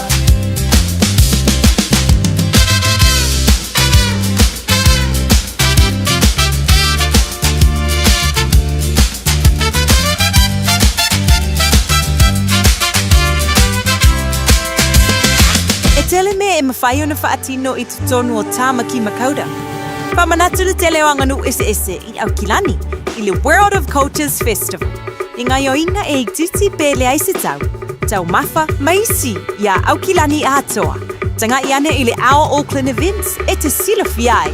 Tāmaki Turuki, all together Auckland. O e sauni malanga I Samoa, maratua lola moana rentals o loo whanga solola na whaapitoa e luse 40% e pa uma o lalo ai te toki o Taavale pe a tolu pe silia to fo iaso e te whao ngai na iso se Taavale. E mawhaiora pikile Taavale mai le malai lele I whaleolo po whangali I whaapelo tātou o fisa au tui ala fua pe mumuri e to fo I le whale tani malo o loo e wha mautu ai ai ngā whaapitoa o loo iele tātou insurance cover I te fili mai ai ina rei tupu se whalavelave ai o loo iele wha mama avenga maratua o loo iele tātou account I New Zealand pe lafo sa ufo I le moana rentals e wha o ngā I le Pacific Easy pe wha o ngā lau credit card e wha antino ai le tongi ina o lo sa mori si wha antalanga wala au le Pacific Easy I le ovalu se lau o tasi ono po numera masani au kilani o le lua fitu ono fitu iwa fitu wha ma le lua fitu ono fitu iwa valu wha ma talo sanga e transfer o e I le moana pe a sesiane I le tātou Facebook o le moana rentals po le tātou upenga ta wha ilangi o le moanarentals.com Moana Rentals o laupa anga e taitoro ina oi a oe malanga asiasi I Samoa. O tau sa ili se Samoa lo ainga, po tau sa ili sau masini tutua pe o le Hilux ma le Ford Ranger. O le au nanga a le car city e whaafai mo fie mea uma. E te alu malau ta avale, ua e malie atu atoa. Talia le titongi vaiaso, lua vaiaso, pe maasina foi. Tu atoa lo whaatuatuanga i le car city, te tala fitu aso, tu atu si fitu tasi, East Tamaki Road, Papatoetoe. Telefoni lua fitu fitu, ono fitu lima fitu. Lua fitu fitu, ono fitu lima fitu. Fire and Emergency New Zealand advises that paid firefighters will stop work for 1 hour from 12 p.m. to 1 p.m. tomorrow. During this hour, fire and emergencies response in some towns and cities will be delayed. Please be careful doing anything that could start a fire. Do not leave cooking unattended. Remember, if there is a fire, get out, stay out and call 111. For more information, visit fireandemergency.nz. Ua na ole Radio Samoa se furulima iwa toru a mo e tautuaina o e ilaungangana fitu aso le vai aso.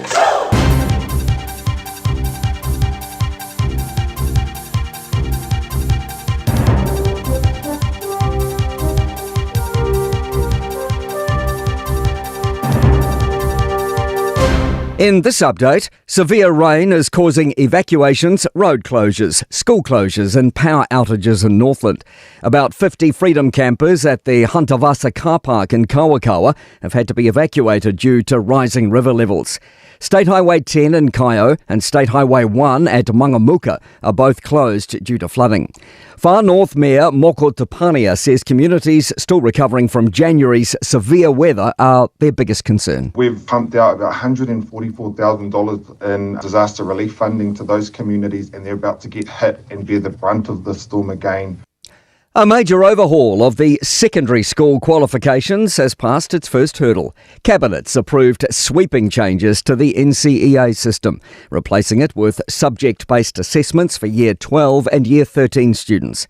Education Minister Erica Stanford says the reforms have received strong support and will begin being rolled out in 2028.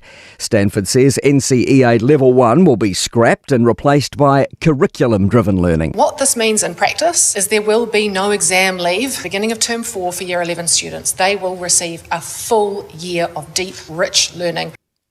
The retail industry says there's room for middle ground when it comes to credit and contactless payment surcharges.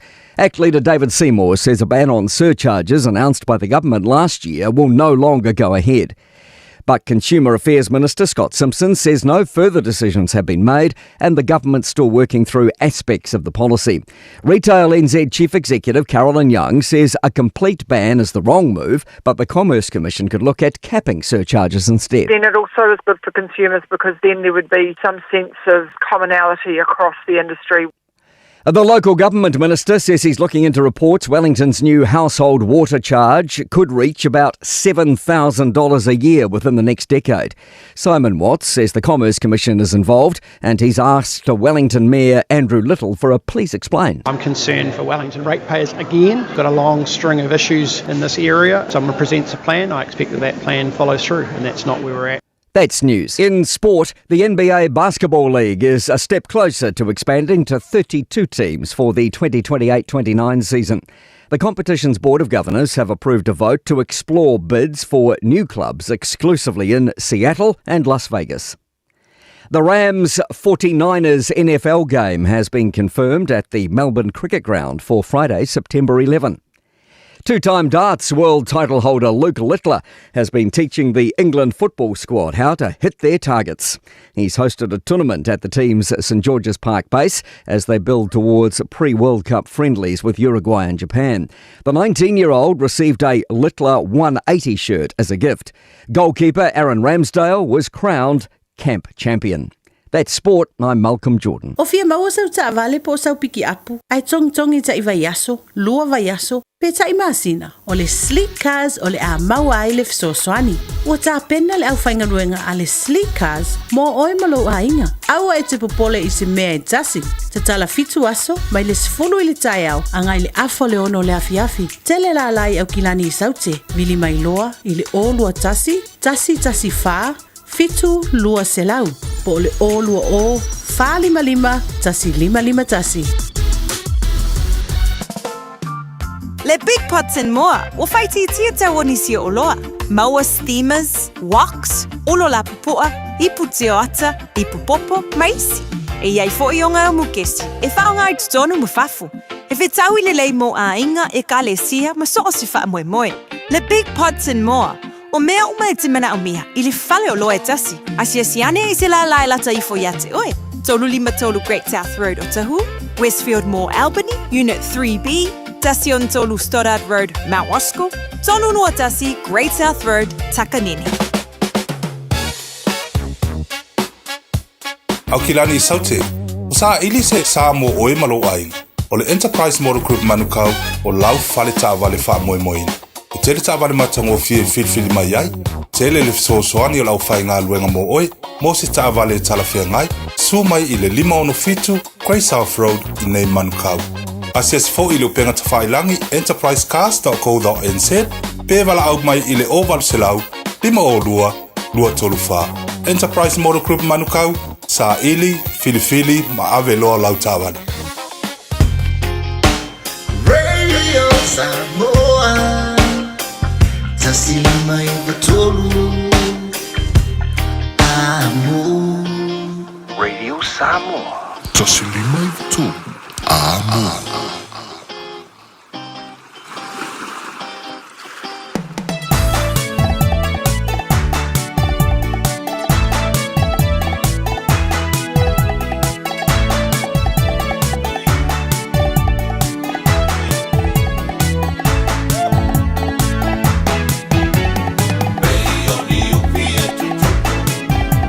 Bibi,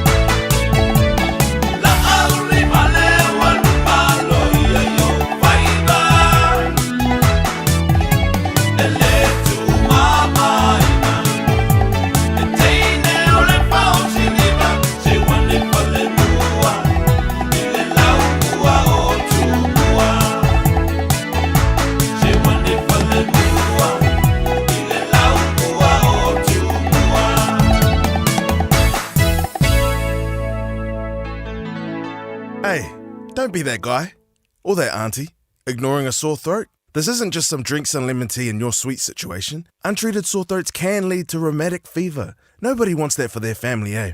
Go get your Pepe's sore throats checked at your GP, school nurse or pharmacy. It's quick, easy and most importantly, free. So come on, whānau. This summer, take care of your tamariki. Get it checked and get it treated. For more info, hit us up on socials at Stop Sore Throats or visit stopsorethroats.nz.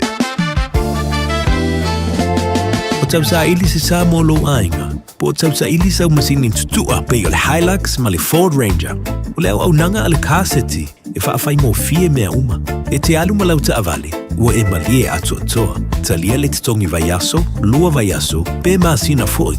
Tu atoa lo whaatu atuanga i le kaseti. Te tala fitu aso, tu atu si fitu tasi, East Tamaki Road, Papatoetoe. Telefoni lua fitu fitu, ono fitu lima fitu. Lua fitu fitu, ono fitu lima fitu. Talo falava, o loo wingoa o nei mai imisau training.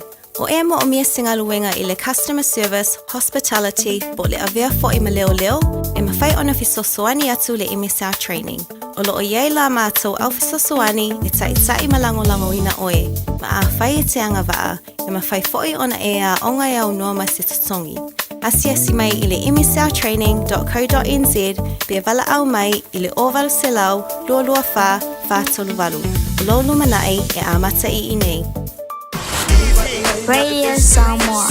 Taslima Ivatolu. Amo. Maloleva malola sa fa malo for the musica for the nation for the chat of Yafi. Isa po le beza malusa jo. Malo for the last of Vanga. Dai malevaenga. No malo le Vanga malama na manga de Yafi. Fa la move fa imbali.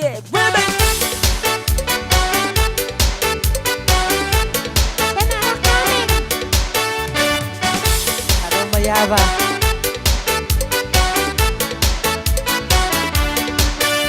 He let on a road just to follow a dream. He had to find. You can't know the man, then he follows a dream. That's on his mind. Now she a boat on the river. It's sailing away down to the ocean. Where to I can say I see a boat on the river. It's sailing away down to the ocean. Where to I can say.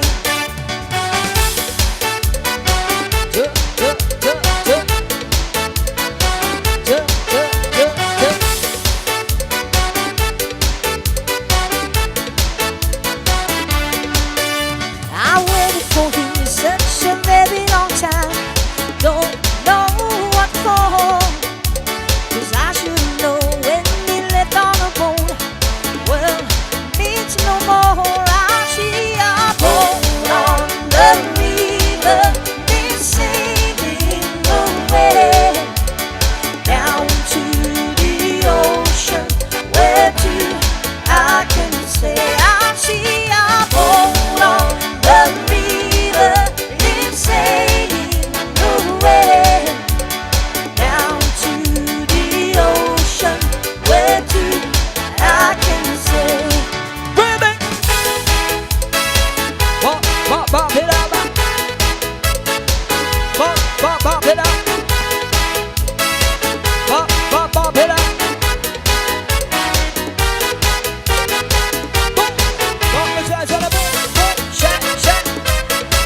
When the sun shines on a mountain, when the night is on the ground, it's a new day, it's a new way, and I fly up to the sky. I can hear the morning sunrise, I can smell the new moon there, I can hear the voices calling on my golden starlight way.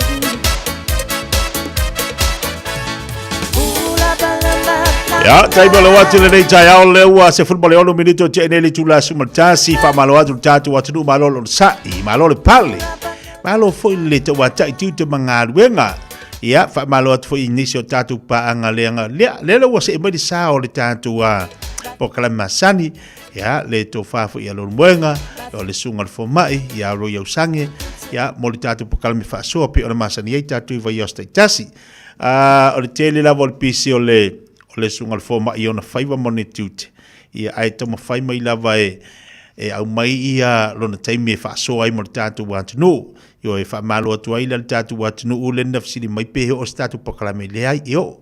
Ana whaapele o. Ia e whailoa atu fo ia tātou. E le o le tātou pakalame. E se le tōri le ia māloa lona sai. Whaaptai fo i le taimi whaavanoa le sunga le fo mai mo tātou. E au mai e ialo na taimi e whaasoa mai e niso tātou pakalame tāua. Pei lava ona iei le whaasoa ne pakalame. O mea whaingatai whaingo fie, na alawa manino, tele te wheo tātou e tūli lava, ia le nei po kalame ma le whaasoa, ia ale tō whai alo moenga, mo le mamalu o le tātou atunu, ina ia manino ale telo vaenga i molo te tupu, i te tono Amerika Samoa, ai mese foi, o le whaasoa manino, ia mo tātou, i mea lai te tupu i tono le tātou atunu Samoa. Le lei, whatalo whatu le nei tai au, ma li aso mātango fie, ia i lausunga pa u malo whaatai le maftamai, whaatai fo i mo lewa mo le avanoa ma ni lau lau, o le lavana tari mai ia nei a tātu paanga. Pai mai peo sta po kalami, ia ai whaatai, o lewa mo le avanoa whatu, on sai mai lava, ana a le o po kalami, e whai noa lava le tautua, mo le malo le tātu atunu, ai whaatai, malo whaatai le on sai, malo pale, lewa, tanu mali tā po kalami nei tā whaatalo whatu ma le nganga whaalalo. Pa malo le soi fote tia, ia fatalo fat fo pa io tatu tunu e mise lava ia na ia tapaanga masani o lo maua ia le plokalama ile ni tai au ia pa malo le soifo maua ia pa ftai o lo o manuia ia lo tatu tunu so se vaenga le lololangi o lo maua il tatu paso el ni tai au ia fa ftai o lo atoli o ale masina lo to soifua ia le viinga e foi le li ia fatalo fatu nei tai au ma lo fa aftai vi ele atua pe ona e sauno nei tai au ia o le wa ma tango fi o mo ta filo inga ma le tapo kalami fasol nei tai au turi foi e nei tatu pa anga e mai se le mafta mai nei tatu te mam tina ma tu e tafar ke lope mai se sunga fa fe ngainga ia ai fa aftai le atua le o te mo ta filo inga nei tai au fo lo na lo fa mo na levi ia le ia o amali tau na ia tau doctor. Ua amata ona ia swinga mali o le tau e peia ona whaino fo se teimi o sola. Ia e o mai loa le teimi le nei o le tausanga i Amerika Samoa. Ia ona mai tauina lo le ua amata ona whaatupula ia le savili. Ia e peise i o le tau lava le atu ngalu ia li kapeteni mali vaa. Ia mes foi au va o fautasi uma lava o le tunga fautasi lesi dua ele tolu vai aso. Ia ona o le tulanga o le tau. Ia mai e tele lava in talusia e taltalonga ai la to lo tapo ia faiva o fanau foi ia mesel mamalu o le tunu o lo ave ma au va o fautasi.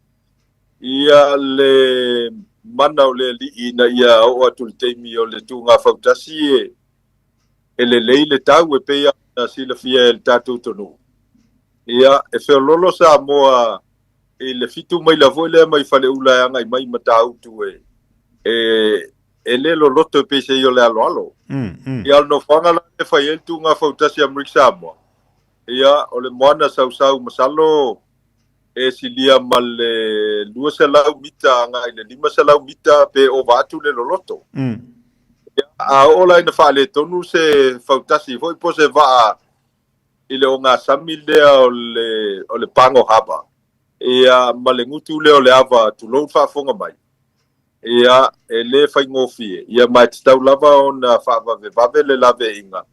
Ia ona ele fai ngofie ia no fanga o nga tai fale. O lo tele na whaonga ina Amerika Samoa. Ia, tau le nā le whaua langi le leile nei aso, ia tau sia ia e tu langa whapea le tau se o i le whamoe mo tuila manua. Ia, i le whamna tuina o le selau luas fulono tausanga. Ia talu ona sisi ae le tanga vai o le malo Amerika i Amerika Samoa. Ia matoi faa mautu atili ai o singa whenga inga matua ua sanga mai apo uli ma tauto i tiesa. Ia o newa ai ia le tele o au ngā kiupulanga i Amerika Samoa. Ona o le whato whala inga foi man whataunga anei tua au o mawai.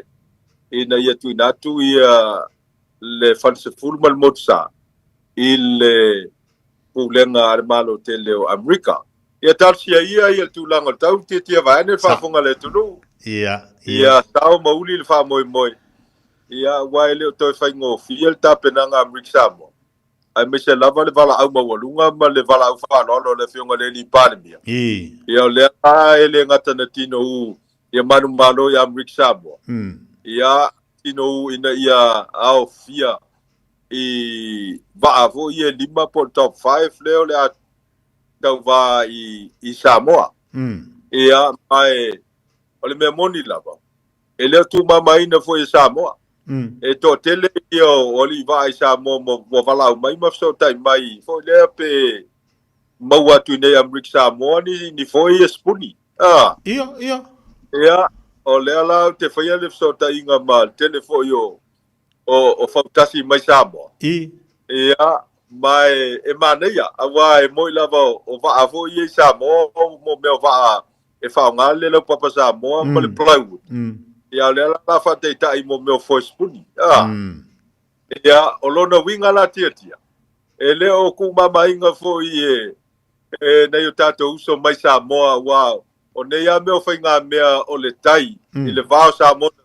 Ia e matua tūlanga ese mai longa foi le fa moi moi. Ia me se lava ia fautasi e masani o na tu i nei Amerika Samoa. E pe o fautasi a le Town Bosco. Ia o le fautasi a le fioanga o manono le telefono le vainu. Ia fautasi a le fioanga sa le longa le totolo tamauli. Ia maisi fautasi i tu atu o le vanse fulu.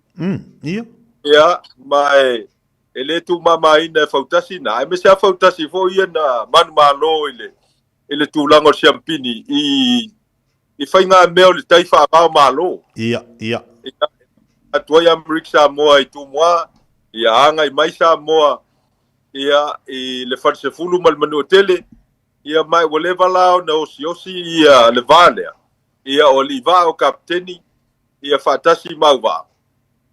Ia ona o whainga mea tai. Ia le ngata foi le tia. Ia isi tapena isi talonga pe o kiti fa Samoa. Ia o talonga volpolo ia o talonga o le basketi ia maisi uma talonga ia e fa moi fa tau nui nei. Ia le foi sa o maua ia le fa talanga Samoa. Ia le foi e fatino i Samoa te mo lato foi si ngafua. O lona ia o umala champini male tu lua i nei i talonga nei. E mautino ai anga i Samoa ia ai o te lofo. Ele ma fai un tuar vala ulio a sosi talonga Samoa. Ia fa pe mai ia mainto o volina se fulu Amerika Samoa lona we. E mo ka kia foi la le tapenanga le fai tu Amerika Samoa. Ia ma popo foi la le to tele o tangata o le ai Samoa. Ia i le teimi o le sisi ngafua man fa moi o Samoa. Ia o te lola. Ia o le foi la ua mata ona ngai mai ia to telo tatu tunu i Samoa. Ia e fua mai le teimi o sisi ngafua Amerika Samoa. Ia wa isi e o mai e sila mamai moa fo i fafianga ma fainga melitai ia o tulanga o talonga. Ia ai foi mala wali foi o mai e o mai matai le leia ia meto tia le fa ngai au talo ia mo le kapa ia ka penga e fa to lalo ia meto tia pa e fa penga ia kulanga o pana tapa penga metai o ringa i makema ia la vakua ia ngala ia ai tarsi ia le fa moi fo yo Amerika Samoa le fa se fulman motsa ia taula ul fa moi mai sa mauli ia le tapenanga ia ina ia manuia ia le fa moi tula manua ia malava tapena i fo ia lato e malanga e langlangoina le valaunia le fionga le li pale mia mal fainga malo Samoa ia pea upo e masani ai ita i o Samoa na lua ia o tātou e tasi o tātou le ainga malo like fafte tele lewa mana i fo i for sanga amata ni tayao fa longo atu au te lo te mamau o na o le i le fatinoina por fatinoina o le sisinga fu ina ia te auto ia mai tauina fo i lungo penga te failangi tu langa o lo ia ta penanga ia te utu Amik Samoa lo te fa longo o leo o lo o fa tau ina fo i tono Amik Samoa le tu langa o fa tau ina o le ngana Samoa tatou fe na e sau no ai le nei tayao le ta u o le ngana Samoa i tono Amik Samoa tia vane fa fonga le tonu o le tasi le nei o anavatau po manu lauti so se kovana e tu le mai Amik Samoa o le whaua wina lea o le whaolo la ina o le ngangana e whaunga ina i aso whaiso i Amik Samoa. Ia, mana tua foi lai o sa i lilinga ia o tātou lone. A whaia e le whaua wina le whaunga ina o le ngana Samoa ma le whaamna tuina o le whaunga ina o le ngana Samoa. E ta waula vai na mou le ngana i le si lima sfutau sanga i ndumatu. Ia mai atonu o inale alai ona fina ngalo teitai o le malo ma le teutori Amik Samoa. E whaua upea lea o nanga. E le matou komisi o lo iai ia le telefo i o toto ia o skola o le ngangana Samoa ma le anganu. Ia patasi fo i ma le ofisa e whapitoa lava i le ngangana Samoa ma le whaola ina o le tātou ngana. Ia e ala launa ta ua le vaenga lea tia. Mai o le tasil na mafuanga le ona o lango ina lo finangalo i le tapulo kalama e whaua pea. Fatasi e maisi polo kalama o lo o fatino ina e le au whaasana lau. Tu lo wal whaafonga le tunu. Ona o le telo polo kalama nei. E sila mamai moa iai ia lo tatu tunu o lo alalam papa au so se tunu o lo langi. Ia ai au ngā foi lai nei whanau. E whalongo e le whaunga ino le ngangana. Ia ma o latou whāteita iai. A wale tele la foi o ainga i Amerika. Pea o ina Asia. Ia e mata lava le tele plo kalama Samoa ona e iai mātua e awe latou whamua le ngana whapertania lo latou tele tununga. O le ngana pertania sa ili ele ngā ruenga. Ia tau na o au ina le ngana pertania mua. Ai whamuli le ngana Samoa peitaila. E iai nisi whanau ua matele le ngana whapertania. Awa matai o na whale tonu tautale le ngana Samoa. Ia au le au ngala nei tātou polo kalama i o lo whaia nei. Ia ma ta upu i o lo whasoaina. E wheso soani i whanau mai la tau o lo sila mai mo i tātou polo kalama. E le ngata o le whaonga ina o le ngana. O le whaonga ina sa o le ngana. Ia ai mawhai o na whauai upu e whaonga ina i le tātou ngana Samoa. O le tele ala o le lui tau leo leo wai loa nei. O le mea fōte o le upu nono. Ia e nono mai e o tātou tangata mai le ngana whapertania. Ia na whaonga leo tātou tupulanga. Lalo bawa.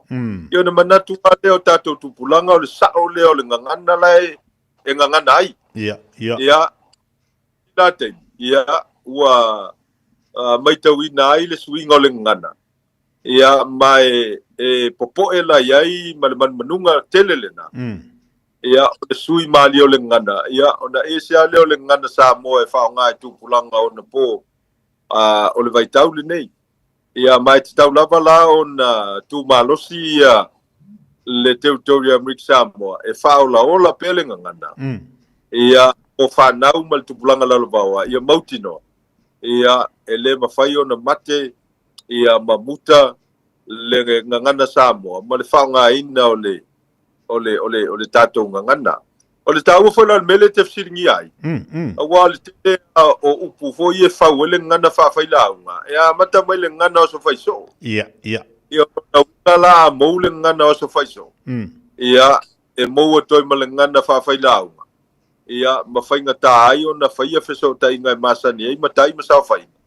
ia ai se o le ngana fa alo leo lo o ta o ia le soifuanga ona yu tatu tangata Samoa po fea lava le meo lo alala papa au ia ele mafai lava na nga ia tununa ia ai ta oto le ngana mal fatino na tatu tuma nganu ia ma le mafuanga lana le yo na fa o pea ia nga luenga le fa lo le no le ngana Samoa ia mai o te matua sapsapaia ia le finagalo le fionga le kovana fa pe fo ma to fono fai tu la fono ia mai to uma lo a fia le nei polo kalama ia fa ma lo fe faiva ia fa ftai la o nanga mal tau tuanga ia mautino ia o lo o fatino ia le fata we no le ngana Samoa wa o le vaenga lena e lo ai o Samoa se me siliona ona mau lalo mamatanga tia vanel fa fonga le tonu ia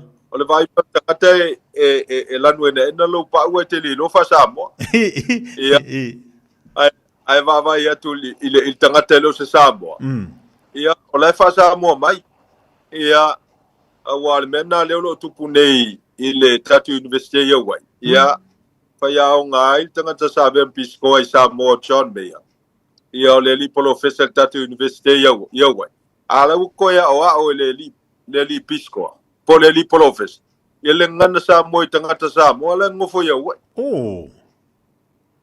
ma le tasi foi la na vaenga te tau na va ia le malo Samoa ma Mrik Samoa ai mese lava ia to finga ia konsula ma mo me ambasa ia Amerika ma ia ma Australia ma New Zealand o le tasi le vaenga tau na fata ua ile tiute o ngā luenga whape nā le malo ia fata ua la tau whaunga ino le ngana whaila so nganu toi whaulo la ia vaenga ia awal mele la tu a whaia telepisko ya ngai mai Samoa ma whai whau tala ia le kalesia ai esu ke viso lau pa ia so ngatai ia mai lo leo tangata ni yaka ma mai le whaunga ino le ngana ai leo tangata Samoa which moa ui o lelei ia ale metau ia o fa Samoa o le li palangi ai ngangu mai Samoa le lo fa Samoa e oi o le atunga lunga le lalena ia la yo na fa tau ia tau ia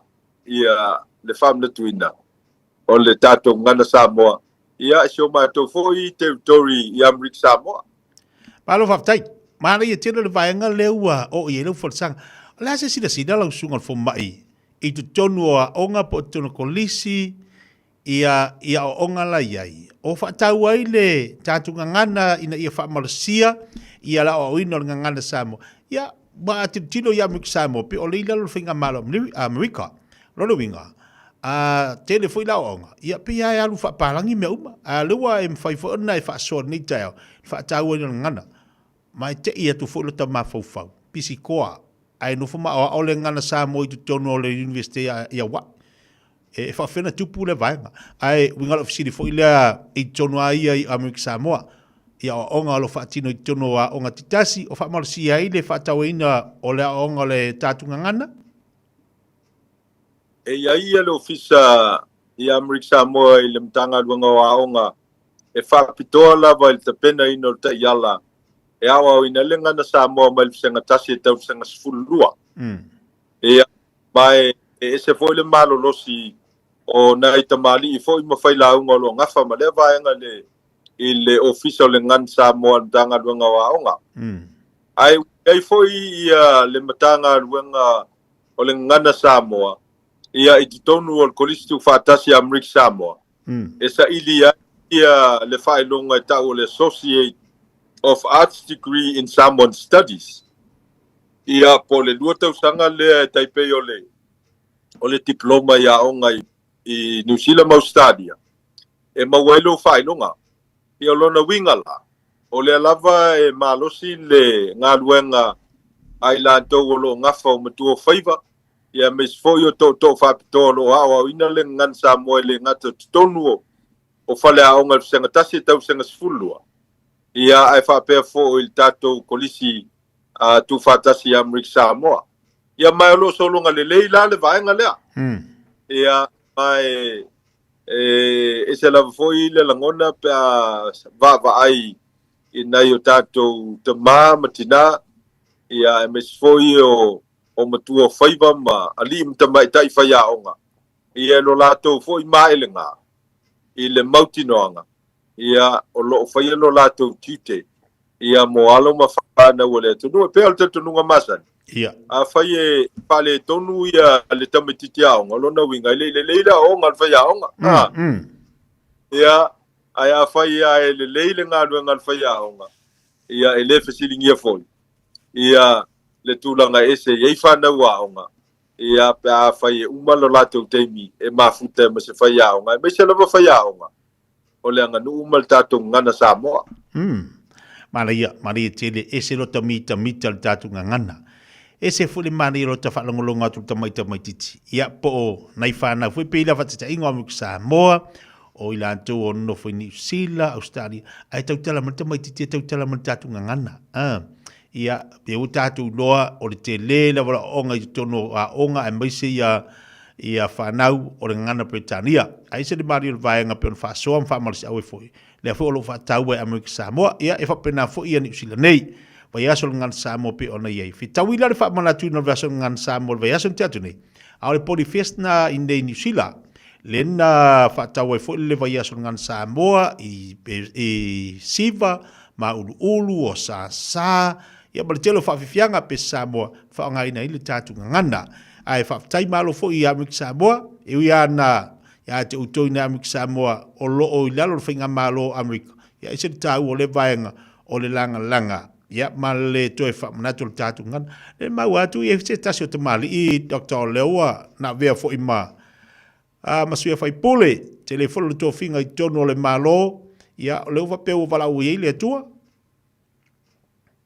ya moni le leia tia ia o le pona taunu mai ai Hawaii i Amerika Samoa ia le sa o mai ai ia le tinu maliu o to fa to ia lolo matalasi molinga o le sa vea mako vana o malo Amerika Samoa mo tau sanga e valu mai le lua fes futolu le lua felus fulu ia o le to fa to ia lolo ia sabe ma fai pule o moto sui ia mo le se fulu tau sanga ia sabe foi ma sento mo fa tau sanga il termina vem sento ia sabe ai ma presidente o le moto mawalunga po o le moto senate ia ma le tele o matanga luenga sabe ai al to fa to ma fa tonu po tai o le matanga luenga ia fatasi ai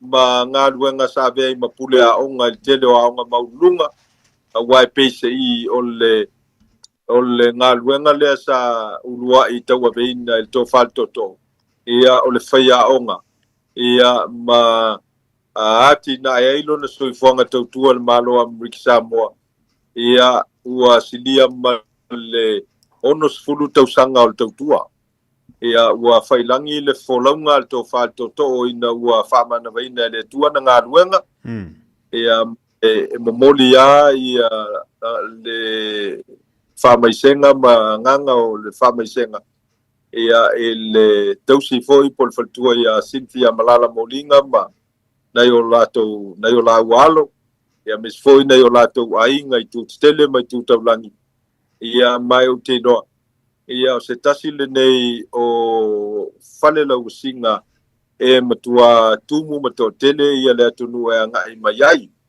ia mai o whamoe foi da whionga le ni pāne mia i lau le male toa ia e anga i mai i le usu ia le fono ma toi sao ninga to falto to ia lolo matalasi molinga ia i le aso sfulu untasi o masina aprila ia alu mana ia le fa mo tuina manua ilana sisi ngafua o le tasi foi le nei o teitai longa o le territory Amerika Samoa e pele lona finangalo ia le fainga malo Samoa ia ai o tele lavo teimi sa vea i mateitai ia ele mafai lava ona tu ina i le tualalo i le fionga ia tuila epa sai lele mani le ngoi ia fa pe foi le fionga ia fiume ia mes foi le fionga le lauli le mali toa ia ilona tel tonunga o Samoa o le ainga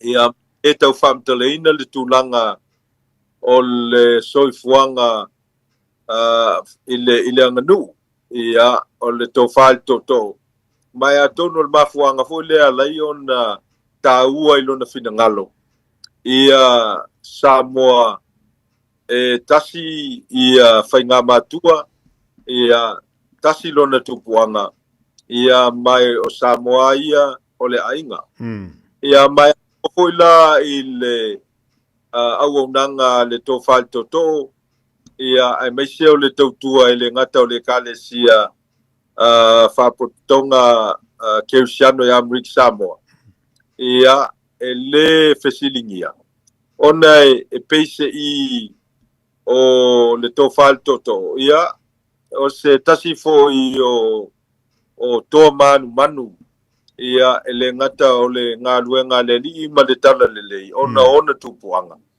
ia ai whape fo i tūlanga o le anganu ma le wha Samoa ia ai maise o le tausinga o malo i tūlanga whapo kiki ia te noa au whanga solo tāpenanga o na toi sauninga ia ma le teime o na toi sauninga ia o te noa le a maufoi le avanoa e moli mauaile to tele o te tai o le whainga malo e le ngata o Samoa ma Amerika Samoa ia i tala longolongo au le foi te tai sa tūlai mai ia e maise o le ati na e ai o Amerika Samoa ia sa mawhai on whatinoina e lona teimi o le kaile ne Amerika Samoa vane whafonga le tonu ina ua whatawina mai e Amerika Samoa le Hawaii Cable lea la yuna sawa le so tainga fauna po nei o upenga tafai langi Amerika Samoa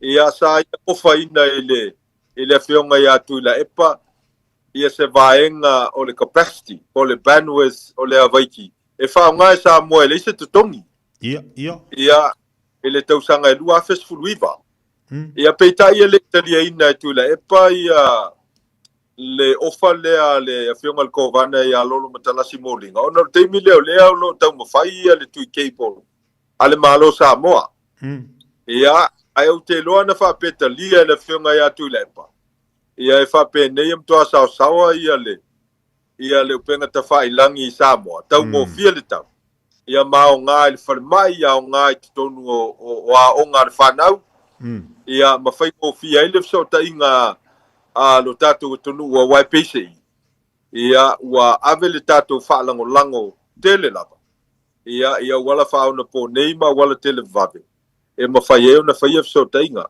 ia maisi mau au singa le fionga i kovana ia malmelta e leo na whaangalunga tā ia ma whainga tā on tu ese ia le au nanga mal tau tuanga le fionga i kovana ia ona se tasi o tō manu ia o fitu pula sa malamala mai Amerika Samoa ia ma mawhai ona i loa i Amerika Samoa i le lalolangi atoa tulanga ese le tūlanga o le anganu ia palengangana whawhailaunga i le vea i matoto ia pele fo i lona finangalo i le ngangana ia e maise o le ngangana lea marivao ngangana whawhailaunga i lona teltonunga ia o le ngangana e tausia ia inga mai o le ngangana ia e pae le ia so se whawhitauni ia i titono le tonu ia talo sia ia pa se toa e to tu se toa ia mai e tu matai fo i naionalo pe a fai tu lai mai ia e fa wau ia tiute a me se foi o matati asa ia fatuina ia il teltonunga ia e pele lona tonu ia te ia mai pele so se tangata Samoa e pe ona ia so soni ai ia el temi atoa tu lai mai le tofiko vana ia mai si to fingal malo ia sala ulo ai ia lana fionga ia ai avatu lava ia le anga fa mai senga le tunu fa funga mai fa ful pal motsa ia tatu sia fo fa moi o aina na lua o le tofa to ia lolo matalasi molinga ia sa mauli lo na fa moi ia mai tafi mala le fainga malanga ia ma tapena iona to sauninga ia mesel molina ia ilona olio sanga le tu mau e fata le la so e fio mai le malo fa tai malo le ne foi tai ao inisio melo tupu i tono le tato wa malo amiksamo la te walunga le tapo kalame le tai ao lu moenga o le toia afia mai o le faafitau le foi le wa le au te iloa o va mas futa usango e ngalue ni malo si fa tise ia amiksamo telefono si le fia ai pe ona utau mau atu ua toia o fo ia tato i Samoa i le peso o le pawa ale na u fa pe mau atu ua ia fa le tonu i momo keipos ua ia aluanga i lalo le palapala ua amata na afia pe o se ngaluenga tele la le uto e titiloanga ia i le malo si fa tise e to e tasua i lunga ma to e fa le leia la ia keipos ia o le aluanga i lalo le palapala a wale malo si fa tise o le ase sila fia lau sunga. Afa pea neila o le malo si faltise le wa toso ila lo le palapala. E ta ifia te usanga ma faini ngā luenga sia ke ine iwaya. Faftaia tia molfsili. Ia e fa malo luat foi pea fa fonga mai le ni ipale mia ma le kapineta. Ai me se foi el komiti ma le pulenga o le IPC. O lo le vai nga leo le avatu lungal tapolo kalama tia. Mari. O lai e tele o afi e faunga ia mo le mea o le diesel. Ia e te tauna ave le fa mo le tonu. E a mai ni afi fou. Io e makua la o mai afi. E tele atonu lo langi o lai fi so ni a Samoa. Makua la ko afi mo li e diesel operate inga ia mawhai o ngā whaola ai lea tonu ia uange i koe kupule mea lea. Ai ngā luku e fofole whawhita auli. Io i lou lea tali tonunga ku lou al whafonga mai a Samoa. E le te tau ana tau mwhai e fofole whawhita auli. Ao lai manga o mia le tise. Morsil fia tia. E aila uafi na whapipi i ol whaltali malo. O le mea lai tupu i le afi. O le tua inga mea foi le tau le automatic transfer switch e pe lo le power. O na ola lo le o le afi e le kau whaia manually. Mo i la tau i e whai wile mamla malmele tat whaso ai. Ia. Tau iai la le vaso le na tea. E iai le aso e whaatoru se fulu na ola le afi mai le valu le tae ao e tau le ono le afi afi. Ia. Valu e tau le ono. Ina wou sa ili le mea leo na ola le afi ao lai ola le wina. E maua lalo le voltage o le wila lai supply aku le fida le alu atu le fanga. Anga ia tu i whalatai sa wai muli whanua la vea mai malmele Transit Motel. O lea lai read e lau wafi mo li le whantan malo. O lai low voltage ia le wila le EPC. E le o lava le malosi e supply aku ai le wila mai afia le EPC e anga ia tu iainga. Lea la leo nga ola o komiki nga ola le afi. Inga ia whaatumu wai la le se senga lea. Ina aua le voltage se whaase lau walu se furu. E ola ai ia le wila e whaasoa. Ia i meia e whaongatonu le whantan malo pe o ea marulu. Ia pusaisa mea whapena i le voltage e lua se lau whaase furu. Ia o le mea la leo te vavai ai. A mau lalo le voltage ai le aise afi fo le e fesosoangi e ola ina ia mai lunga le malo se tauna iai. E kele langa leanga ai ia meto tino ai ngole palaka. Ia a whaila whaafonga mai se si o le IPC pol pulenga le IPC. Ia o lau le na au wala e fofo ele whaafitauli. O le makua mai a lava afi mo li e alu le tisol. Ai ka kia le haicho. Ka ko wafi o le haicho. Se fix muli. O ale mele tupu nei. O kako underground cables e connectai fulu aso ma fianga le fai mai fale ko. E le fai ngo fio nga fai le melnga o le si afa o le malo a miliksa mo me se lava nei tutuila. O le si afa mai sa tala yanga ya tu le tu sai. E underground umale wila ona e lua power plant tutuila. O le power plant sa tala ma le power plant tafuna. Ia o le lai e fai lo mai o lo ye le power plant tan nga manono. O le kele la underground ye e share ai e power plant ngai le load o le wila. Inga ia fai ngofia o nga kele le tonu. Ai le fa pe se fa fita au le mfai o na fai. Ai o lau na talo. Ia fai mo le wala inga ia mafai o nga fa wa pe le o le wila le tonu. Ai fix le fa fika au le. Ia ngai lo me foi le lo fa so le wila kele me le anga atangata. Me to tino le anga. Ia au le tele la o le complain o tangata foi le peso o le wila me se lava ia tulanga o pisinisi ia faftaila fionga palmi o le na sau noa ia mai ia le report ia o te talo to au el pulenga le pisi ia sao le report ave le palmi awa le sao lipox ele sao vo lang fo fa fitauli Doctor o le sau do ia fie lua o le se ngo afie lua o le kiso malisito inga afia na sau noi Io o afi e fulu aso o afi o le malo si o le foi le sua vai. Ia o le hai chonga ngai I fe foi kafka fole o le malaita apolo tu lo fa fonga le tonu inai I faleata. Ia o nga o le vai ngai o tato wila pe fa I saulo mantua. E pe o se me o le ono sumo tupu pasene fa nga le tiso. Le tiso. Ia tors ful montubu pasene fa ngale sua vai. Ia maleono pe fit pasene fa ngale sola. Ia a faiala o lea e fa le tonu underground cables ngi. Ia o le mesawa. A mai ia lava afi e makua fauai ia le wila mo mia le ngasa ngoi le pale mia o power supply. E fori ta maila o laiwa lavers le power supply. A le fa le kongu I underground cables ngai. E fa so ai le ia le tise. O le mata upu le nei tia. E ka kaunga faise komisi sue. Faise commission of inquiry e sa ili ai. Pe nga fa fefea o nga faile nga luenga wa le sa moli mau mai ni so le pisi. E le nga faile nga luenga I tausanga o mawai. Mai ka kaunga faile komisi sue. E sue.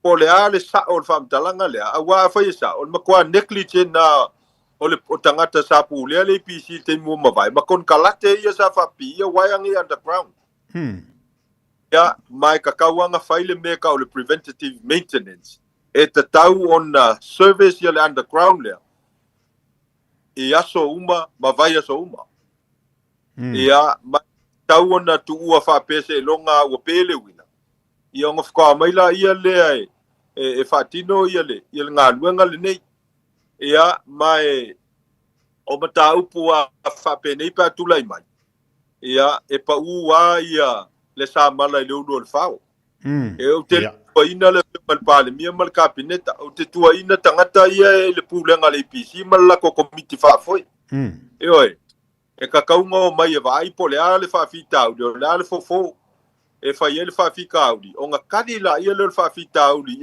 ia mautino ele ko pele wila ile au na o tangata ai fai mali e mele fa le kongu po le ala le mele fa le tonu e oi ia ai o kele manga ku foi o le mata upu ma fa fita o le tulanga tau sele ni pe ya no fa a declare lo le state of emergency tulanga o le wila apa mai lo sila le fa ka fi aku ia le fionga ia tu yo sinave mo moto tua e oi ia ele town pape mai le fionga al pan New Zealand ia ole a vakung yafi e se fulu e oi ia peka I fiku se fulu meka watso le afietasi ia on faola mai le afi ai se sino foanga e fa so ai le wila ia ai fofo po la fa fitauli le e ia nei wal mela le tu ia o na fainga luenga ana yuso foi matamali mfai la unga lo fai ngalo ngali pisi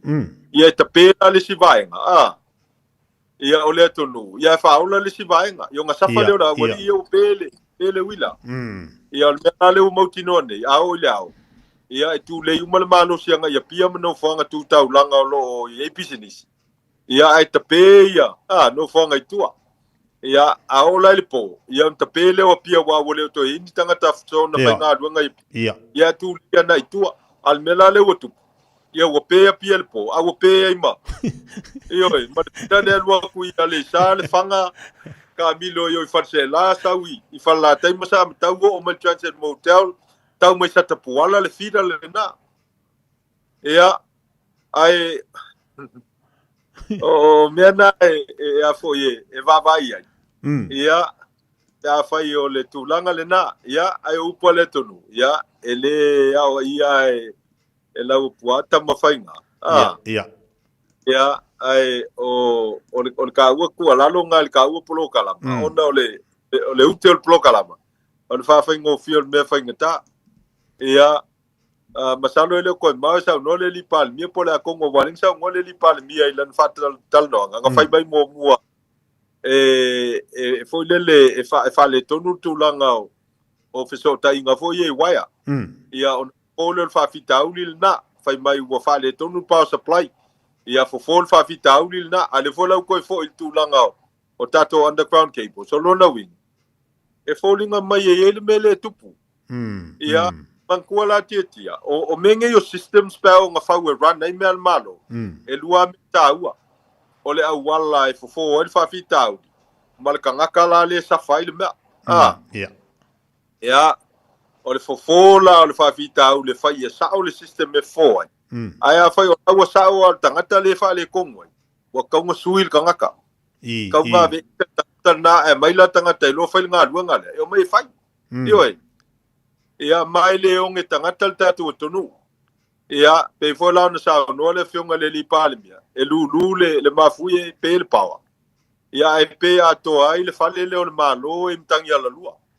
ia su at pa fitau fai mai e le se kiso le standby generator ko le ai mangi maa ia o le fesili la o ala me ala wali e foi la so ako e ke sila fia tia o la fa na la va ia la wa fi mo li transit motel e siaki ia la fa na le kiso mai ya mautino ai ma lusi ma e le mato fanga ba e fanga ai ma susu ya ina ia mautino pe mai le wila la lava le kiso la le swau ala foi ma lusi ma e ta va le ia te fa ukala ia le fa fitau le tu lai mai o le no fo yo o tangata o le mesawa ia wa ka malo lo nga ka nga ka fa nga lo nga fa lo malo ai su tangata lo fa nga lo ona ele matango fiel mele ia a tangata ho le sa wa le lo ko tangata vale inal pale mia masu yo kapineta le wo pe a ko ale wo pe a ko ale fale pepe lifi pepe mo li ale sa no pale mia e tu la tofa ngal moli wila fa ngal wenga ia al mesawa o le official pale mia i tu langa yo ngal wenga malo ele ka kaunga pele le wila le official pale mia ele tauna pele telefoni ele tauna pele telefoni fa ele tauna pele le upenga tafai langi e ka kaunga ye me stand by oi ia ala la ka ko loi o mo ka kele al fale kom ia fai ma onga pe on sa no palmia wo mona ona sa no tangata fai ko nga luanga le ai o le fai le swinga ia o me fa peti ka kele lo al ki me pe ma wi ia e ka kawala nga pe le wila o le fale o malo o le transit motel nga pe o le wila e kele lo pe le wina e o komeki yanga na activate le afia wai automatic transfer switch ATS le mata wafi modi o komekianga ola le afi ia ma saunga le moel fati nonga o afoyo au nanga mo tatu tunu ia mana ia Ma lo whaftai no luenga lo manino te lo vaenga o te loa te whau mani te lo whaasoa o no le tātaimi o mani stei mo tāpo kalame o mani te lo whaasoa i le afi moli o na leu te loa te le lusi le fia le vaenga i ai whaftai mo tāpo kalame whaasoa nei fo i yaso manino te lo vaenga i lau whasanga a me se fo se sani mo tātu atunu i au na le tātaimi la whatuia whamai a mani tāpo kalame wale ngang whalalo alu mo ia tia whaftai te le a mo le avanoa o te langona ina le tāua nei polo kalama i le toa tele o lātou e whasautai mai vai aso umalava mo se whasausani. Ia o le vai aso le nei sa whasautai mai se tasi o o toi titi fast food tau sanga ma te le toa whasautai. Ai na whalongolongo le tāpolo kalama i le vai aso umawai sunga li foanga i nā i Dunedin po se meo in Makako le whasautai mai ai.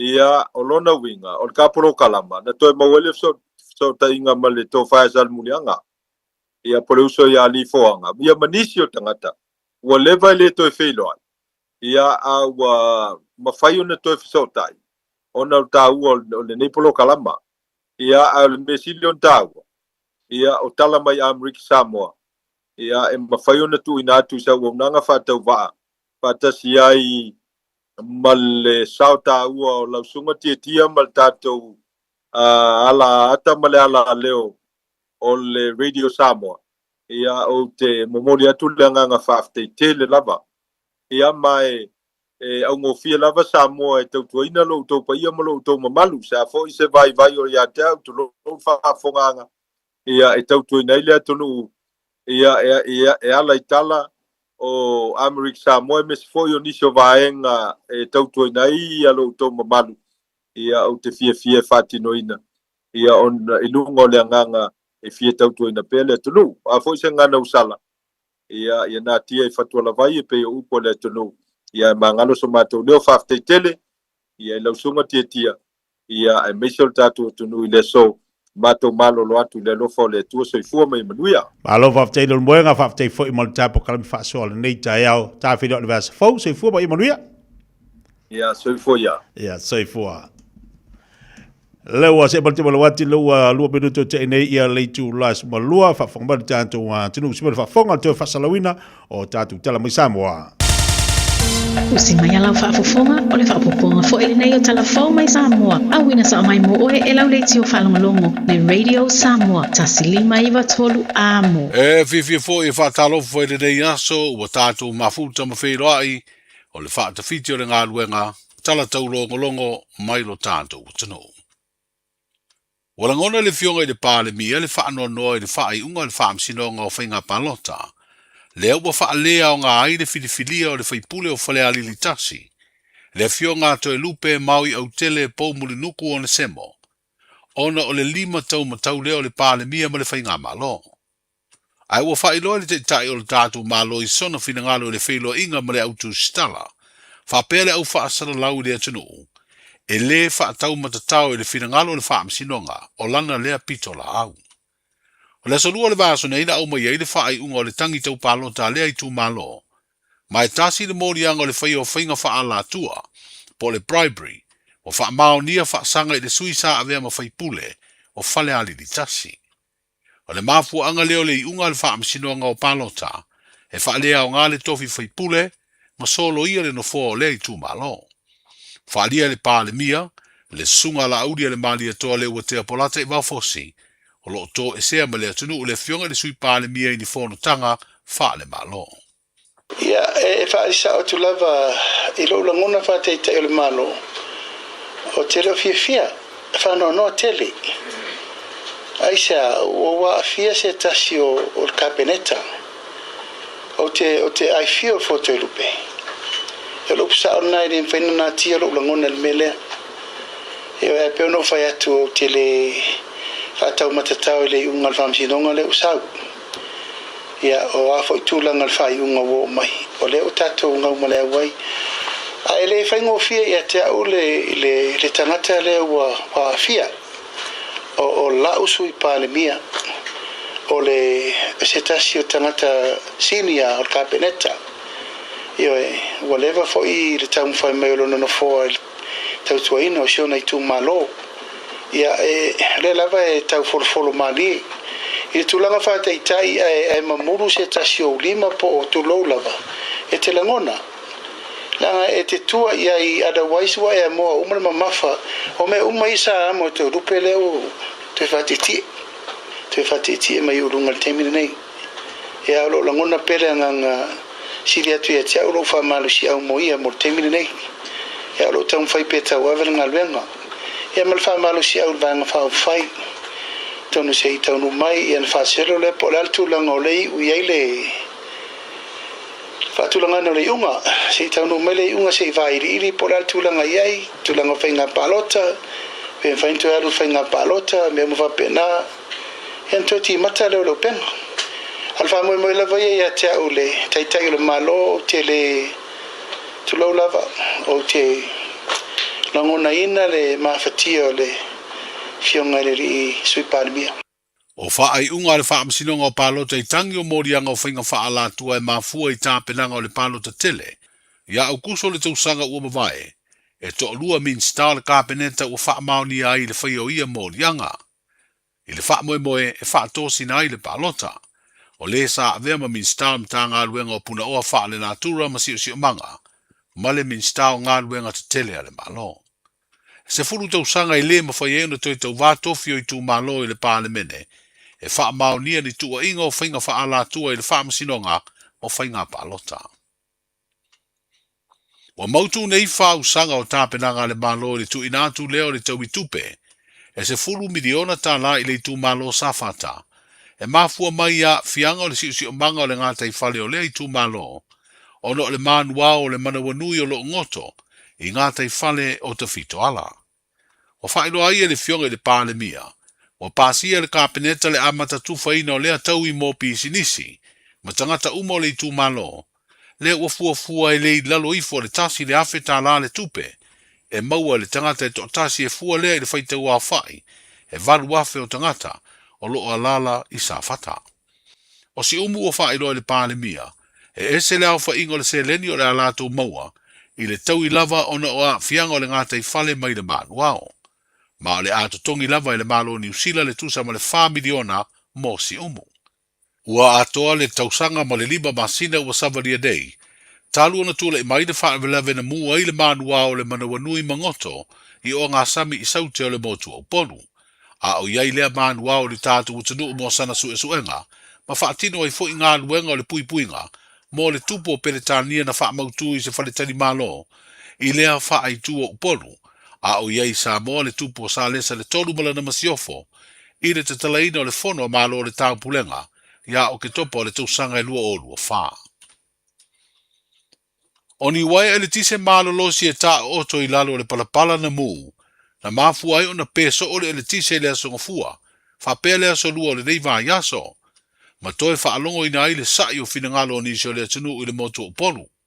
Wa fa ilo le bafu anga o le peo le eletise le pulisili o le fa laptonga le malo si tau eletise i se fono matu si tala mai a fa ilo ai o le waia malo si e feso ta iai le fa le eletise fianga matanu ngā manono na tu lai mai ai lea fa le tonu o le fa fita uli lena tu lai mai tala tuana po le la vea i fo ilea mana po o e tolu ano fuanga fo ilea tele o lo fa peona fa so to ile te sila tunu o te fianga e o lo ye ta to generating plants i o fia o i fulo so le fa pi e ta to ai ma utala i to na mano o inala le tu fa ta sila dis ona apelo no dispute tu i vaenga so la tunu o fa fita uli la lentu lai mai ona ua mule ke pole le underground ke pole so ta e fulo so to na mano si le fia fula le tatu tu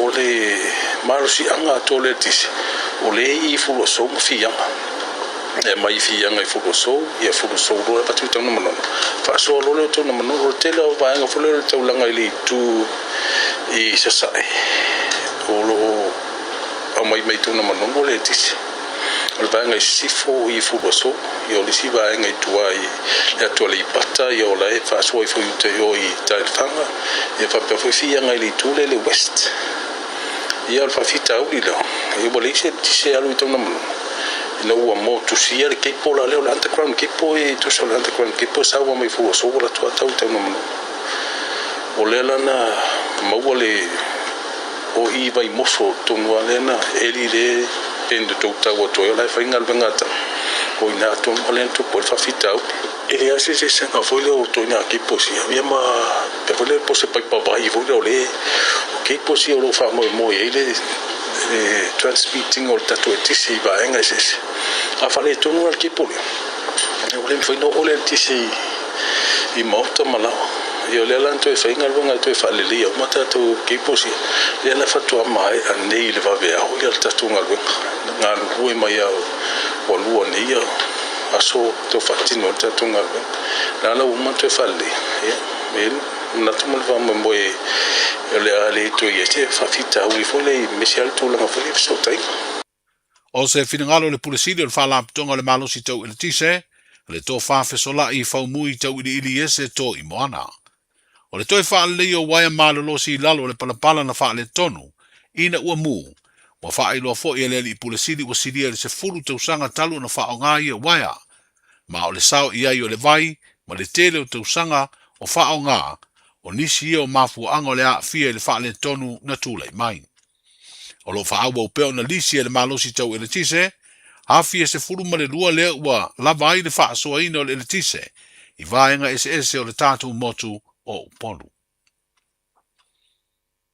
O le tālonga si isi iwa e beba mafa ua mautino o se tasile o tālonga watu mawalunga ile ingoa Samoa.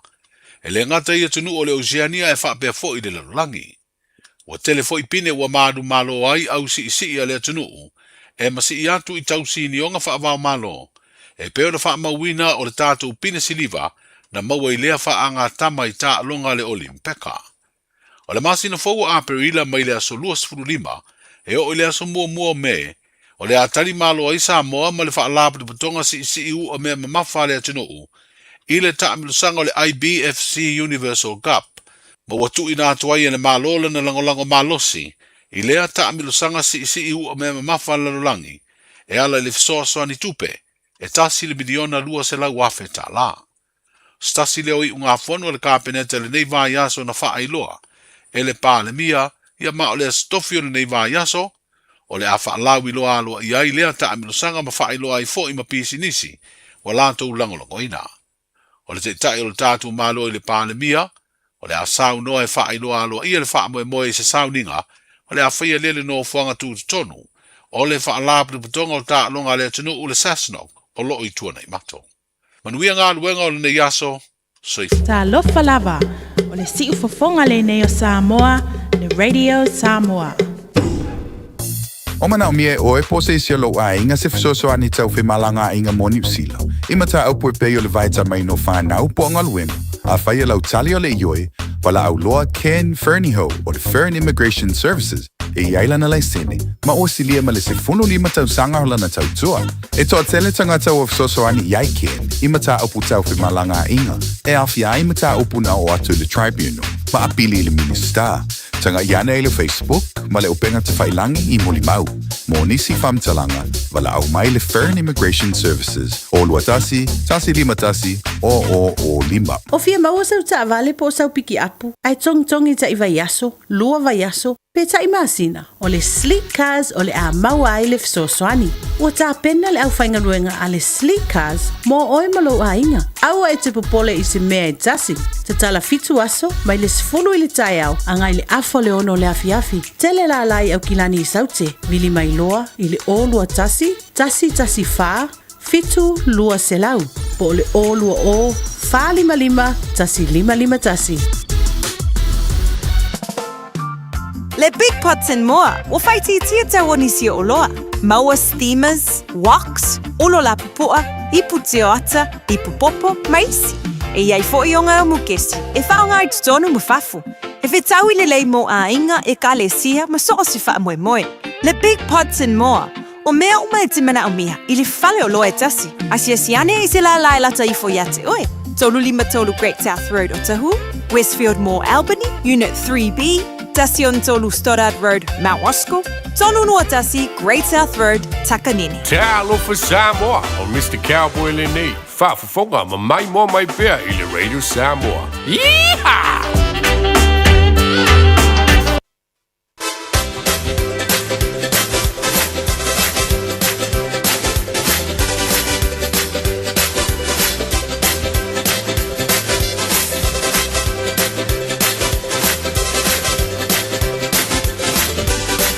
Se fulma fitu bini talo tia nei nei tu las malua dau fa fonga mali tatu wa tunu le nei o uli to fa sala wina o tatu tala mai sa mo pe na iai ia le tu foi mala nanga le na le fionga ngal mana tipi au tanga vai al fat fitu ngal duanga mandei vai yaso malu la banga du malu fudon sai malu fo i tatu wa sui fa sala le fionga ngal mana ia mana tipi manga duanga pe ona tu mo iai tunu tatu wa tunu o to mai melo tupi tunu tatu lava lau fanua ola ma fai on tau lunga tau tu ma le fionga ngal mana de aso tayau le lo fo mo le anga le tu mo dei vai yaso ia tatu fa longo foi le pola si tu langa o le ia ni melo tupu tunu tatu wa tunu le aso tayau ole na moya mo ia ile to e la wino fam sinonga foi le sa idio la mitonu pe le tu lai tasi le aso tayau ia ole la tunu tayai polari unga fam sinonga mantua foi vai aso ni tawana o mo ia wala fam sinonga le wala ri unga le fam sinonga le afi ai le tai o malo ia mo se foi ni so ila tou ia pe ona talo mo ia ile tu mo tai fam sinonga mia ia talo atu a o to eta pena la fai unga ia wa foi me o to eta pena mo ni vai aso le na to tu atu ida le vai aso atu le nei lo winga o le aso tai o le la tatu ma vai e polari tu langa o le ia ili unga fam sinonga ia e malo lor sai malo fu fa malosi o ame tu putatu ti fa longo fu Samoa ia ma melo tu putono tatu wa tu ia mau per to vai ma mau tatu le on sa tatu ti fa longo le fion pa ia le tu e fa ile ma tap sa ma fa mar amo tatu ia so so ni fu tatu loto mo tatu ma fo fa au tatu ti fa longo lo i mele tu putono tatu wa tu e se tatu la ngona e se fu tatu ma fo fa io ia pe ole tala la walunga mo liva yaso ole ungal fam sinonga fale alili pe ona tu ina mai pe ole tasina tatu tala o la walunga liva yaso ia le fu tati tilo e o mai ale talo nei tati fala ngolonga lungo penga ta fa ilangi ia o tele yatu stu singa mo fam telanga o tu ina mai i fai unga ma meolana anga iai ia le longa ia le fu manino le sauanga le te ale li palmia tai o le malo i sona la ngona fa tai langa o se tasi ni po tu toa ai mai so se tasi ni o tamali po o se tasi ni o foi pule le sa ni matau iai ia le kapeneta ia matu foi le vai te milena malanga mai ia le singa ngase lena sawele singa ngase le li parmia inei ia le lona tau aveloa ele sui parmia to finga ma me umalava ia amatar fontangal ni tu sanga ile amtangal pe inga tatu tilo foi ma va ai ile to fa loto mo to fa mao to fa sa ili ale fo ia tamali ile fa to ina o le motafono ia ai fa malo lo sa mahalo le pali o le taua maliki a tone me mo le tatalo o le tatalo a po le alo tatu tofu tatu ma tatu tusi loia tofu tatu ma tatu tusi famsino ua titile tatu wa onga ai le mafai na to sui ai se fai unga ai le mana ia fo io le fa mal au le tai le malo tatalo to uile tua o se eta pena ile tua awala ma me uma a tatu wa ai fo i wai le ile ai ama se sie ngala tala fo le ai ama se sie tonu masao ma ato to umala na fai unga mana me fai le ai so se tangata ai ale se ale sasi ai ale lape ai ale ona tonu ale mafu ma ia alanga upu ma upola tunu ele atoa ia le tautai ona faiva mona tiute E iai ale tautai alo lu fa ase se ia langa ifu I mea hanga iai. E iai ale tautai alo ase se langa va ai ele ilo le mea leta oto ele ngafo. Ia mawhaangota ai. E iai a whaali tono le tangata. A ole kio nei mea unga. Pe ona tatu wa ai fo le taimile nei. Olo anga ia le whainga malo le ana pongi mal te talo ina ia manuia mea uma I tono la tono. O le tō whaama mau fo ina mo le tō whasa ili te tau ana iei tātou. A tātou tilo la ilungo penga te whailangi. E le o le tali nā le whaafi tauli. E le o le tali fo ina o me ti ngai o tātou loto. A wha mai tawi te whaasanga e o tātou manta I maunga e o mai elu tātou fsua swani. O lau te talo la ma lau te talo. Ma le tātou wō I le li. E tā pena I le tua isi au wala ina I whaanofo fi le muwai. Ia mea le tutupu tono le tātou wantinu. Ma ia I maunga te tele, ia te ila tolo taita ia le whainga malo e ka le sia si I o la vai sea o pito I titi. O le tāua nā lau te talo. O le talo, waipe e whai mai a o e wamawalau master, wamawalau te keli, wamawalau ki piloma, wa te le, wa kele me wa eilua. Ai le mawhai, ona tu e suia I se whai unga.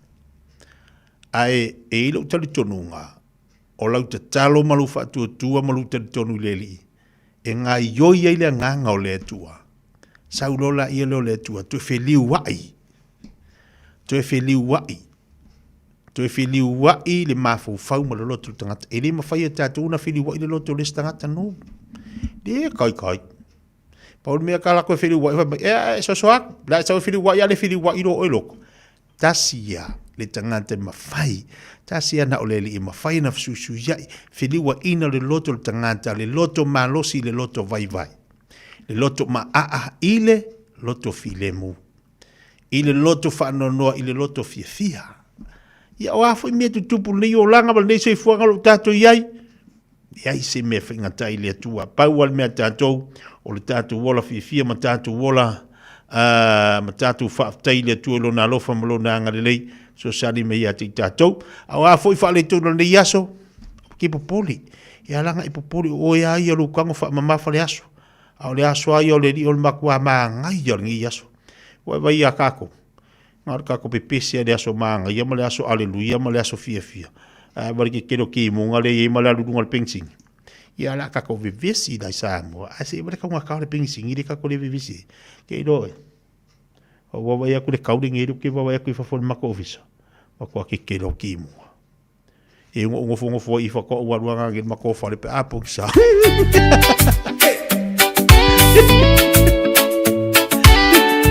Awa pe ole akale aso. Ke ngofo ia I mako ofisa kia sa pe lo kau ke ngofo akasi ia I.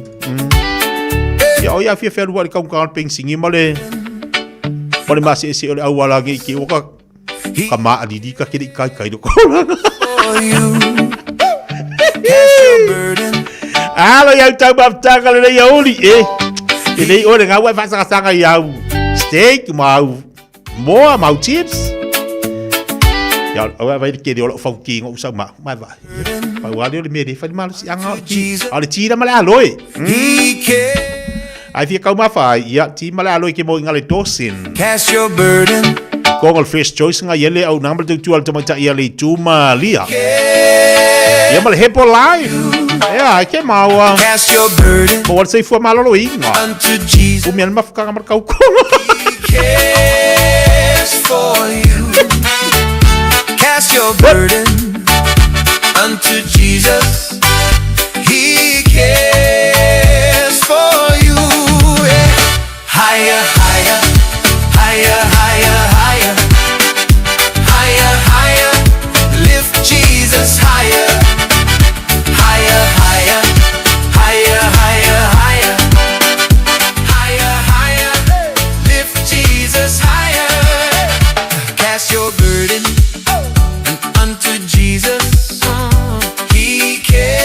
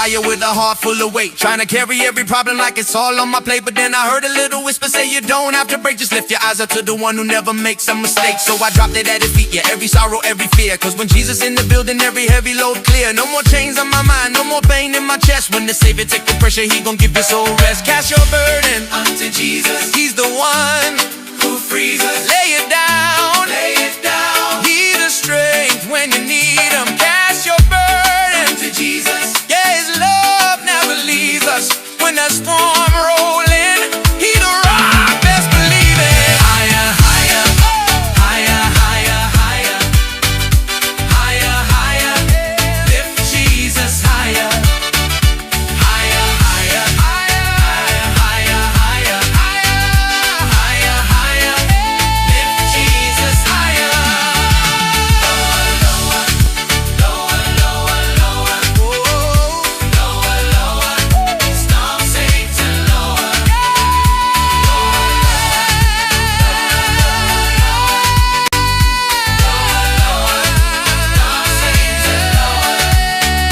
Cast your burden unto Jesus. He cares for you. Cast your burden unto Jesus. He cares for you.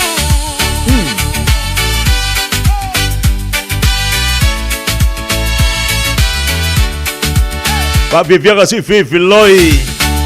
Malo tato wa tunu tato ubala ba nei vai ngalaoli. Ele tele mo ti monga malolo wa le tau. Cast your burden. Te lope to tasi de vai aso sui lo le taimi ya. Ai ba sui ngol tau de la makanga sui mali atu le tau. Higher, Lolo wenga wa tau fo na sui ma tato ma fa fa. higher, higher. Sui le tau. Ba, le la sui le tau. Wa tau fo na tato wa vai lo le tau malulu. Higher, higher, Sui le taimi, sui ma le tau. higher, higher.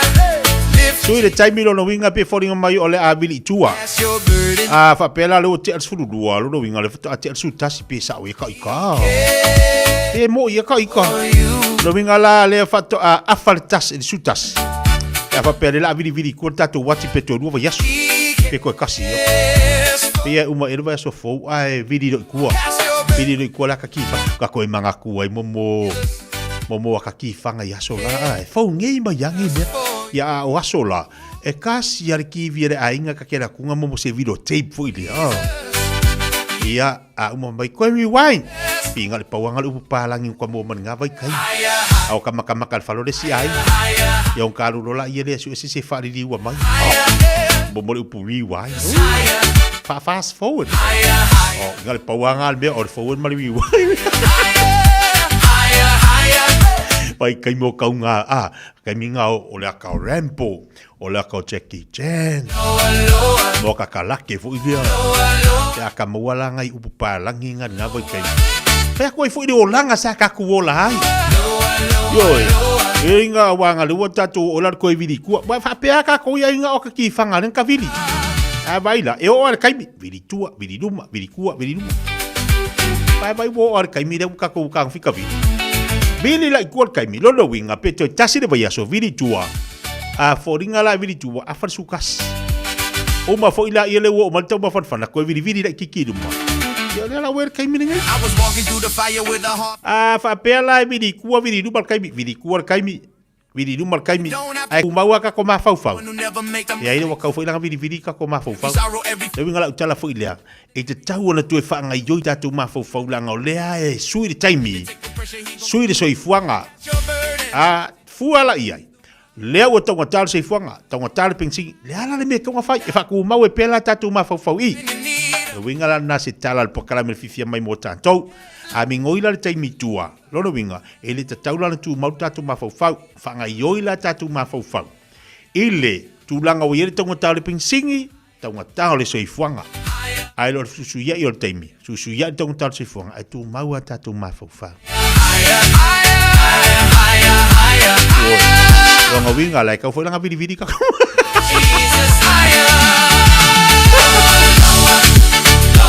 Dia ga de ka ke fa be e ka ke ka fe si de fa mai e se ke pi hai e bo ai ha. Wakile kakopi hai. Kalu wai, o lau ka vidi, uma mea lau langi, ala ngai ai le vidi, ka ko. Ngā le vidi, ngā dua Facebook. O le whale kongu au lea o vidi. Whale kongu lea o vidi. Ai le vidi, ni mea nei fo ina e oso mai, e se maa ngai o se mea e mau se. Ai a kako alo lupo. Ere wakile ngā kule kako.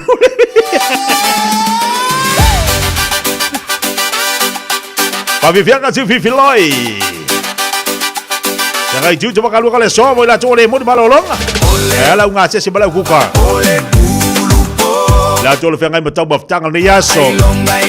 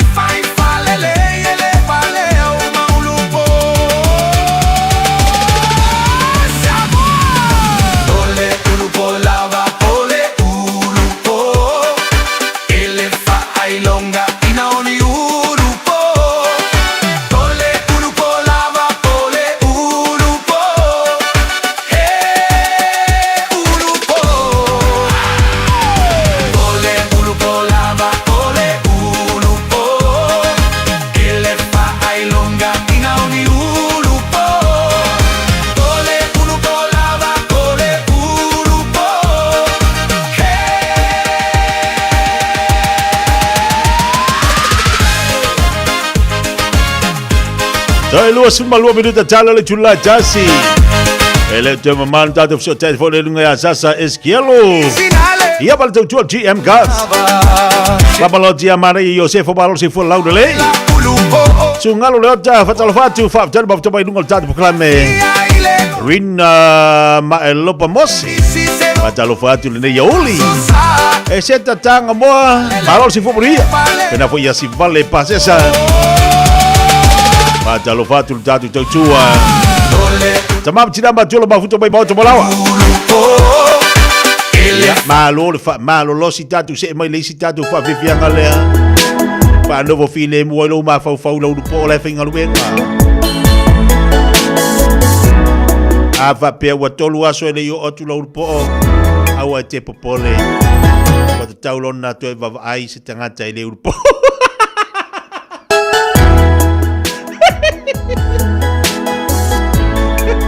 Ava pe wa ko le vai aso ma ira urukula. Ele ia le whaiga luega waka kaunga whai se whai unga. E ai alofa pe iai.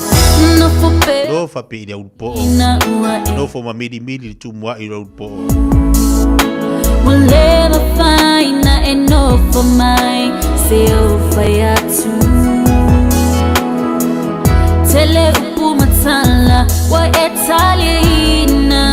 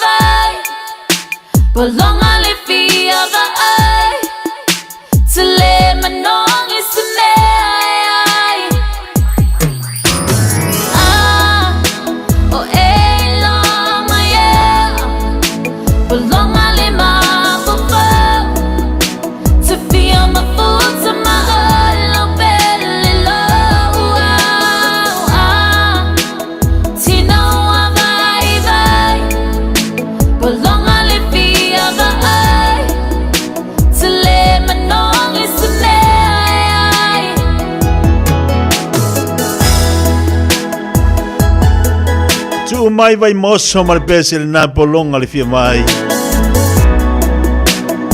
Polonga le fia mai. Ele fa pengala sasa. Sasa ia le okay ia lai e mo ia finga luenga le po alai mo ai. Ai di polonga sasa. Tala fa jausa sasa skielu, malor se fu moria de yaoli. Malo se fua malo to wata malo fo fonga o sunga foi la tusi nei ya o ia na ti munga mama tangi le so ia pa yo ai la vale lo fo le tua lo so fua le ngate le malo se tato no ya nei foi tu lang le tato o nanga pa tele tu le to mo fo ni la ia so tai foi ya ilungo marunga pe o ya wa la vale fa lo ino tato wa Nisi Filautus, malo se fua. Yo e malo via le. Yo e. Ine ai e foi. ele fa pe nga so yo pa me polo ma fia va ai le li wa ina fio mai yo la sau tau fa matalanga o pulo al polonga le fia vai polonga o ani ona winga o ani va ainga o tangata e polonga le fia vai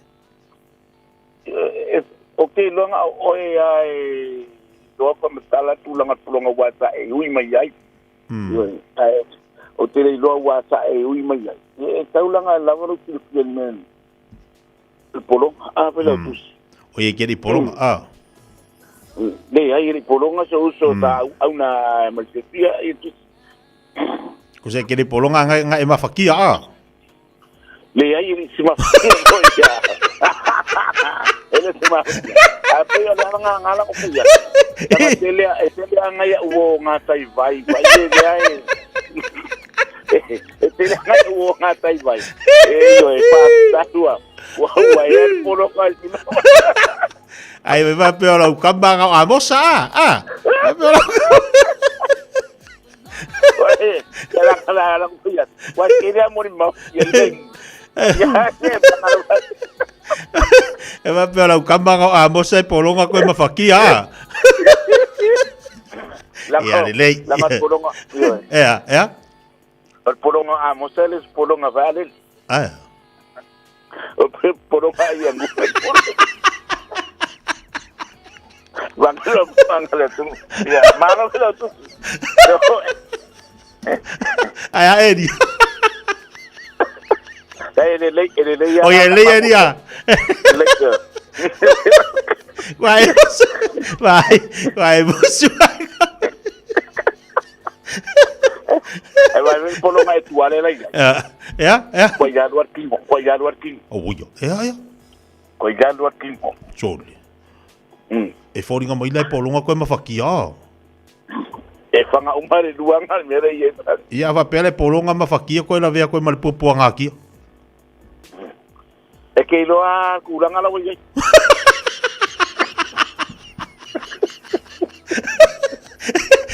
E kei loa sa mani mare kura. Dahau, kasa mani kula utus. E varo sasa. Que mako, oi, vene ia que fa que porque ia so ai. Lelei, a tau sai di sta taval tiem kas. A foto e o angi ia so. Ia, me sini ka wa ingo falau ia. Ola tu langa o lo ia tatu totua. Falau tusi, ia e mua mo mole le nga ba pai. Il mo malu se tatu no. Ia. Wa ho ilanga na tupu mola ia au nanga. Ia o tatu no. O loa nga ia tuma pata wina la tu sa mo ma wina fo tu langa ta tu o nanga pisi fola nita ya fola tusi ile mamalo ta tu nanga ia tu pa tu la tu fola ole tu langa ia o lo pisi ile ngata ta vale tono New Zealand ia ta tu o nanga fo isa mo fola tu pe no fo ia tu o ta tu ile mo fa lu la no mo lo la no pai do ia mai sa ta tu nanga le sa mo man tu fo ia o lo ya ni so fa sini ya tulangan na ya lo pengo ni la wa kachino ina ya wa lo matu wa lu la wa ya no se ta so onanga ya fa tino nei pa tu pe nei ya pite ta tu ta vale sa mo o le pengo ye na pelo tu si i mo termine yo ni si wa pelo tu si on malo tu no wa oni si wa fa ya ta vale after atiki ko wisima oni si to a fa ta vale e to a fa nanga mo wa so fua po se price nei la tu a ia mo lisi dua masina lu mana ia pele tu mata pongang ole matang ofiena mal termina entum tumnya ta vale la wa ye se me o fa nganga mo fa ngot o tau tanga ia le ngata le o na se pas mo matu o lo no fa talo mai mo sa mo mari o ni vai nga tauta pena atu tanga tale la tu palesta vale sasa mo o lo si ia futa tu no man tu foi ta sile mea la ina tu ai ole uma tu o tato meltimenta ole tauanga suatu le ngate le laisene ia a fai le fila sene runga na mia lau passport sa mo a fai passport sa mo a faunga o ina suatu ma matu la visa o ingo sa passport sa mo ma visa ia por si sene voi ta pe ele fai passport New Zealand ala wori sene se lau pa sene na ia fai o lesene ia mai va tu lesene ta tu pisnipi ia le ngata fo ele o la to so fo pe fiti o ila to o tele no wala watu le tulang fo le fela tu si le toxica ia pe ana fai lo atu o fai asing fai ngata ila to so fo pe fiti le o toxica a fela tu si o no ia inga finance o ila to so fo pe fiti le toxica ai o lo e fenga luenga pa tai ia se la pa sengela nga ia sasa ma dato ona nga wala we lo finance o la wa e wa ia lo so swani e mo manta le nava nga tu so swani tu inga lo ia to so mother ia so father tu la pena ia e fu lava ile tupe matile o lo en ia ma e mo te minele la to pensiona ia e le lava lo wala watu ia so swani fu ila ia pe fa mamla mai fu nisio o tulanga o lo e fia mamla mati ia Walo faftai, ia se wangana o isi se vaenga lo sunga sasa. Pala tu se le lava lo suatu pe te wala awat fo ai le maua o tatu ofisa. Tu o le lo suafa malau telefoni ia ona o te video tula ia le ole lua fitu ono. Lua fitu ono lua ia silia neisa so stelu ia pe tu elo suafa malau telefoni ia ona te video tula ia le time ia pola telefoni te ai ole olu atasi. Lima fafitu lima tolulua olu atasi lima fafitu lima tolulua ia po tato tuatusi lima fas lima luas fulu quite so flow to lima luas fulu quite so flow to yo ia tato o nanga a fele tus o ia ngai matu so matu kalisia o lo fa to lia ma il tino fele tus le ngate tono o miro moa fele tus ia singa pese fo ia lo fa to fo tsa ngane au finga bema il tina ia tercia toi ia un siomatu tama tua ia so pula ia anga lele tua mai ia tulanga alfa malolo ia te ulua ia anga lele tua ia tu ia so ia fa tai fala tu sima matu no Malo faftai, te lava lo sunga sasa mo te tuma udanga mo tatou ia mo ri finga luanga leve yaso fa te lava fa se ia so ifo ia lelei sasa eskero mo tatu pokami fa sol nei vai ngala so tulanga la tau tuma udanga wala wana telefoni sunga ya sasa ili olu tasi lima fafitu lima tolulua olu tasi lima fafitu lima tolulua lima lua o Credits of Road ina i o tahuhu e te mo tau tuma udanga sunga ya sasa eskero to es 4 minute talo le tula tasi ona watu fo leo tatu telefoni ngala Britania Awane emisie fapito ale Moda Furniture, ale Samsung S26 Ultra, lua lima tala ilwa yaso, mawal TV fitu lima inisi, sawal mala PlayStation 5, ile na le lua lima tala ilwa yaso, a faya te fa ilo ile Moda Furniture o le Radio Samoa, na mawa ile nei fa sa longa, o le a mawa sa me alofa. Le Moda Furniture, tuatu si tolu lua Sales Yard Road o tau. Te tala ibal taia wa ngai le afo le lima, aso nga fua le asfarele, asto na imale aso sa, se fulu anga ile afo le fa. O fia maua sau ta vale po sau piki apu, ai tong ta iwa yaso, lua va yaso, pe ta imasina, o le Sleek Cars o le a maua ai le fsoswani. Ua ta pena le au whainga ruenga a le Sleek Cars, mo oe malo a inga. Aua e te popole i se mea e tasi, te tala fitu aso, mai le sfulu i le tai au, angai le afo le ono le afiafi. Tele la lai au kilani i saute, vili mai loa, i le o lua tasi fa, fitu lua selau, po le o lua o, fa lima, tasi lima tasi.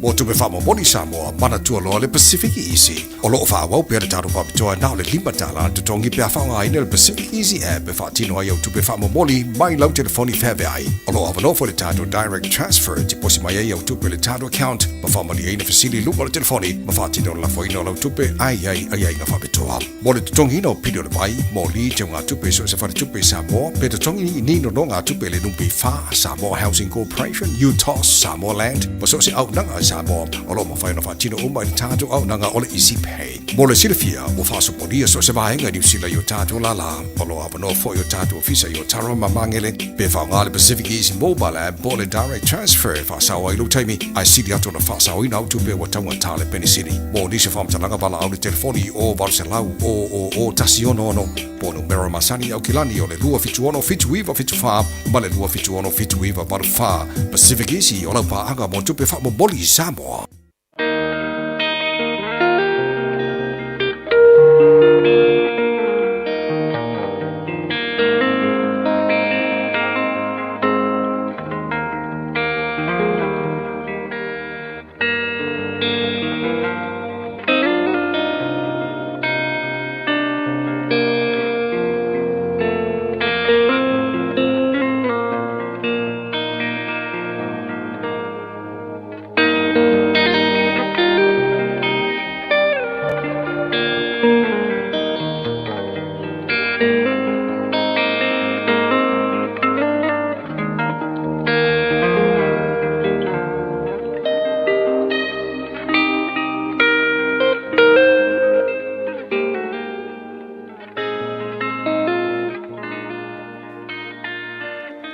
tau mō le aso. O au nei o le whai toto. I am the door. Ioane, mata upo e se fulu, a olona foi upo e iwa. O au nei o le whai toto. A whai e ui mai se tasi iatea. E whaaola ina ia. E alu atu maulu fafo. E maua foi e ia le mea e ai. O au nei o le whai totoa. I am the door. Whaonga ina i Yesu le suafa o le atua. E whai loa ai o ia. I lona auso. O au nei o le whai totoa. A whai e ui mai se tasi ia te au. E whaola ina. E uru fafo. E maua foi e ia le mea e ai. O Yesu, o le whai totoa manino, o le mālo o le atua. Lea ua feta lai manino i lona auso. O au nei, o le whai totoa. O se e ui mai i a te au. E whaaola ina ia. Au tātou iai le nei vai tau o puapua ngā o Yesu i lona ngā i atu i le sātau. O le whaalau i loa ina lea. O le whai totoa. E whaaola ina ai o tātou anganga. E ala i le maliu, ma le toe tū manu mālo o Yesu, mai le oti, ma le tuunga mau. Samo ai, o le whai totoa. Na pua ngā ai Yesu. Na masaa ai le toto o Yesu. Na maliu ai Yesu. Ai toe tū manu mālo mai le oti, ma le tuunga mau. Ina ia tātou sao atu, maulu fale atu, i le mālo o le atua. Samo ai, o le maliu ma le toe tū manu mālo o Yesu. Olo tātou whaito toa lea. Olo tātou wala lea i mālo. Olo tātou ulu fale lea. I le ola e whaavavau. E whaaola i nai i tātou uma. Mai le leanga o leanga sala. O Yesu le whaito toa. Na te au maia ava noa le lei. O Yesu le whaito toa. Na te au maia le ola whaamangalo. O Yesu le whaito toa. Na te au maia le lenga.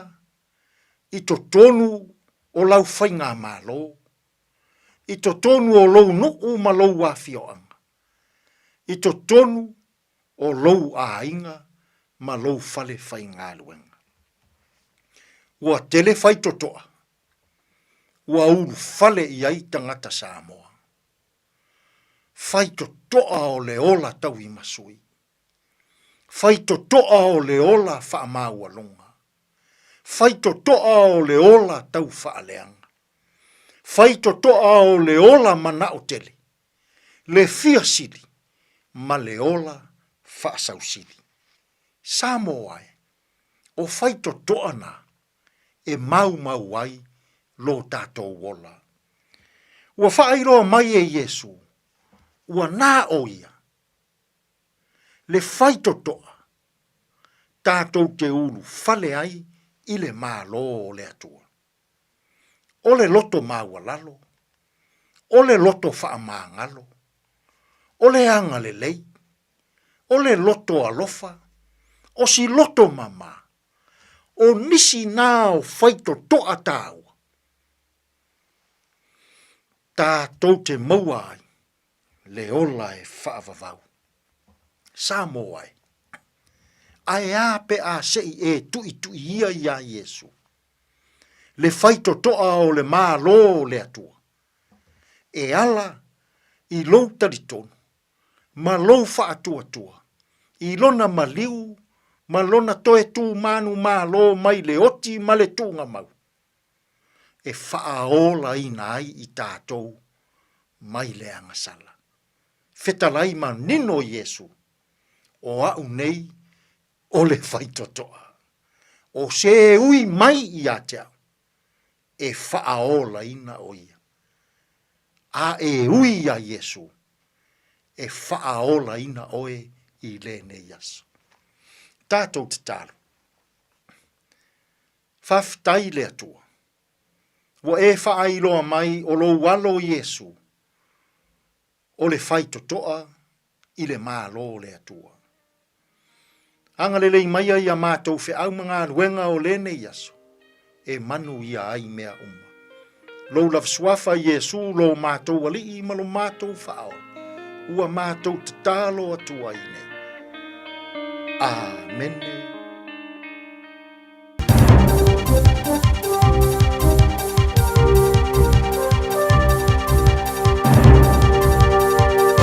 In this update, heavy rains continuing to batter parts of Northland with a red heavy rain warning for the east of the region in place until tomorrow morning. Strong winds gusting up to 120 kilometres an hour are forecast until late this evening.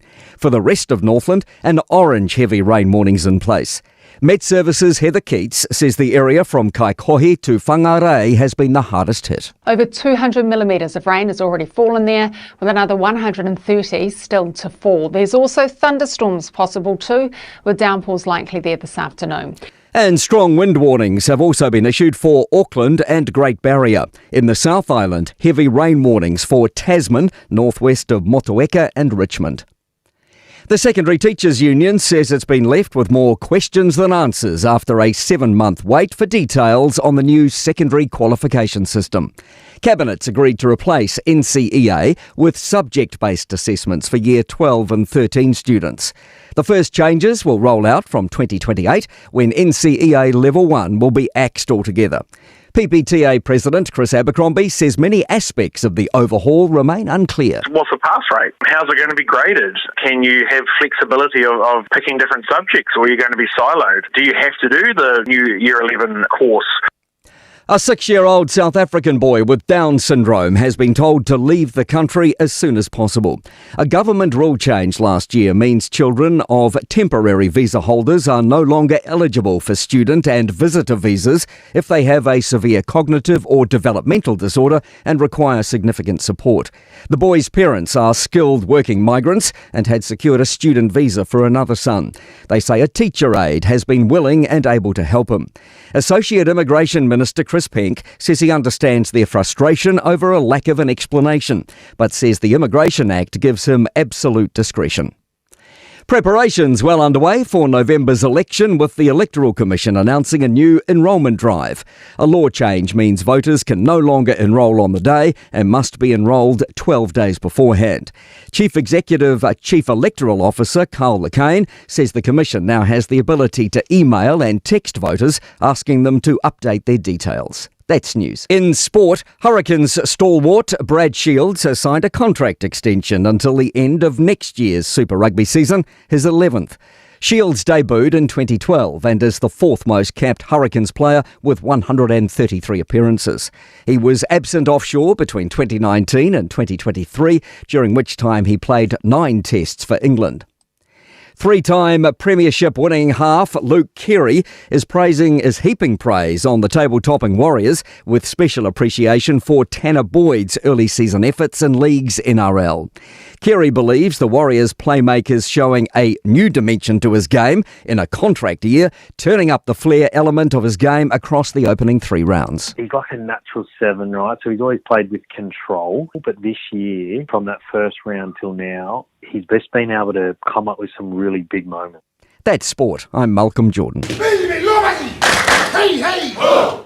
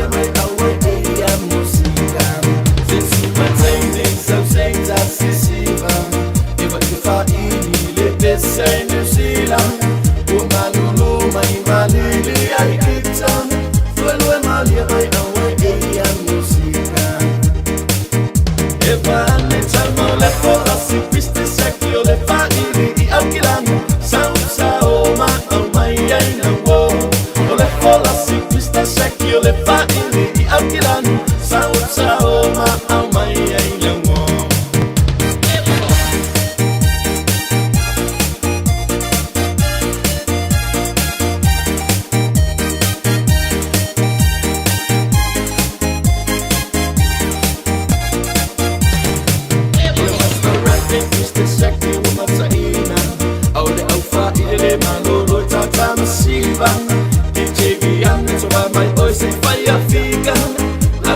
So my energy, my oil speaker.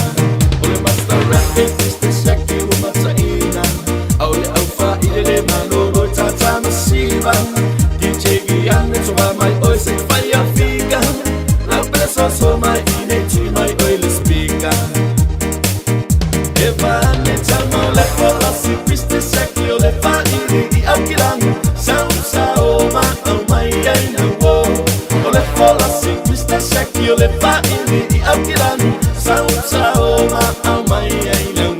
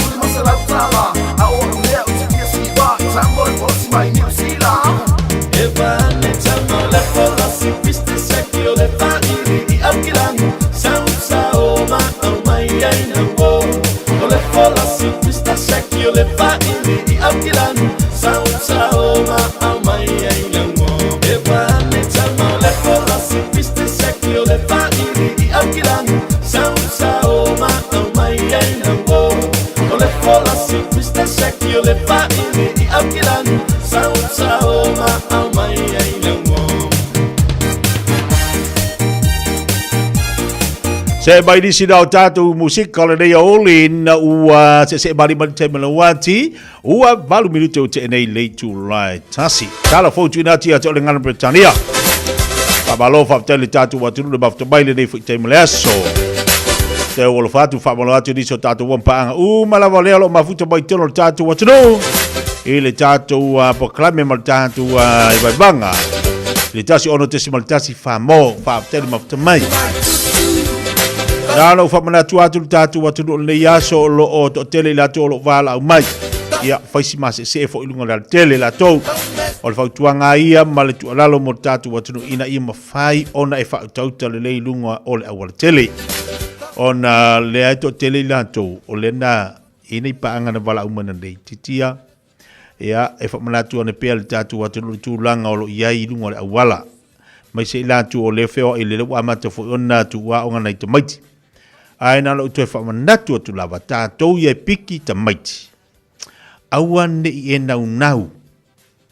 Awan e nau nau lo nati fo ilia nga le no tanga fa matala tu ia tātou le ta vale le ina ia matu to sin la son nafi. Oka.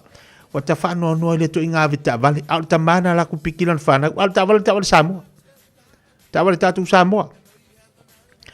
Ao kusanga emo sain kam fangalu ba mo pipi e mako nga mori taiwi fanga e taiwi le mori a falangolongo maila tatu avita vale a ilo ile fitawi le mela e mimilo ile uta vale ile tau nga pisi a ua tau nga pisi na nafi watu ua mai nei tamiti ai mimilo tu wal nei ta vale vai a o tangata o tama a e fa fonga maila o le avita vale o le te faia le amio le aua o tu alalo na tatu pokalami aua le anga ele velo nau ai tupu sa vlave ma o le ate le fianga ai u foi te foi se meti lo le fifia le stanga te fati ati oi o le tu alalo na mo tatou tu na foi ma tatou le na wa ia kolosi ma ilantou nei foi onga vai ti munga le anga tau ai wi fa nei foi onga tau ma fai e fai le poloka e fai le stop ina ia ma fai na latu lau ta vale matu ina ia sefe ma saonga le muna i tamaiti.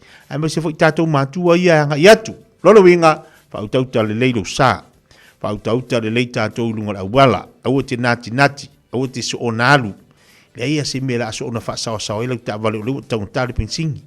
O le so o nālu, o le evite le wawe fo ingalo lau pinsingi. Ia ai o tu alalo nā mo tātou.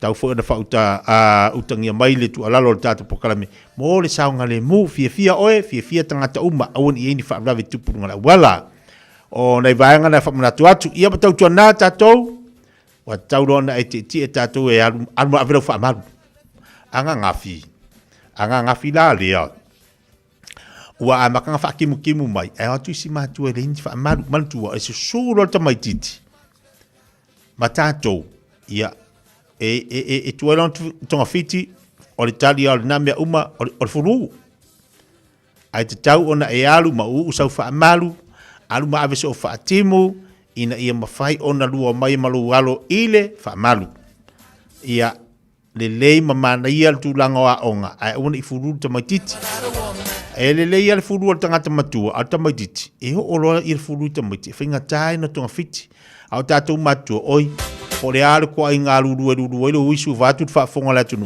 pai kalia o bangai malole po risu ai afuru kamaki ia ka ke lofa e afia lo no winga o fa mana tu mo tatou matua alu ma ave fa malu ina ia mafai ona malu ane iso walu ena mana ia ta pena relay va vi ta pena malu o e mana tu ai le telo mea e telo oe ai fa peta tope ma alu la to ai ngalo fa malu ora la bela puro ar kamagiki puro wanga lea o le fa mana tu mo tatou dai vai ngana na to e vatu tatu watunu ia matau tu na lo saunga le mo pa baloti di sol tatu watunu na uta pena tu mo ngalu ngalauli se pa i fustei me le fefena nei ila to la fu uta pena tu mo ngalu ngala to sifi po ia fai mo to faiva ma i on sai tatu ni yaso le uta tu yela stovi to tasi le vai yaso na mai alo ni masino mat tatu yeile fa malantuina ole asomaliu maluto tu ia ta pena fifia tatu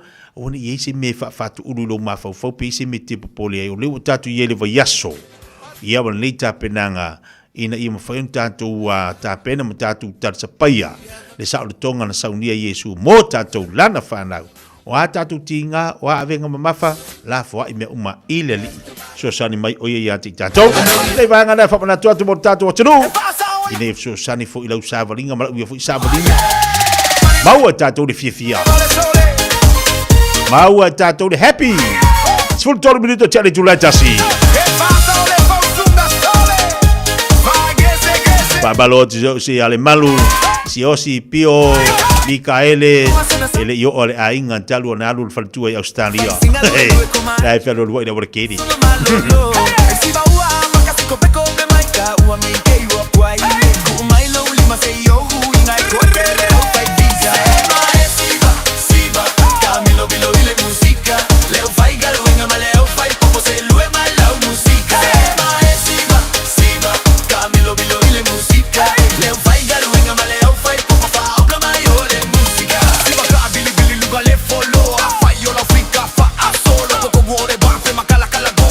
My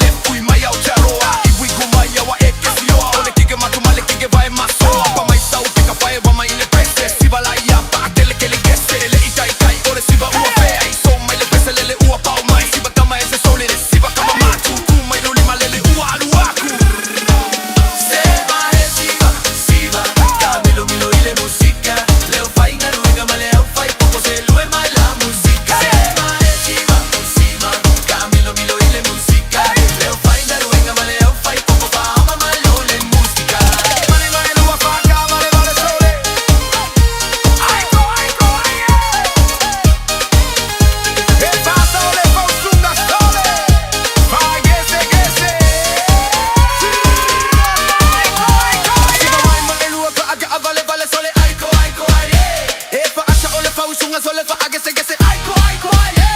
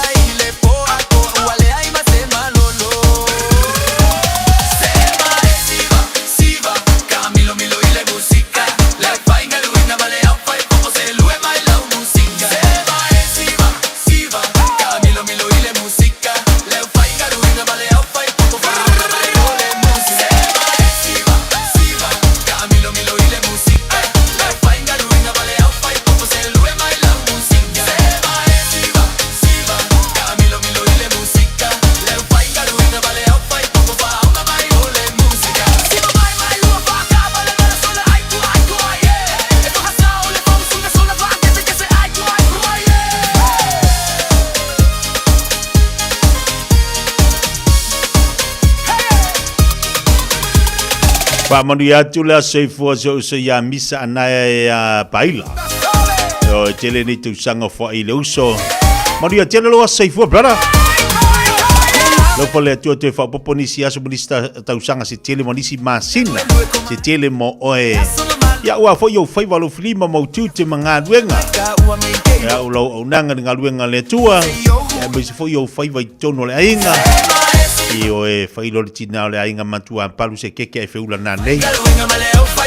Manu ia tele e se le lei o lasi mal tau singa oe mal tele ni tau sanga o iai. Manu ia tele loa seifua.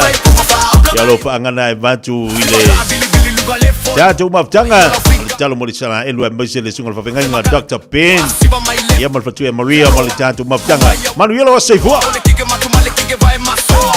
Ai va ser la tu mala fa mana tuida le sol atu aso fa na ma dia tele tu aso fo le sol.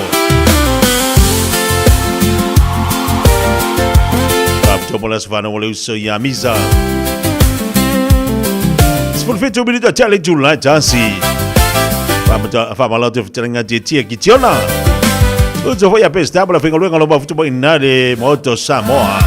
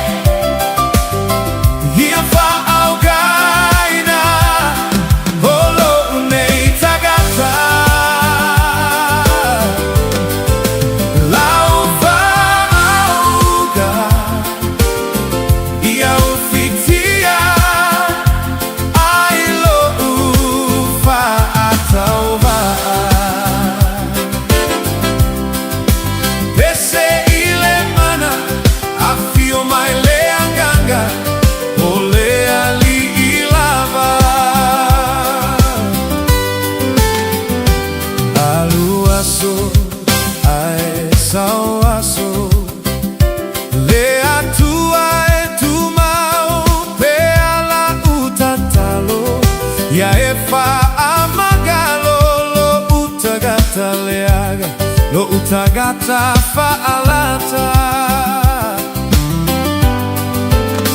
La utautinoga ia fa'a solo fa Le oa ale lalo lagi male sa olo toga Lo ulea mana oga Liu liu alo maya fofoga alofa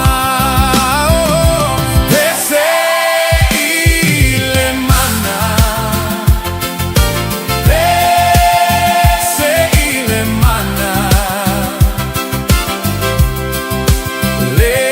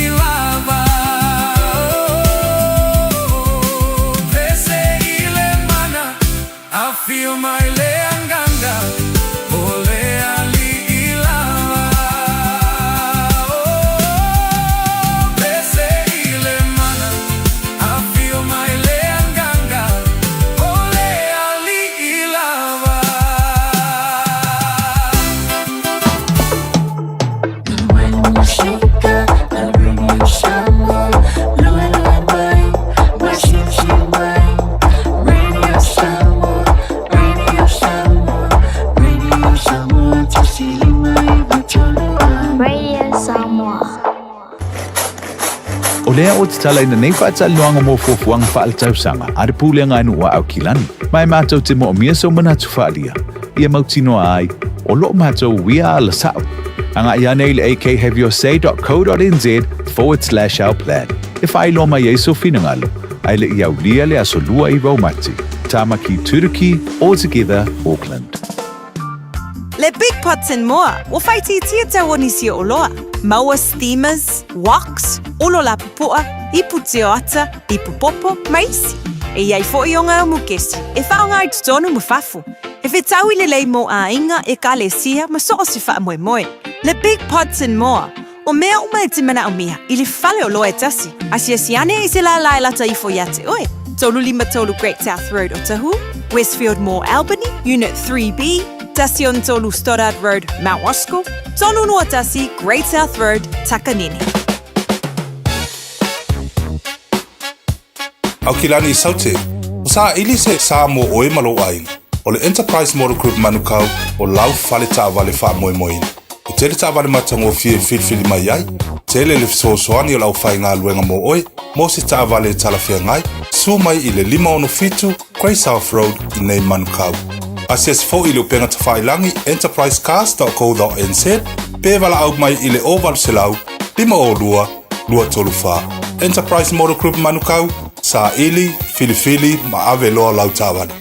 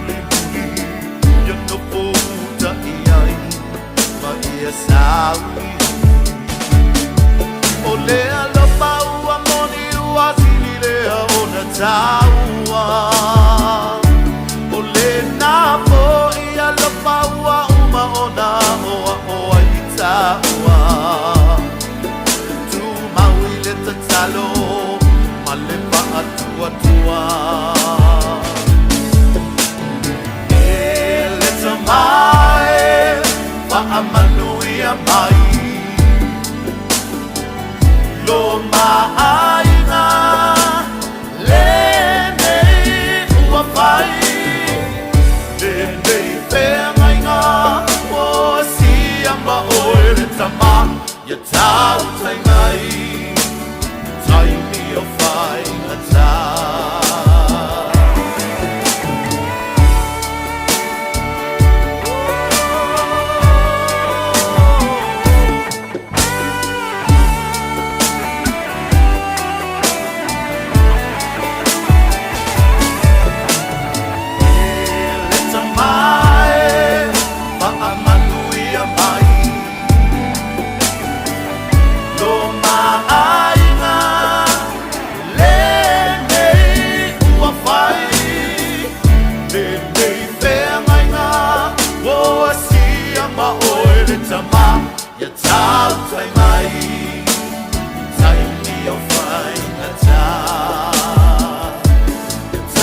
sai mai sai dia fai na tia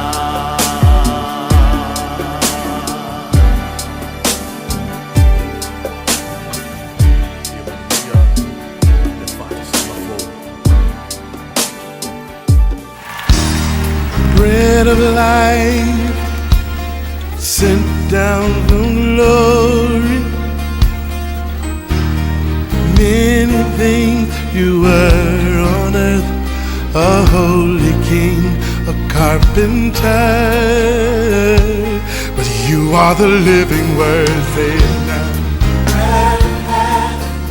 Come on.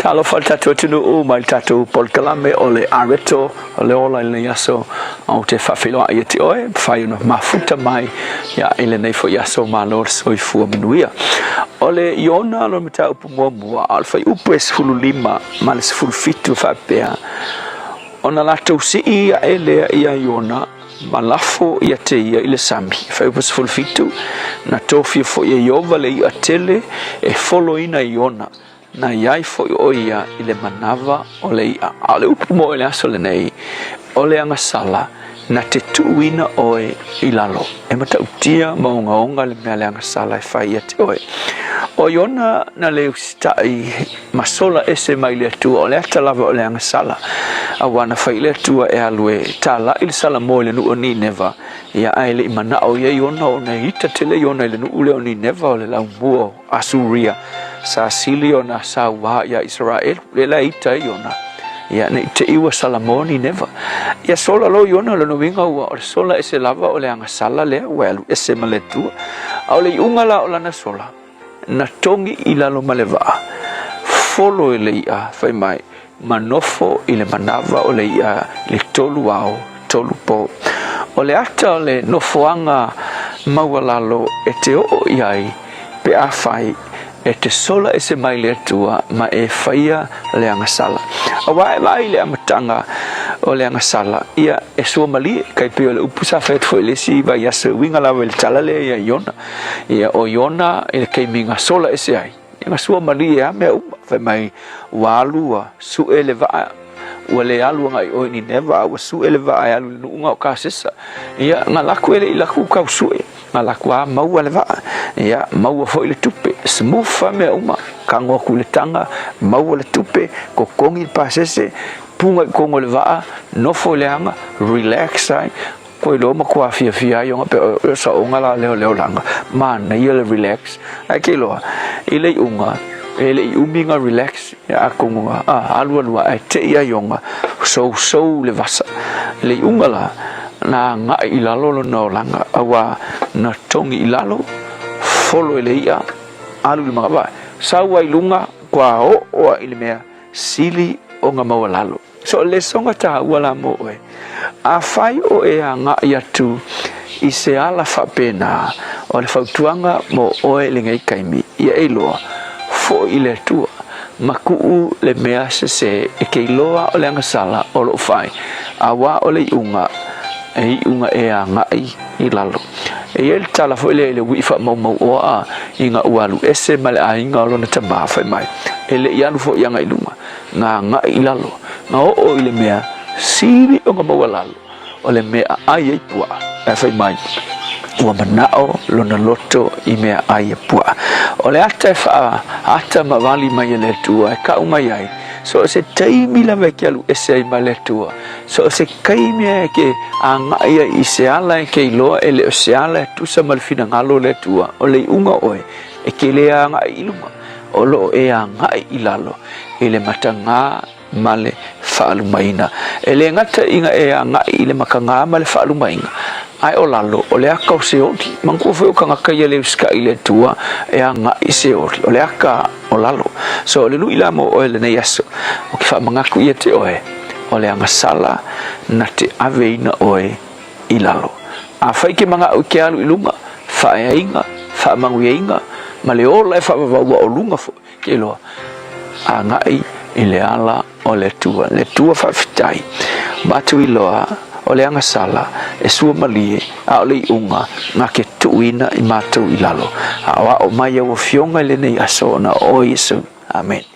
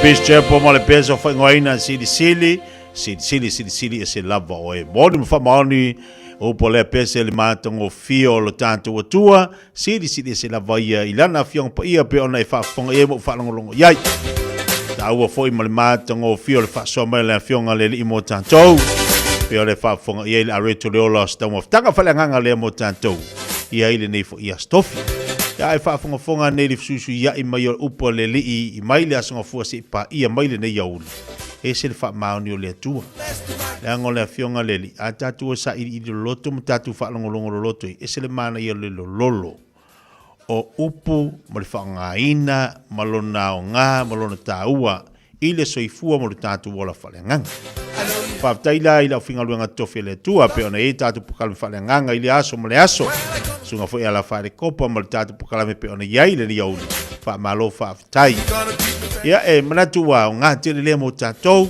o fa mar au ale mo tatu savalinga pe ona yeli tatu pokal me fa so mo tatu e banga ya mo tatu e va tatu musika mo moli ati atoe ya so i filo ya tua ila fiong pa ia leli ia fsi ai tatou ina i mawhai o na whaamaris au lo loto mo loua nganga ia o ngā fo ia te au mo tatou po kalame anga leila tō whapuli atu le tatou watino e na o se emal te malo ati lau tō sifumaleiwa minuto na tāna lea o leitu lai lua Radio Samoa Tasilima i batolu Amo Radio Samoa Tasilima i batolu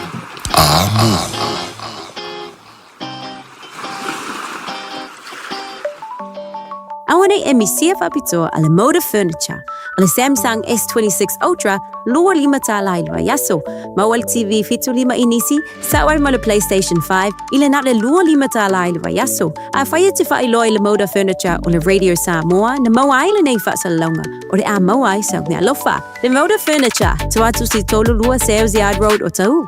Te tala ibal taia wa ngai le afo le 5, aso nga fua le asfarele, asto na imale aso sa, se fulu anga ile afo le fa. O fia maua sau ta vale po sau piki apu. Ai tong i ta iwa yaso, lua va yaso, pe ta imasina. O le Sleek Cars o le a maua ai le fsoswani. O ta pena le au whainga nuenga a le Sleek Cars mo oi malo a inga. Aua e te popole i se mea e tasi. Te tala fitu aso, mai le sfulu i le tai au, angai le afo le ono le afiafi. Tele la lai au kilani i saute, vili mai loa, i le o lua tasi fa, fitu lua selau. Po le o lua o, fa lima, tasi lima tasi. Hey, don't be that guy, or that auntie, ignoring a sore throat. This isn't just some drinks and lemon tea in your sweet situation. Untreated sore throats can lead to rheumatic fever. Nobody wants that for their family, eh? Go get your Pepe's sore throats checked at your GP, school nurse, or pharmacy. It's quick, easy, and most importantly, free. So come on, whānau. This summer, take care of your tamariki. Get it checked and get it treated. For more info, hit us up on socials at Stop Sore Throats or visit stopsorethroats.nz. Mo tupe wha moni Samoa, mana tua loa le Pacific Easy. O loo wha wau pia re taru wapitoa nao le 5 tala tu tongi pia whaunga ina le Pacific Easy app e wha tino ai au tupe wha moni mai lau telefoni whewe ai. O loo awano fo le tato direct transfer ti posi mai ai au tupe le tato account ma wha mani aina fasili lupa le telefoni ma wha tino la fo ina lau tupe ai nga whapitoa. Mo le tutongi ina o pidio le vai, mo li te ngā tupe so se whare tupe Samoa, pe tutongi ni no ngā tupe le numpi wha Samoa Housing Corporation, UTOS, Samoa Land, ma so se au nanga Samoa, o lo ma whai na whatino umai ni tātou au nanga o le Easy Pay. Mo le silifia, o whaso ponia so se vahenga ni usila yo tātou la la, o lo apano fo yo tātou ofisa yo taro mamangele, pe wha ngā le Pacific Easy Mobile app, bo le direct transfer, wha sawa ilu taimi, ai sidi ato na wha sawa ina au tupe wa taunga tāle pene sini. Mo nisi whamtalanga wala au le telefoni o Varselau, o tasi ono, po numero masani au kilani o le lua fitu ono fitu iwa fitu wha, ma le lua fitu ono fitu iwa baru wha, Pacific Easy o lau paanga mo tupe wha mo boli Samoa. Na alofa Samoa, wa ule ne yo kasu fiti alu, au wale suwi ya ngila wa ule kio. A eva mai ina se fudu 5 iwa kolu, Amo, Radio Samoa, Vevela a.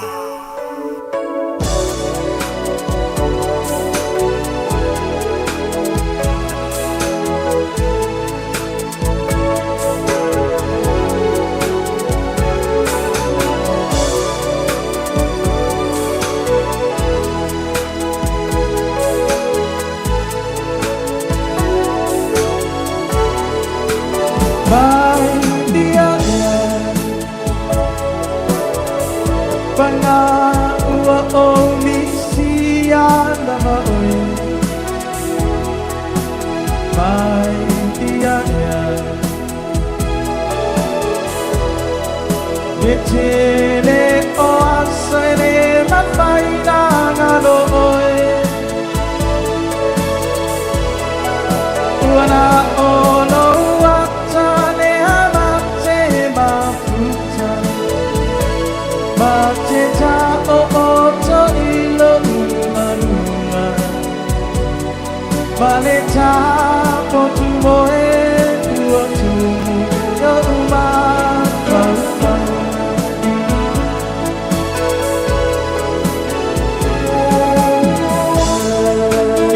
mai ola ucap jongai de paro Sapa penau de bala unia umo chunu mabao Ila unga lueng ngai tu salea male di mo chau sam Sapa ita ya cha Ono tu ono aina Ai mai sem sil chunu ai pele ya cha Loko waya chinu mamao Tusi atu loko luan basi na uma Moli atu Ona no faana moa O upu ia o lana tusi Mai dia ea Banga ua o lisia lama oi Mai dia O mau ele mafaina ma ona o moe Uana o lo uatane amate mafuta Mate ta o oto ilo umanuma Male ta potu moe uotu yo ma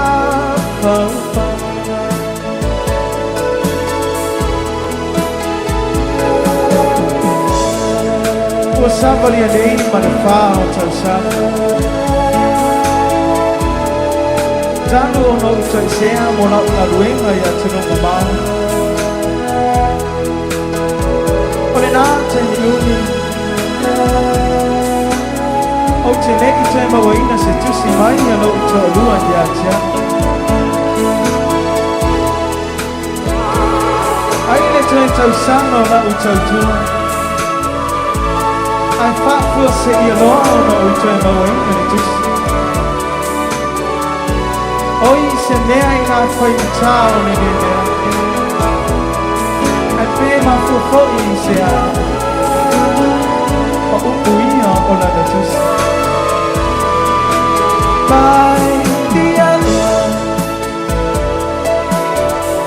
Bangale mata utiole. Mai dia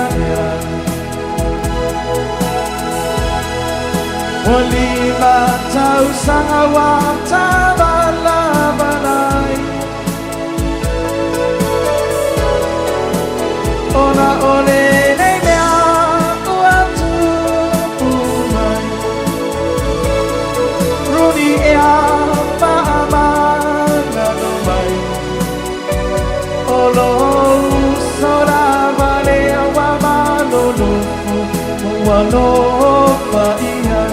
Ia ele bae wa mawhawhia ngā mō tātou le nei auli pene whawhonga mai ai.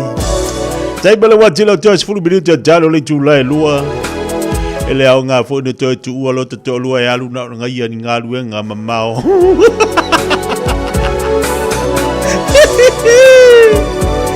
Ia ele au ngā fōi pe whai mai ane whai ngā lue ngai na lo o ele ai. E te no foi mai mafo fau iai. Wa mafau ko afo ia le sini ia udi ya.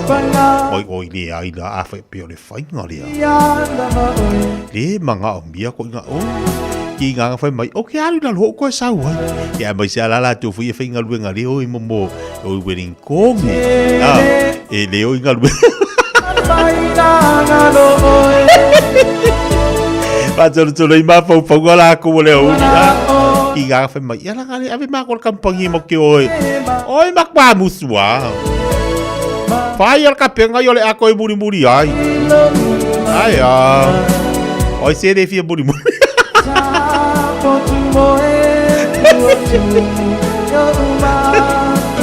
Ai wala ko gaso ke bunger fai ma fau ga oka.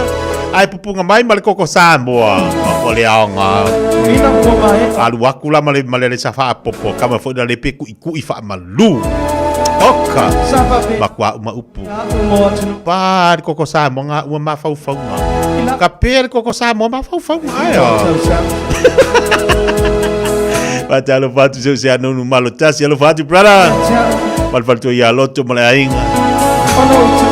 Ya fa pela lu ka penga la finga malanga le la alu da lo fa koi foi le la alu da lo le la finga lu benga ya pila so ya kiso yo e wai tele na alu da lo kala ske ya fa pela lu ka penga ia so ngo winga e mo nga ye kayo ai follow ko lu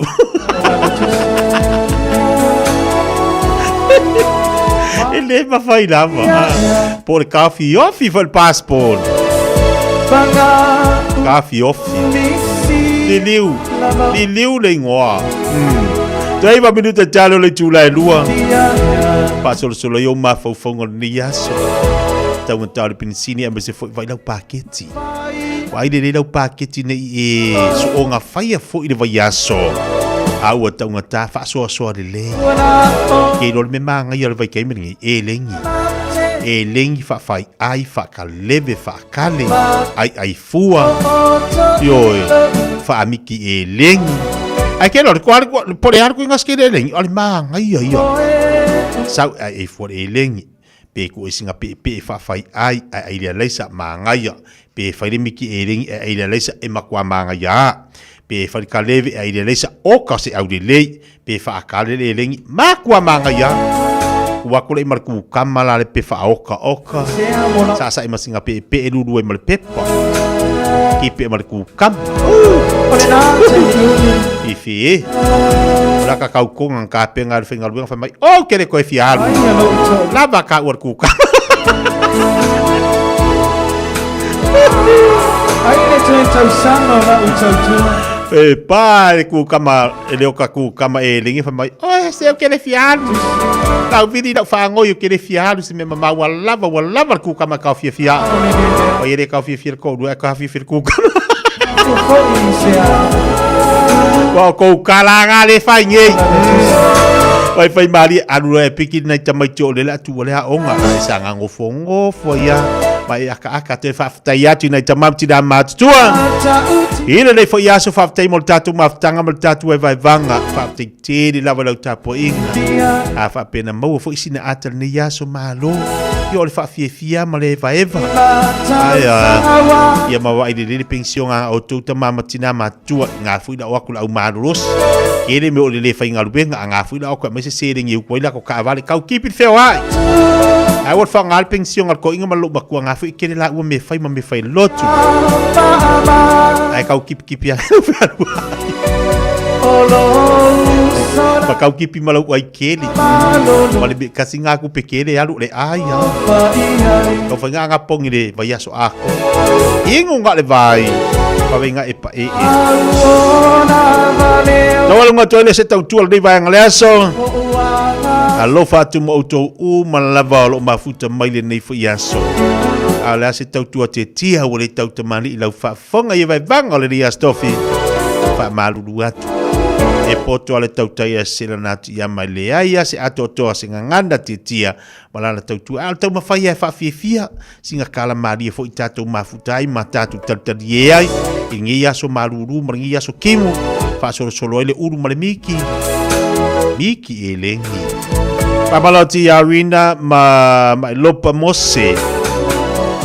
lo fatu ta mai sina pese ia o le pese la sa wa ino tina palongolong atu matu nei yafu tai ta lo fatu mo utou ia tatu filo le aso tayao to lungo tatu pokalabia o ngalo tatu pokalama sando tatu sumpo le aso tayao tatu flea market tatu leolilo le afal sumaltasi o le la tatu o tulungo se lau limas fultala tatu leolilo e mole toale nga faftai fo le tatu sponsor tatu tu sa mau Manhattan mal tu sa mau bakery ina I Avondale Mamarasco e ala fionga e Samoa ma fatu ya lisma la fingal wenga lango malos il tatu leolilo le la se lau limas fultala oka o ngali at o le tatu nga na fu tamari o tatu atinu tatu Manhattan ele ai se metau pole ai so se fa mo te leo lu ainga e kalesia so se maftanga te mau le tatu ma la la fionga e Samoa ma fatu ya lis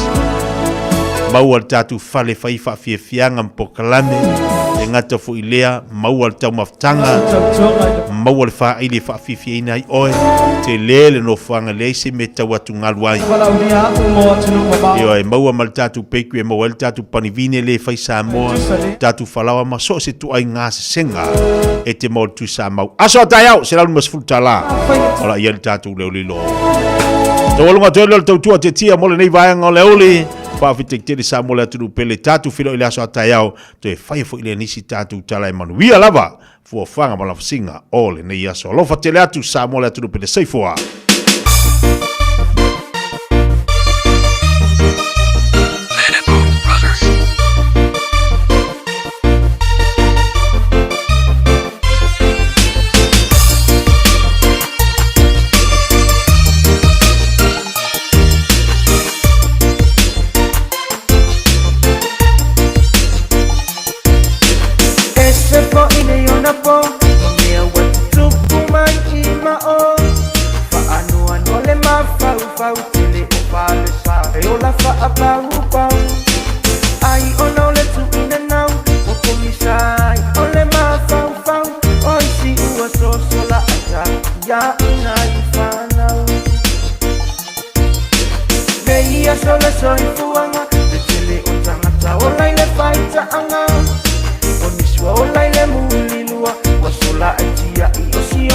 Alua